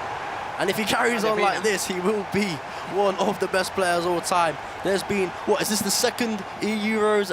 And he's about to be a 2-time champion. There's plenty of time, Tex. There's plenty of time ahead. I'm just thinking, how can you defend the situations in which he's controlled dribbling with the R1, with the technical, and he's looking for either the pass or the finish? And it's a 50-50 situation. What do you do? Because if your second man press, wow, what a pass! That's a huge goal. That's a huge goal. And Emre's done that a few times today, the extra pass. That's probably something he's working on, but he needed that goal because 3 goals down against Anders. If you let Anders get the ball again, it could be 4-5, and then you're getting embarrassed on the main stage in the final, which no one wants. We want a close game, and that goal goes a very long way to get a grandstand finish. Now Anders goes for another attack. He wants to score the 6th one. Will he be able to do it? Yes! That's probably the most important goal in the whole day for Anders, because just as he was playing his best FC, Emre came back to score the 3rd one, and this is a really strong goal on the mental side of things, because just when your opponent had a chance to come back into the game, what do you do, Tex? Just crush him. You know what's interesting? Anders usually plays to the cameras. He gives it. He's a bit of a showman. He's not got out of his chair once this game. He really respects Emre. He knows what he's up against, and he's dealt with it, I'd say, professionally, and he's put on an amazing performance so far, where if he was playing someone he didn't respect, maybe a Stingray, he's out his chair, like, being a showman. That just shows the level of opponent he's up against here, and he's dominated the game so far. I do feel like he thinks he's the best player in the world, but he feels like Emre is the 2nd best. I do. There's a lot of respect between them. Yeah. I do think so. How badly that goal can affect you if you were Emre? It's the toughest goal to concede, because just you were struggling for, let's just say, 20 minutes, and then when you have a lifeboat and they score a goal, you just concede one just straight off the kickoff. So how do you come back from that, Tex? Mentally, it's really tough. Mentally, it's hard because you've prepared yourself after you've scored. You're like, all right, you prepare yourself mentally. You're like, right, okay, I'm gonna kick on after I've scored this goal. You score the goal, you don't even get a chance to attack again because you've conceded a kickoff, and it's the hardest thing to deal with mentally, I'd say, in the game. As you said before, you cannot be one step ahead of Anders. You need to stay ball after ball. Oh! What a save here from Donnarumma. Beautiful dribbling. What a play. Yeah, beautiful dribbling and beautiful. That player lock for corner kicks is something unbelievable. Every time I see it, I love it. Especially Emre, the way he does it so quick in a way. Yeah. Like mechanically, that's beautiful. Pass into Beckham. Low driven. Aitana makes it 6-4. Game on, Tex. Yeah, the timing of those passes, and that's why they use players like David Beckham with the ping pass. As you can see from the replay here, he sent Beckham, and he knew the pass would have no problem getting into Bonmati. Touch, turn, clinical, composed, and are we finally gonna get a close game? Yeah, he got a look at the timer on top left of the corner of the screen to see if there's any chance for the comeback. 30 minutes, 2 goals. It's plenty of time. It's definitely doable. I feel like this is a great masterclass for the people at home. FC26 is a game of playstyles, and you gotta learn those. You gotta know if you're Beckham, if you're playing on the wing, you gotta throw that driven pass into the striker every single pass you can, because then it's a 50-50 situation, and if you control one way and the defender goes the other, it's an easy finish. And that's why you put players in your team that suit your play style. If you prefer to low-driven finish, then pick low-driven Pina, for example. Don't put the finesse one in. So pick players that suit your play style, and Beckham certainly is suiting Emre's play style here today. The first touch play style as well, it's one of the best one to control the driven passes. So like the one we've just seen after Beckham. Yeah, personally, I'm not really looking at the first touch play style, but maybe your advice can take me to the next level, and I'll start using the first touch play style. If you want to do some coaching with me, don't worry. No, I won't be giving you a call. 6-4, game on. Because the final is not over yet. We have yet to crown a champion. Seems like Anders wants to do it back-to-back, but Emre is resisting. So he has to defend this chance. What a pass into Pina! Miss! How did you miss that? Anders don't miss those chances. Is that a sign that the Mavs are getting to? As you can see, there's the first reaction, angry reaction from Anders. It's because he knows. He knows that makes a chance called it into. In his head, if he scored that, he's the champion. Yeah. And that's a big lie. He listened to me when I say that the current champion will score at least 7 goals. That's 7, so okay, but he knew that. This won't only affect Anders. When your opponent misses chances, it gives you confidence. So Emre will look at that as like a positive for him. It is a lifeline, really. I mean, when you're playing and you know you're playing against the best player in the world, you know this is like a penalty in a way in which you're thinking, wow. How could I miss that? I missed the bullet in there. Now a chance to make it 6-5. Comes from the back with the false 9 of the striker, but now that's a beautiful press coming in from Reinders to Beckham. And that's the thing with Beckham, of course his passing stats are great, but then physically he might not be as strong. Yeah. Now Anders gets the ball back, he'll go forward. Of course he'll easily pass it back and forth, and this could be a great chance. Claudia Pina, last third of the pitch. Pedro Neto, maybe a chance for a finesse. Oh!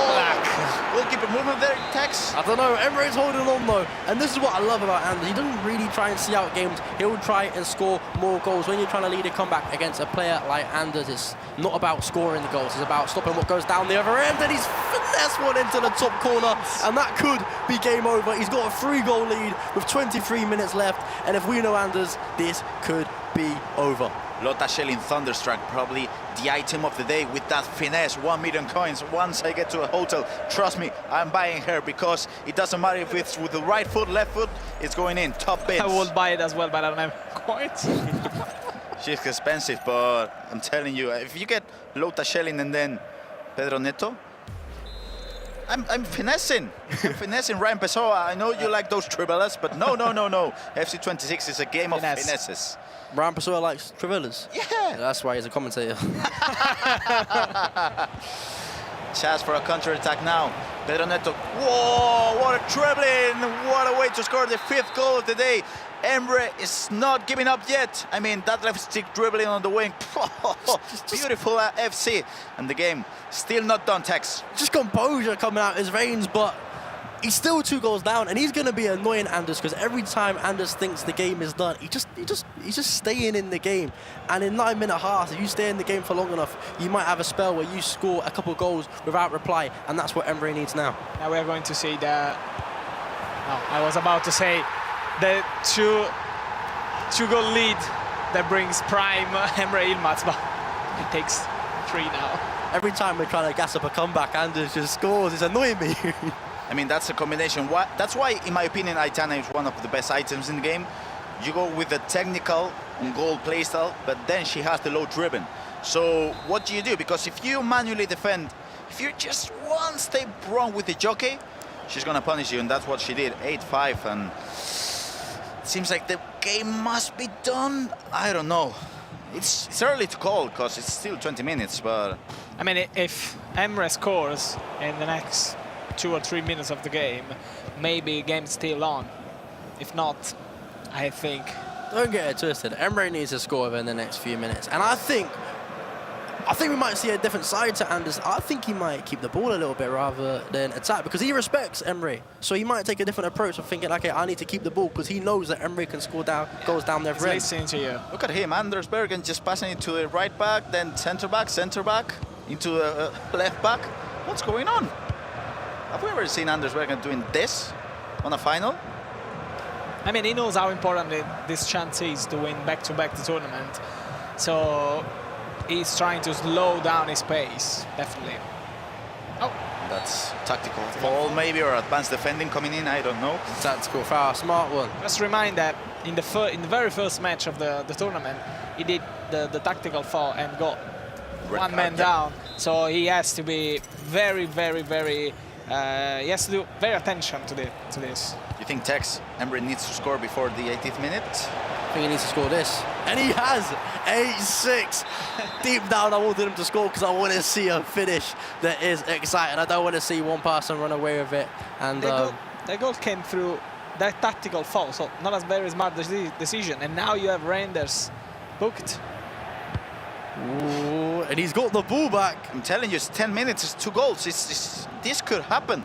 The comeback of the century could happen here in London. I think this attack here is the most important attack of the tournament so far. Great defending, great tackle by Murillo. High press with Murillo. That's the thing with Anders. If you just take a small step, a small mistake, as Dalot gets the ball back, another chance to attack now. It's interesting because Dalot doesn't have the bruiser playstyle, but it doesn't matter because he's really strong on the ball. Now, Anders has to score this one. Beckham, a pass into Claudia Pina! Post!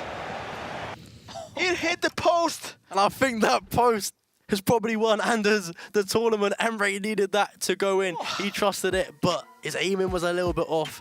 Anders survives. He's celebrating in the booth. He knows what's up. And is it time to crown a 2-time eEuro champion, or is there time? There is time.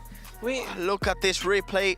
Again, it was just misplaced by probably, I don't know, a millimeter. With the joystick, you can see a celebration. A celebration for a post hit from Emre. He's passionate. You don't see very often that. I got a good question.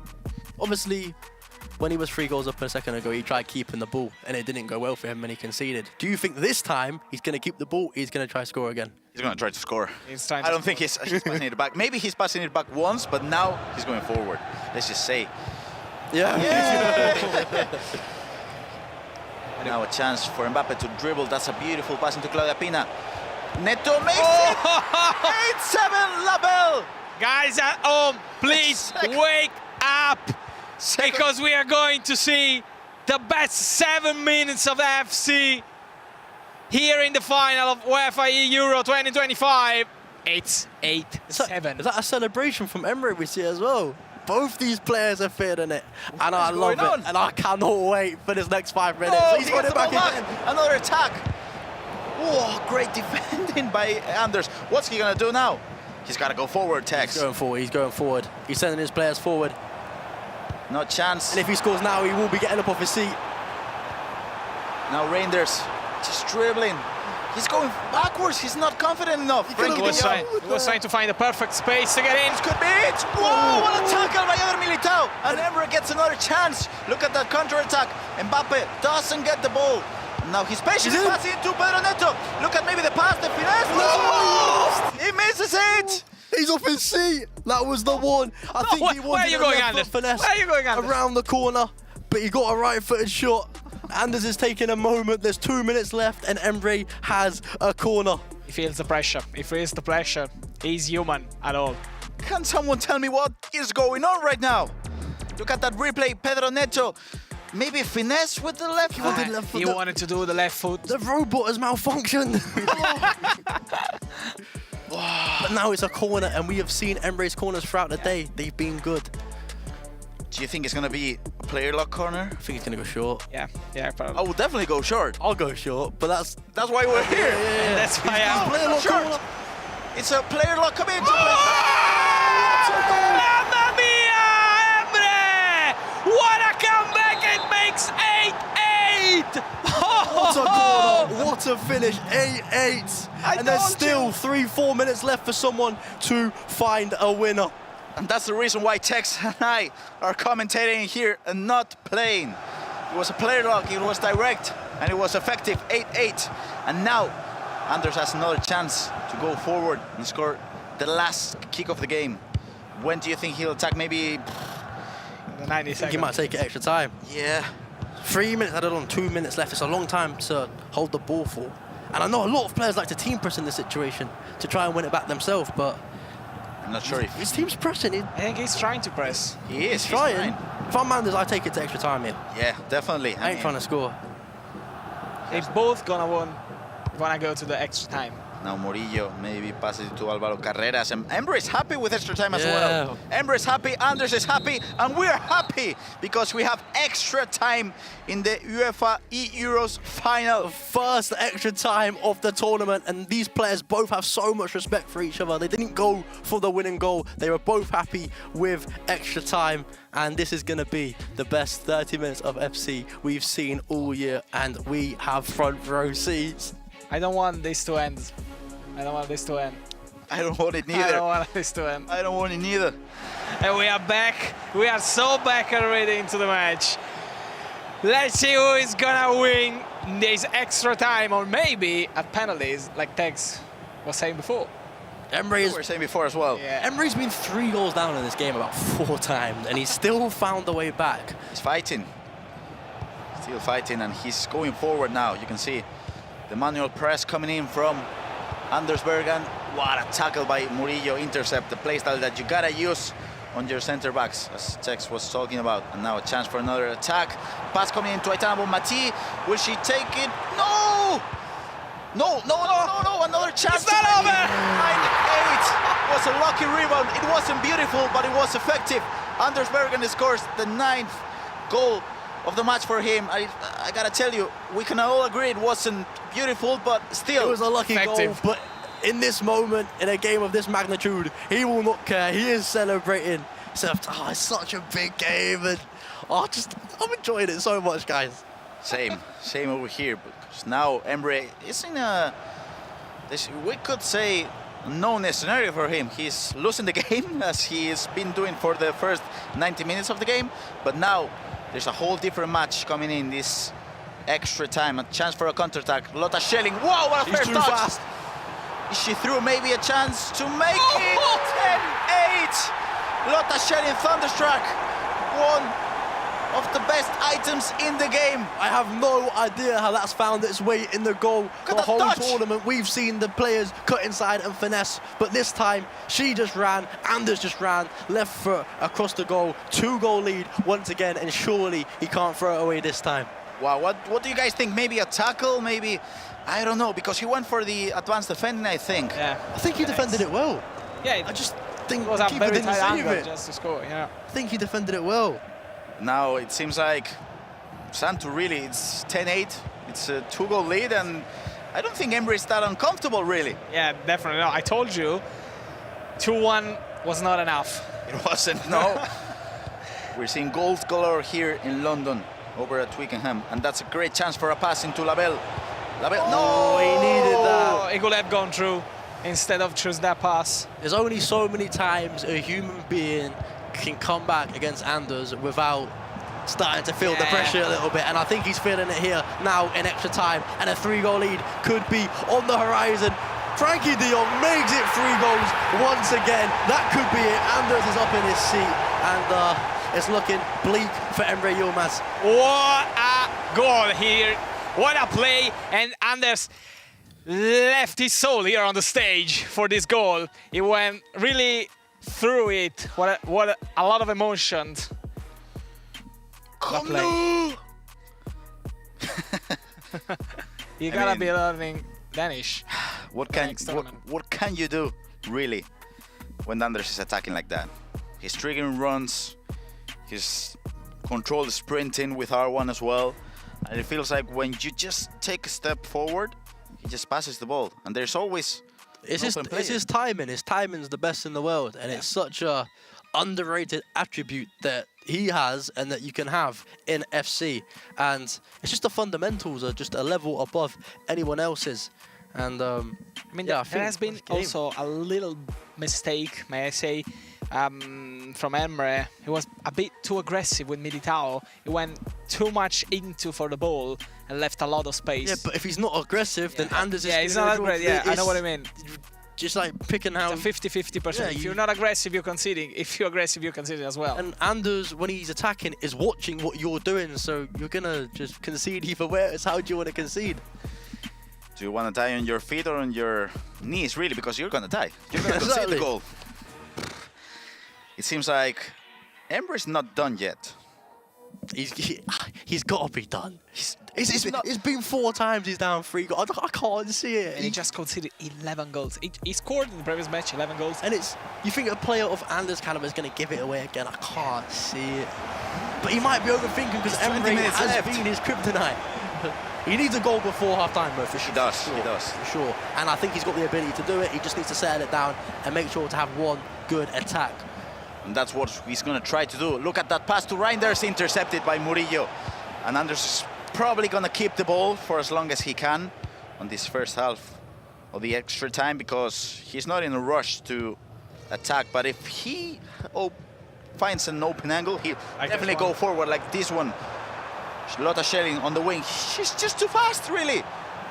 Who can stop her? A pass into Aitana. Great goalkeeper movement. And Sancho have a chance for a counter-attack. I hope there is a time. There's a chance for the last attack here with Tonali. Searching for Pino. Oh, what a play! Nettoman! Oh, it's offside. No. Oh, but what a play it was. Now a chance for another attack. Will Anders be happy with this? No, he won't, because Lotta Schelling is again free on the wing, on the byline. We look at that pass. No. We have time for a corner. Yes. Yeah, taken short, probably. Ball gets to Frankie de Jong. That's brilliant tackle, and it seems like we have 15 minutes left. 3 goals down. What a roller coaster of emotion this match was, and this match is. I think this next kickoff is everything.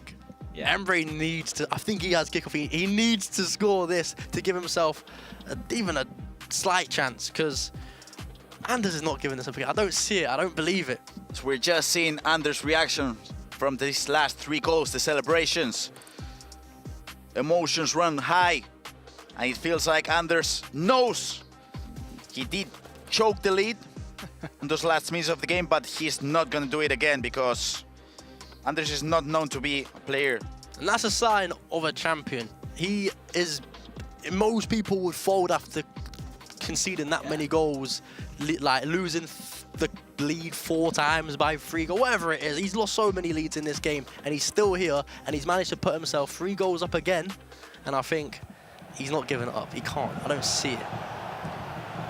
Now, texts talk about this kickoff being the most important kick of the game, and it seems like corner. Could that be a player lock corner again? Yes, it is. Militao gets the ball to Mbappe. A chance to make it 11-9, but no, save. Another corner. Player lock coming in to Militao as well. He gets the ball. No. Yeah, he defended so well. Well defended. Yeah. Santu, it seems like the game could be done. I mean, we say that in the second half before the extra time, and Emre surprised us. So yeah, maybe the lead is very hard to come back, but Emre is Emre. I feel like this is it, Tex. 10 minutes on the go. It's game over. Anders is keeping the ball. He's not giving us this up again.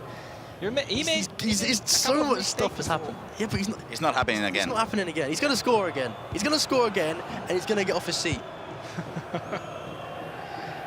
You can call Tex Nostradamus. What does that mean? He predicts these things. No, maybe a chance for Emre Yilmaz to make it. No! But again, another chance. He has to score. No! Saved by Donnarumma. You can hear the roar coming in from Anders. He knows this is it. He knows this is game over, Tex. He knows this is GG. Yeah, whatever happens in these final 7 minutes, there's no doubt that at the moment, these are the best two players in the world. And once again, no doubt they will be playing each other again in major finals, semi-finals and quarterfinals at some point this year. And if the game is anything like it is today, it's going to be a good one. Hold on. There's another mistake in build-up play. And Petronito makes 9 for Emre. Is there still time for 2 goals? Hold the phone. Hold the phone, ladies and gentlemen. Hold on. That's a big mistake. I told you. That's a big mistake. It seems like when Anders is holding the ball, he's just not doing it right, which is weird. Because he will try it. It feels like we're living the situation in which a comeback would happen if Anders keeps doing these mistakes. This is it. You have to go forward here. Look at this, Claudia Pina on the wing. Oh, it's over, it's over. It is. Maybe it's not, because Pedro Neto just goes backwards, just dribbling, gets the ball to Claudia Pina. Maybe Anders will go for another goal. No, because he knows. Clever. This is it. He knows he'll get crowned as the UEFA eEuro champion if he's just able to hold the ball for 3 more minutes. He needs to score right here, right now. A fast attack as well. Otherwise, there will be no time left. As we just have the last kick of the game, and we're gonna say bye to Tex, who'll just be joining us on the host desk in a second. Thank you so much. Congratulations, Anders. The last kick of the game for Claudia Pina. Will he be able to score the last one? He is able to do it. Santu! And it makes 12. And listen to me, Anders. You are the UEFA eEuro 2025 champion. It was really an easy goal. It wasn't needed because the game was done and dusted, but still, Anders smelled blood on the water and he went for it. You can see the celebrations because he knows he is a back-to-back UEFA eEuro champion. You can see a celebration because he knows he's the best player in the whole world. A good fair play between 2 players that respect each other, and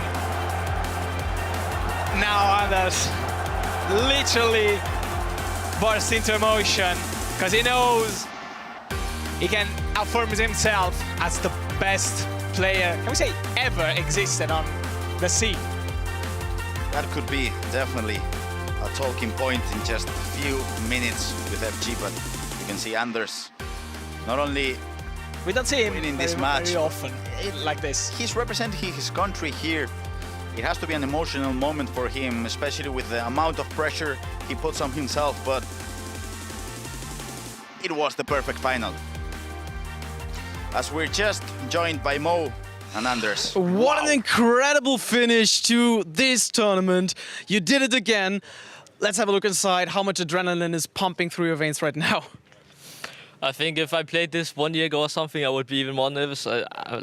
My heart is not like crazy. Like, I was in control, and I don't know, like, I remember after, in like the first 90 minutes, so not extra time, I lead with 3, I think. And after that, like it's stupid for me, but I decided in my head that I will just keep the ball and not go forward at all. But it's like we're playing 9 minutes, and sometimes you're not thinking about how long time it actually is. And when I will look back at it, I think I will see like how dumb it was for me to just like obviously only try to keep the ball, even though I think his 3 goals was the last one, like the finesse where I defended on a corner. But it's in the game. I had to defend it better, and then I think he scored 88th minute or something, and then I just basically decided in my head that okay, I don't think I'm not in the momentum right now to go for the last attack, so I just keep the ball. Then I have 30 extra minutes. If I play better in these extra minutes, I'm gonna win. If I play worse, then it's deserved, then I lose. But yeah, I think you can. I can promise you all, you will never ever find anyone who has played like this against the second best in the world, then choke the trophy you should have already, and then in extra time after 10 minutes score 3 goals. So I'm just very proud of my mentality, and I think that I honestly think it's the highest level game in FC history, to be honest. It was incredible to watch, and your opponent, Emre, he came back and he equalized again. What went through your head when he scored the equalizer so close to finishing the game as a winner? I don't know, it didn't feel real. I was like, I'm in a movie or something. I didn't know what to do, and yeah, as I said, I just decided to just keep the ball, take it in extra time, let's see how it goes. But yeah, I started very good in the extra time, and then again, I was leading with 3 in the extra time, like in the halftime. And again, I said in my head, okay, this time just keep the ball. Then again, I do a stupid mistake in like 114th minute. He scores because he's that good. And then I lead with 6 minutes to go. Obviously, I should still win it.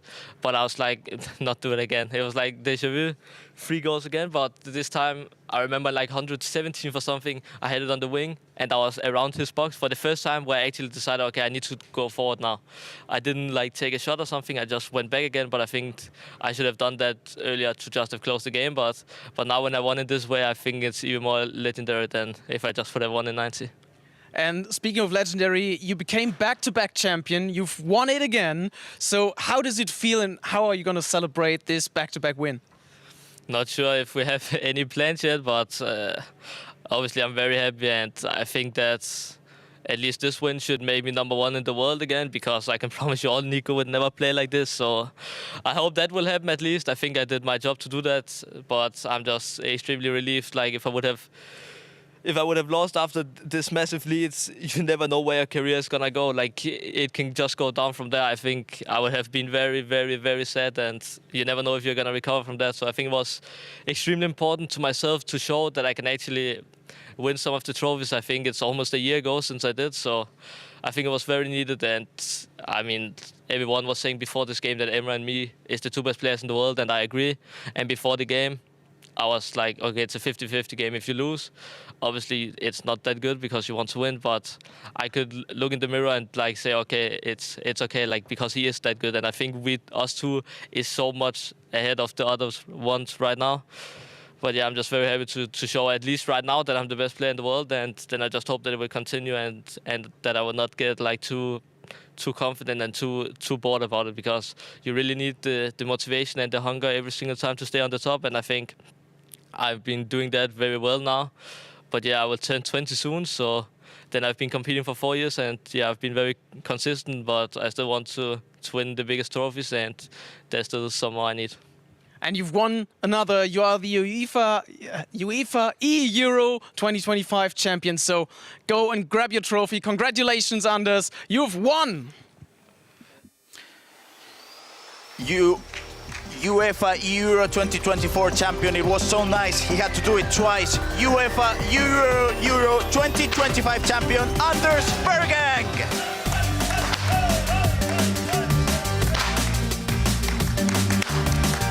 Are we talking about the best player in the history of this esport? Because FC Pro 25 Open champion, FC Pro 24 World champion as well, DFB ePokal 2024 champion, and he's won the UEFA eEuro championship for the 2nd time in a row.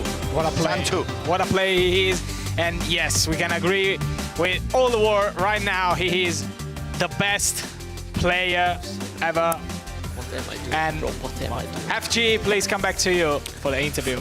Yeah, thank you very much. I'm joined, of course, by Anders Vejrgang. Listen, we're going to have another word with you. I'll give you the mic first. You just said to me, I'm so dumb. I'm so dumb. Tell me exactly how you're feeling. Not once, but you've done it twice. Twice in a row, you are the eEuro champion.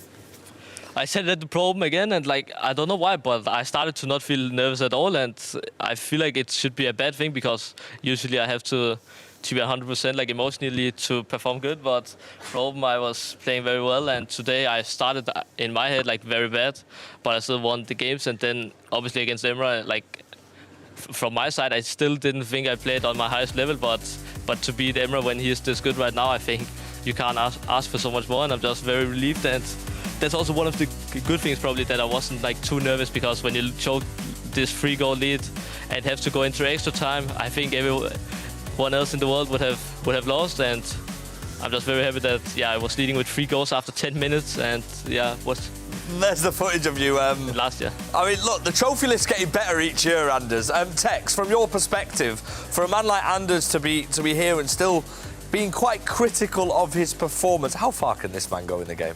As far as he wants. Obviously, it's hard to stay winning all the tournaments the further you go on now. But he said it earlier, it's his 4th year competing and he's still winning the biggest tournaments. Now, I got a question. Obviously, you beat Emry in the final and you two are considered the first and second best player in the world at the moment. If you could have handpicked an opponent to beat in the final today, who would you have handpicked? Would it have been Emry? Yeah, if you think like this, then we both was the only one who got 15 points in the problem. So to show at least to everyone now that I'm the best in the world, he's the one I would beat. But also just Nico, just because for some reason he's still number 1, and I really hope that next time they update it, he's not number 1 in the world anymore, because I already said like 2 weeks ago that it was completely undeserved. And after that, where do you think Nico is in the world? Like just from like playing? Yeah. Probably, I don't know, top 10. We've got some highlights here as well if you want to take a look back. I know you said you're going to be analysing your gameplay. I mean, you like the low driven as well, Anders. Yeah, but look at this then. That is so bad. Talk us through how you are feeling at this moment. I mean, you won't be surprised to know that is our RvPLegend goal of the day, the equaliser. How are you feeling? Because extra time you seem to recompose yourself. You got back into the zone, and once again, I think you said it as well, like another 3-goal lead against Emre Yilmaz. Yeah, I mean, I know how the corner's gonna go. Like everyone is doing this, but it's literally like impossible to defend. And I think that if they patched it, I would have won even higher. But yeah, you just have to adapt to it, and I tried my best to defend it, but now you can't move keeper and stuff, so it was just in. And then, yeah, as I said, I just decided to not even try to score in 90 minutes because it's so hard anyway, and if I give him the ball, he will probably score because he had crazy momentum. So I just kept the ball, taking an extra time, and showed once again that I'm better than him. After you lost so many 3-goal leads in the game, when you went into extra time, did you believe that you were going to win, or did you think, it's written in the stars, I'm going to lose? You always think like this, that, yeah, obviously I'm gonna choke, it's so obvious, but no, I actually was like, it feels like so short time when you look at it, like 50 minutes you lead with 3, like you can't lose. But then when I lead with 3, I decide to not attack at all, just keep the ball, and you kind of like forget how long time 9 minutes games actually are. And then in the 140th minute, I do the same, give him the ball, full stupid, he scores, but I still lead with 2 goals. And then for the first time in, I don't know, half an hour in-game, I decide to, okay, now you have to play forward. And then I remember in 170th minute, I'm around like his corner flag. I could have tried to score, but I decided to just go backwards again, but here the time was almost over. So I think in extra time I did a bit better, but when I look back at the game, I think both like when I was leading with 3 in extra time and in 90 minutes, I think that's something I would be very embarrassed of. Well, listen, one thing that you can't be embarrassed about is being the 2-time back-to-back eEuro champion. It's back in the screen. We're going to let you head off and go and see your friends and family. Congratulations. You really deserve it. Please try and enjoy the moment where you can, Anders Vergang. I mean, Tex, this man is just a perfectionist. We'll bring the rest of our cast in as well. We'll invite Santa and Grav, who've done a fantastic job tonight as well. This man is a perfectionist. He's just won the European Championships once again, and he doesn't seem like he's happy. That's what the best players do in anything. You're always going to pick at something you want to do better. So he could have won the final today 7-0 and he'd be like, oh, that chance I missed. You see it all the time with him, and that's what the best players do, and that's why he probably is champion here today. I mean, we all witnessed it. I mean, but Mo, I'm going to ask you about this goal, our Alipay goal of the day. It's not from Anders Vergang.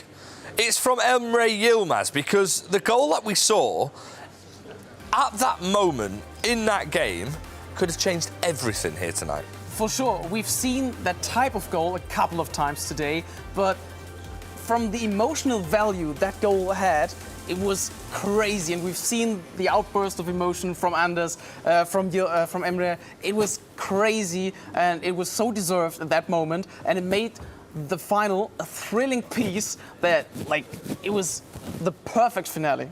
I mean, there's no guessing who our ASOS player of the day is. It's the man who's inevitable at this point, Grav. Any guesses? It might be, I don't know, Anders Vergang? It is Anders Vergang. Absolutely incredible. Santu, how far can this man go? I asked Tex before, he said as far as he wants. When you've got a mentality like he has, in big moments, to stay composed, to realise that you've got to go to extra time because the momentum's against you, we are looking at one of the best ever in this scene. Yeah, with his confidence, he can go anywhere, definitely. He can win a lot more. He said that he really misses some more trophies. I probably think he will get them.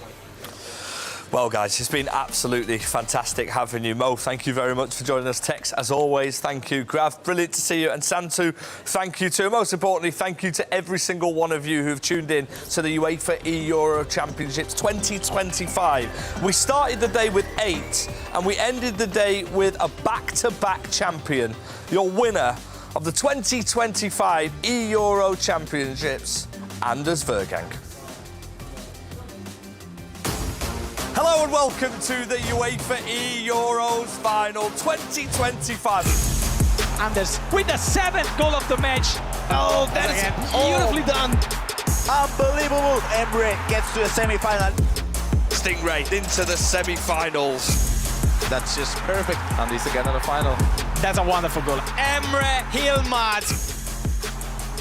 What a goal. That could be it.